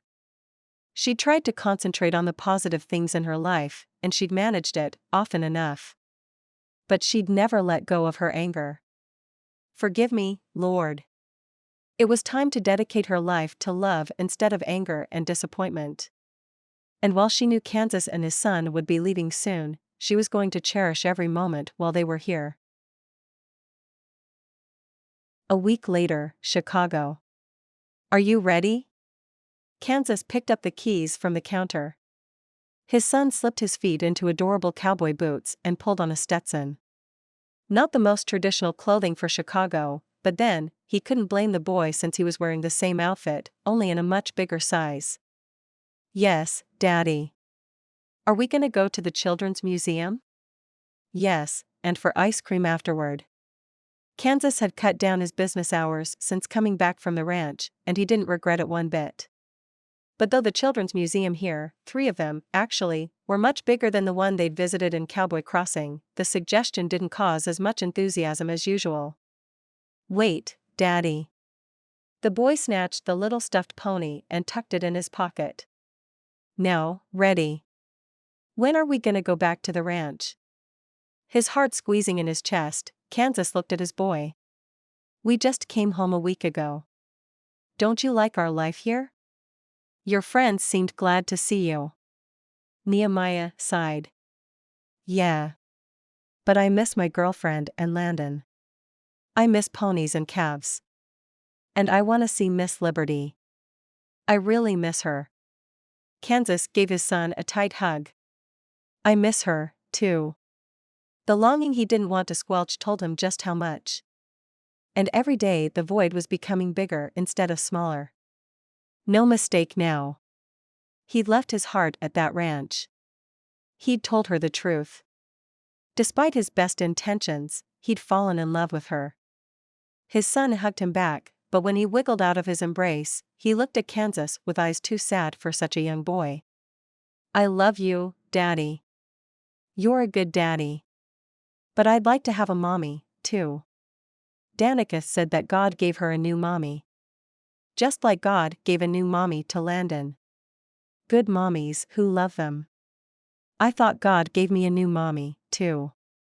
But, tears filled his eyes, she didn't want me, did she? Oh boy. Kansas's gut twisted. How could he explain things to a little boy? Miss Liberty loves you, buddy. But, the situation is complicated. I have my job here, and she lives over 400 miles away. Plus, you were happy at the ranch. The boy sighed again. You aren't happy here. Huh? Why, do you think so? You were smiling there a lot. Here, you look like you ate a lemon. Lots of lemons. Nehemiah mimicked the sour expression. Kansas didn't know whether to cringe or to laugh. He needed to watch his facial expressions more. Watch facial expressions. Watch what he felt. What was he thinking? That he needed to become an emotional semi-cyborg again? He'd learned to feel, to laugh, to love with Liberty at the ranch, and now he had to shut it off again to avoid pain. Only he didn't want to be an emotional cyborg any longer. He wanted to feel that overwhelming joy he'd felt with her. To be the man God had made him to be. God, is this the woman you chose for me? Warmth spread inside him. Liberty seemed all wrong for him at first, and still, it felt so right. He wanted to feel alive again, like when he'd kissed her or when he'd as much as stared in her kind tortured eyes. Still, he was a rational man, so he tried to reason with his son. We can't just uproot our lives and move to Missouri. Why not, Daddy? Things were so much easier when one was a child. Kansas didn't even know whether she'd take him back. Well, the chance to be with her was worth getting hurt again. Thoughts whirled in his head. He wanted to give his son the best schools, best connections. Yet he didn't want him to grow up to become what Kansas had nearly become. An emotionless cyborg in an expensive suit with an expensive car and an expensive condo. He needed his son to feel alive, to live his life to the fullest, to be happy, to reach his potential, to be what God had meant him to be. Was God guiding Kansas back to the ranch? So much joy swelled his chest when he imagined being back there. Could that be the answer to his question? The ranch was where he felt alive, and Liberty was the woman he was born to be with, the mother for his son. Of course, he'd have to do his best to let go of the past and to start experiencing all the turmoil of emotions he'd successfully suppressed for so long. He'd have to allow himself to grieve his loss and to forgive himself for being unable to save his wife. To forgive his mother for all the pain she'd caused him. Granted, he'd bought her a nice condo and paid for many of her bills, including the ones for her therapy. But he'd seen her as little as he could, citing his busy life, and let his son see her as little as he could, afraid she might also damage Nehemiah. But she'd changed in the last years with lots of therapy, and medications, as well. She needed to get to know her grandchild, with his supervision, and Nehemiah needed to get to know her. If Kansas had to go through some of the hurt he'd experienced as a child, it was worth it. It could be the beginning of healing. The beginning of a new family. The beginning of a new life. Real life. He lifted his son and threw him in the air, eliciting a delightful squeal. Okay. I like the idea of moving to the ranch. Hurrah! Back on his feet, his son jumped up and down and even tossed his Stetson in the air. Are we gonna go tomorrow? Not so fast. Kansas locked the door. It's going to take some time to start preparing things. Put the condo on the market. Sell my business. He paused for a moment. He might as well start the forgiveness process as soon as possible. You know what? How about some homemade chocolate raspberry ice cream tomorrow? Chocolate raspberry ice cream? Homemade? Excitement made Nehemiah's eyes big. Your grandma makes the best in the world. 3 weeks later. Liberty surveyed the vast landscape as Blossom ambled after a good gallop. Emerald green rolling hills threaded with the blue ribbon of a distant creek and trimmed with the breathtaking azure sky, her favorite view in the world, didn't bring her familiar peace. She still loved this place, loved her job and her life here, of course. This was what she was born to do. She said a prayer of thanks for the opportunity to do this, then prayed for her brother. Though most of Maverick's bones should, please, God, heal after the accident, she was afraid his broken spirit might remain that way, and helplessness had her squirming in the saddle. Helplessness was not a feeling she sat well with. She stood up in the stirrups as if she could stand against her inability. She'd prayed a lot for him and had spent all the time she could trying to fulfill his every whim. Her knees loosened, and her rear end slapped back into the saddle. Oops. As Blossom grunted her annoyance, Liberty patted the dear girl's neck in apology for such thoughtlessness. Great. Helpless and thoughtless. So not words she wanted to use to describe herself. Yet Maverick hadn't wanted her around, her or his brothers. He'd closed himself off to his family, though he'd agreed to stay at the mansion after their multiple requests. It wasn't only about wounds that should eventually heal into scars on one side of his face. Racing had been all he'd known. It had been his life, his entire identity, his escape. Not so long ago, she'd prayed for Maverick to come home for some time, to take a vacation from his dangerous job. Besides, one more gun wouldn't hurt in times when the newcomers had been rumored to become more arrogant. But not like this. God, not like this. They'd need a miracle to see him happy again. She clucked her tongue, coaxing Blossom into a walk, drawing in a deep breath of fresh air with the familiar sense of hay and foliage to keep herself settled in the saddle. It had never been so hard to find peace out here, at a time when it should be at least a little easier. The problems on the ranch seemed to have settled down. Making it clear they were investigating the development company and keeping a close watch on what they were up to seemed to have stopped any more dirty tricks, at least, for now. Maverick would heal, eventually. God willing, they had Mac and Kimberly's baby to look forward to. Yet as she and Blossom ambled toward the creek that sparkled under the bright sun, each bright reflected ray mocked her turmoil. If she was honest with herself, and she always was, she missed Kansas with every fiber of her being. He'd taught her to love again. He'd taught her to accept the past and appreciate the present, to value all the good things she had instead of concentrating on what she'd lost. Most of all, he'd made her realize she needed to stop being angry with God. But he and his adorable son had left a void that even hard work and time with her brother hadn't filled. Her niece and nephew had been sulking, too. As Blossom crested a hill, Liberty slowed at the sight of a lonely rider in the distance. She shielded her eyes from the glare. Wait a moment. Okay, no, not so lonely. 3 much smaller figures on the smaller horses, ponies, moved right near him. Her heartbeat increased. Could it be? No. Not possible. But her mind couldn't have conjured up the image from her thoughts. She spurred her horse on, her heart galloping now in rhythm with Blossom. The rider started moving faster, too, but she closed most of the distance. Her breathing was shaky as she took Kansas in. A Stetson, a Wrangler shirt, jeans, and cowboy boots didn't hide his unsure posture. But he was here. He was here. For a moment, neither one of them said a word. I'm impressed, she finally breathed out.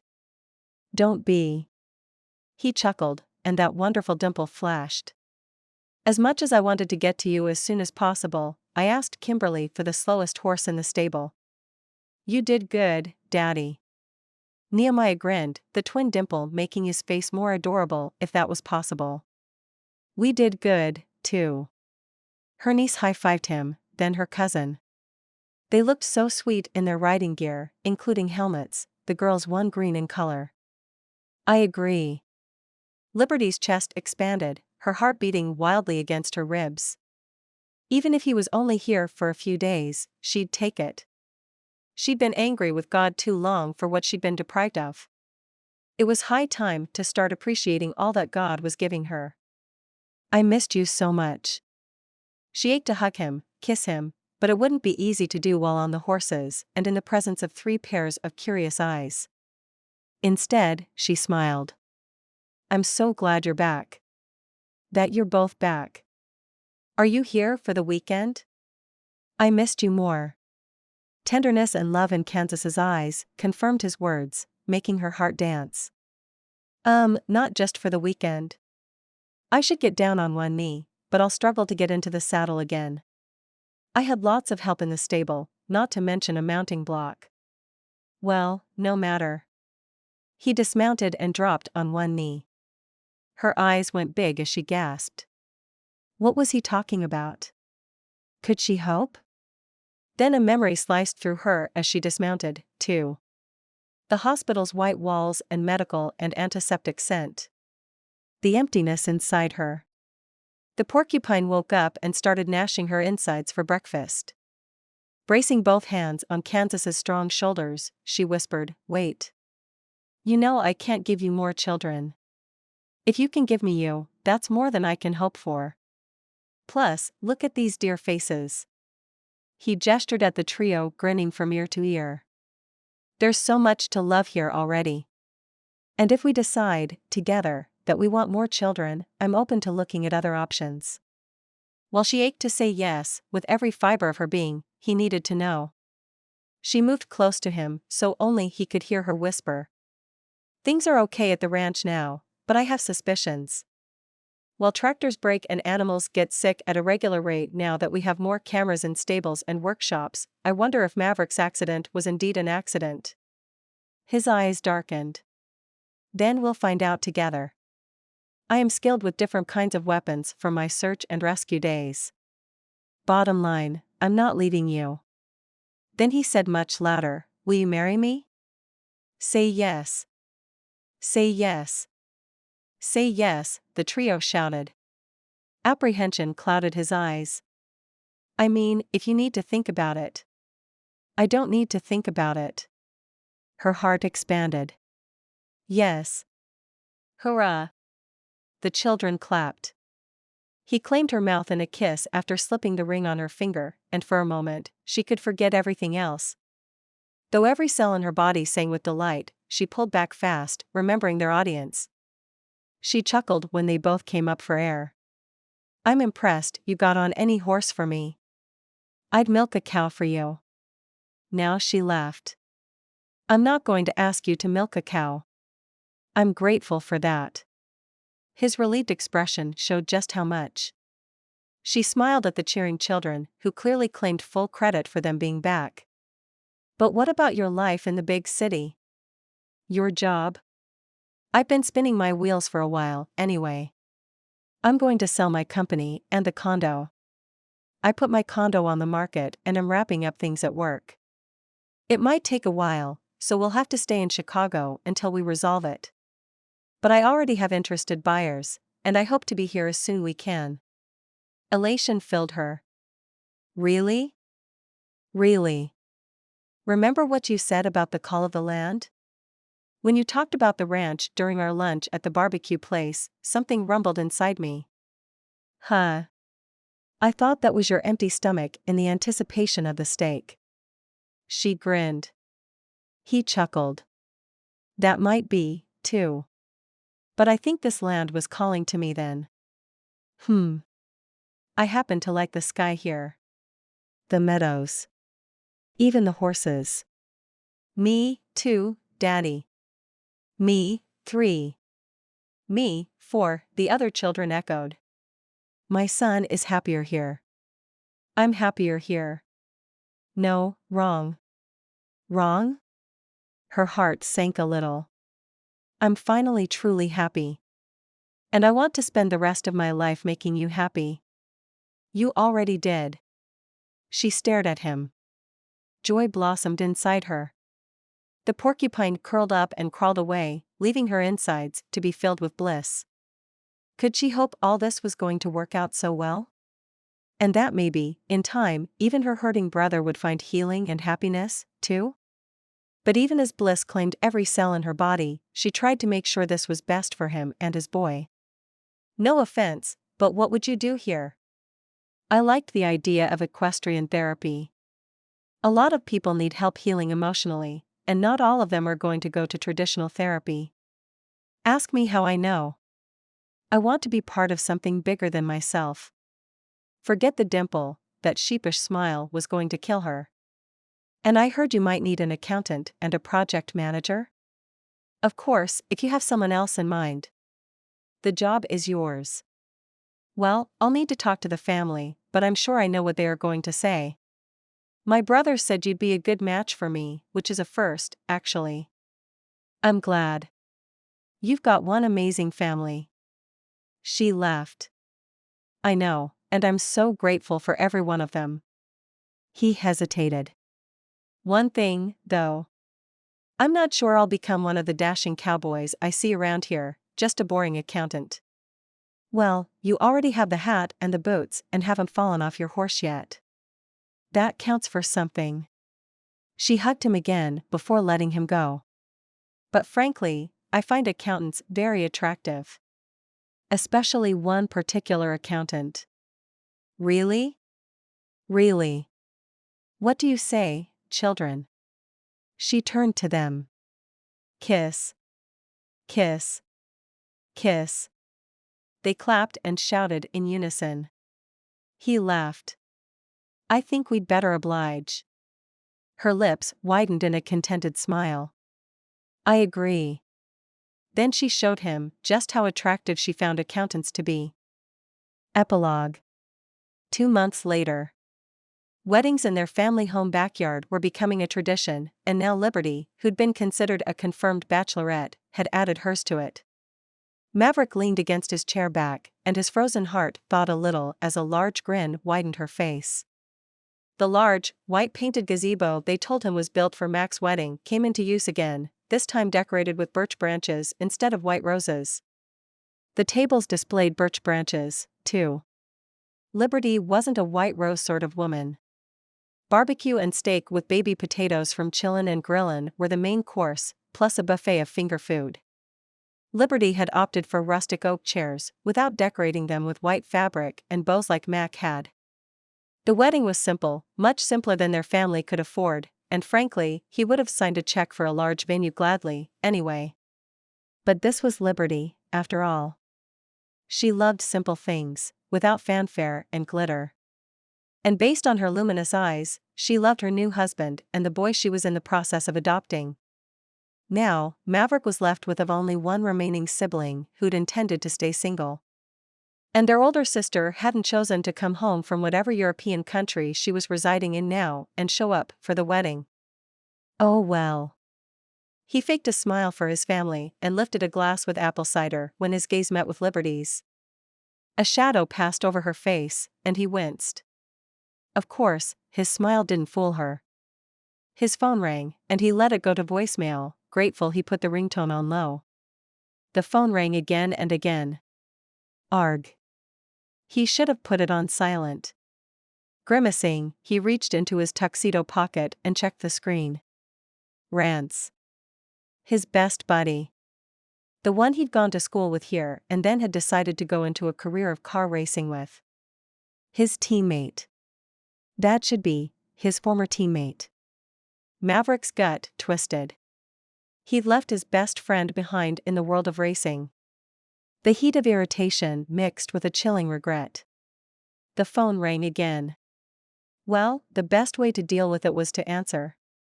He got up and limped inside the house to give himself privacy, leaning on his cane heavily. The air conditioner cooled his heated skin as he returned Rance's missed call. I'm not coming back. I can't come back. Please don't hang up. Genuine panic tightened his friend's voice. I'm driving to your ranch. The rich purr of a sports car motor seemed to confirm his words. Maverick cringed as he dropped into the nearest dining room chair and slouched against its back. I'm not going to change my mind. He couldn't even if he wanted to. His career was over.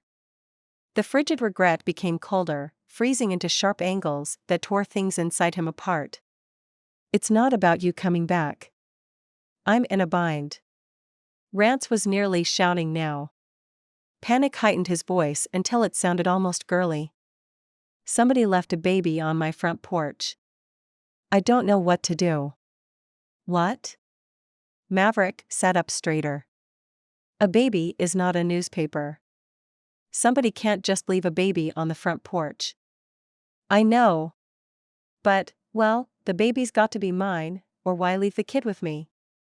I have no idea who the mother is. I mean, I have a long list.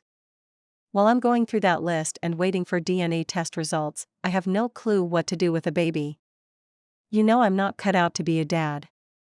I have to be in Portugal next week for a race. Being faithful to one woman wasn't among his friend's good qualities. Rance's risk-taking ways didn't bide well with sudden fatherhood either.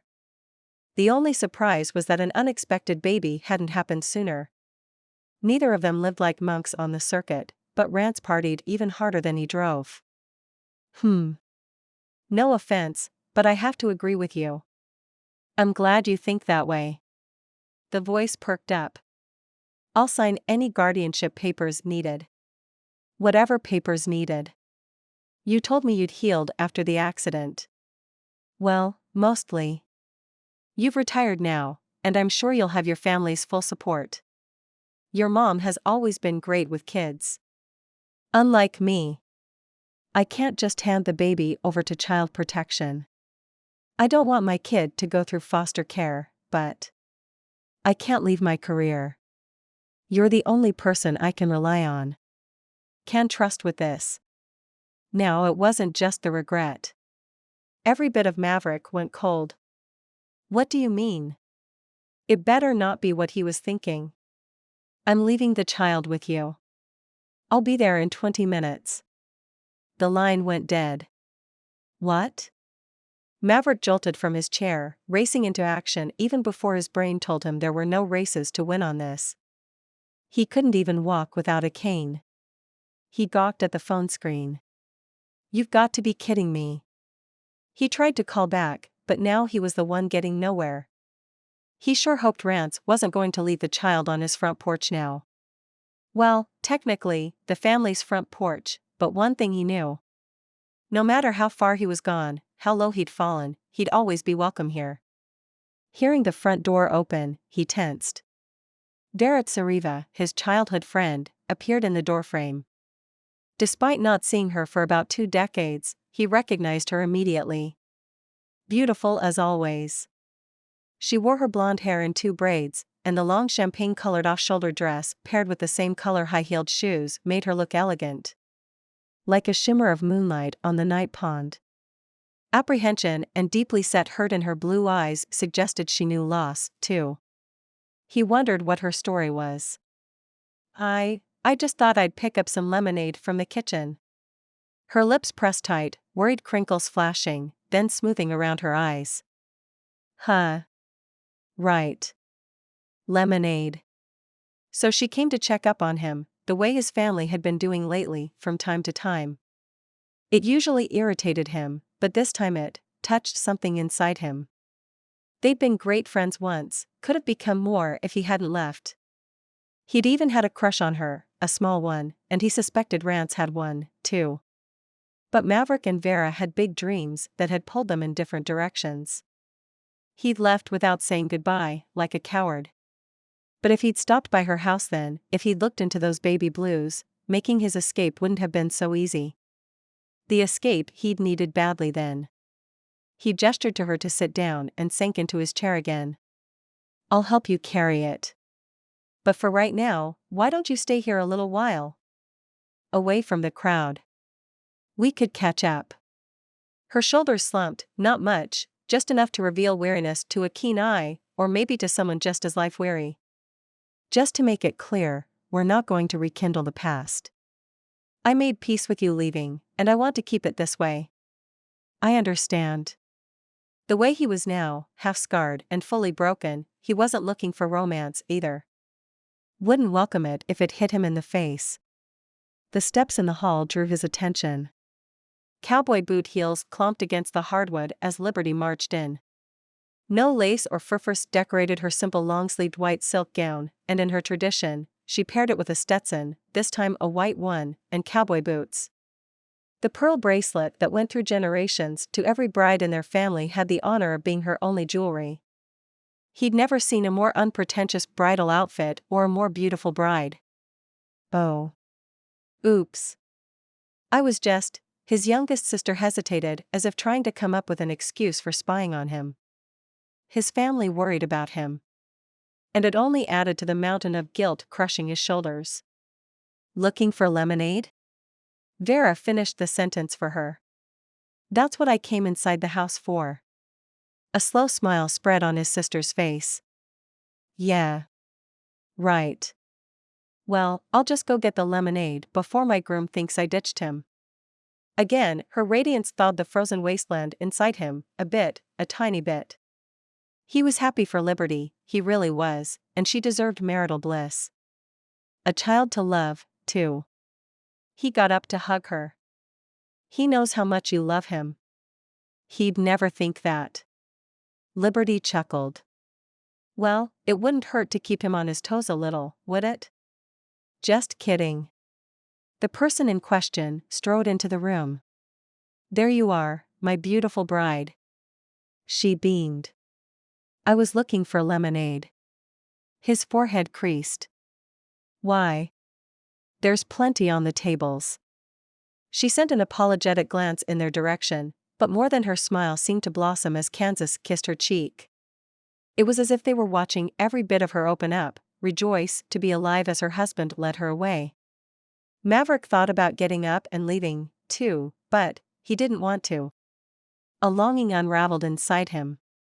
Vera, Rance, and Maverick had grown up together, running wild on the land. Those were good times. Rance was right, insinuating Maverick had no career to speak of. It wasn't about the fame or even about the adrenaline rush. When he'd raced, he could forget other things. It was only him, the car, and the road. He'd lost everything in that crash. His career, his identity, his ability to survive. What did he have left to live for? The baby, even though it wasn't his. He didn't even know if the child was a boy or a girl. Was God throwing him a lifeline in the most unexpected way? He'd believe that if he still believed in God. His gut tightened. Angry and jaded, he was a poor choice to care for a baby, besides having no experience with children. But he didn't want the child to go through the foster system either. He'd talk sense into his buddy, eventually. He just needed some time in the interim. And help. He didn't have any more clue what to do with the baby than Rance did. The silence stretched. Then she got up. Don't go. The words left before he could stop them. Hadn't Vera done some babysitting while younger? An idea niggled at him. No, ridiculous. Or. He leaned forward. What do you do these days? I work as a private investigator. I'm back in town to help out my grandmother. Her voice softened. I'm sorry about what happened to you. She reached toward him, but then jerked her hand back like she didn't want to touch him. He winced as if from a slap. He didn't need her pity. However, he might need her assistance while he straightened out things with Rance and hopefully located the baby's mother. He studied her lovely features. How would you feel if I hired you as a PI and as a babysitter? I'm going to need both. She blinked and blinked again. You're kidding me, right? He shook his head. Then, as he stared into her baby blues, he realized something that scared him beyond his considerable endurance. Maybe, just maybe, everything wasn't lost, after all. The end. Acknowledgements. First of all, thank you to God for putting up with me, and for all the blessings. A million thanks to you, my readers, for reading my books, for sending me encouragement, and for supporting me.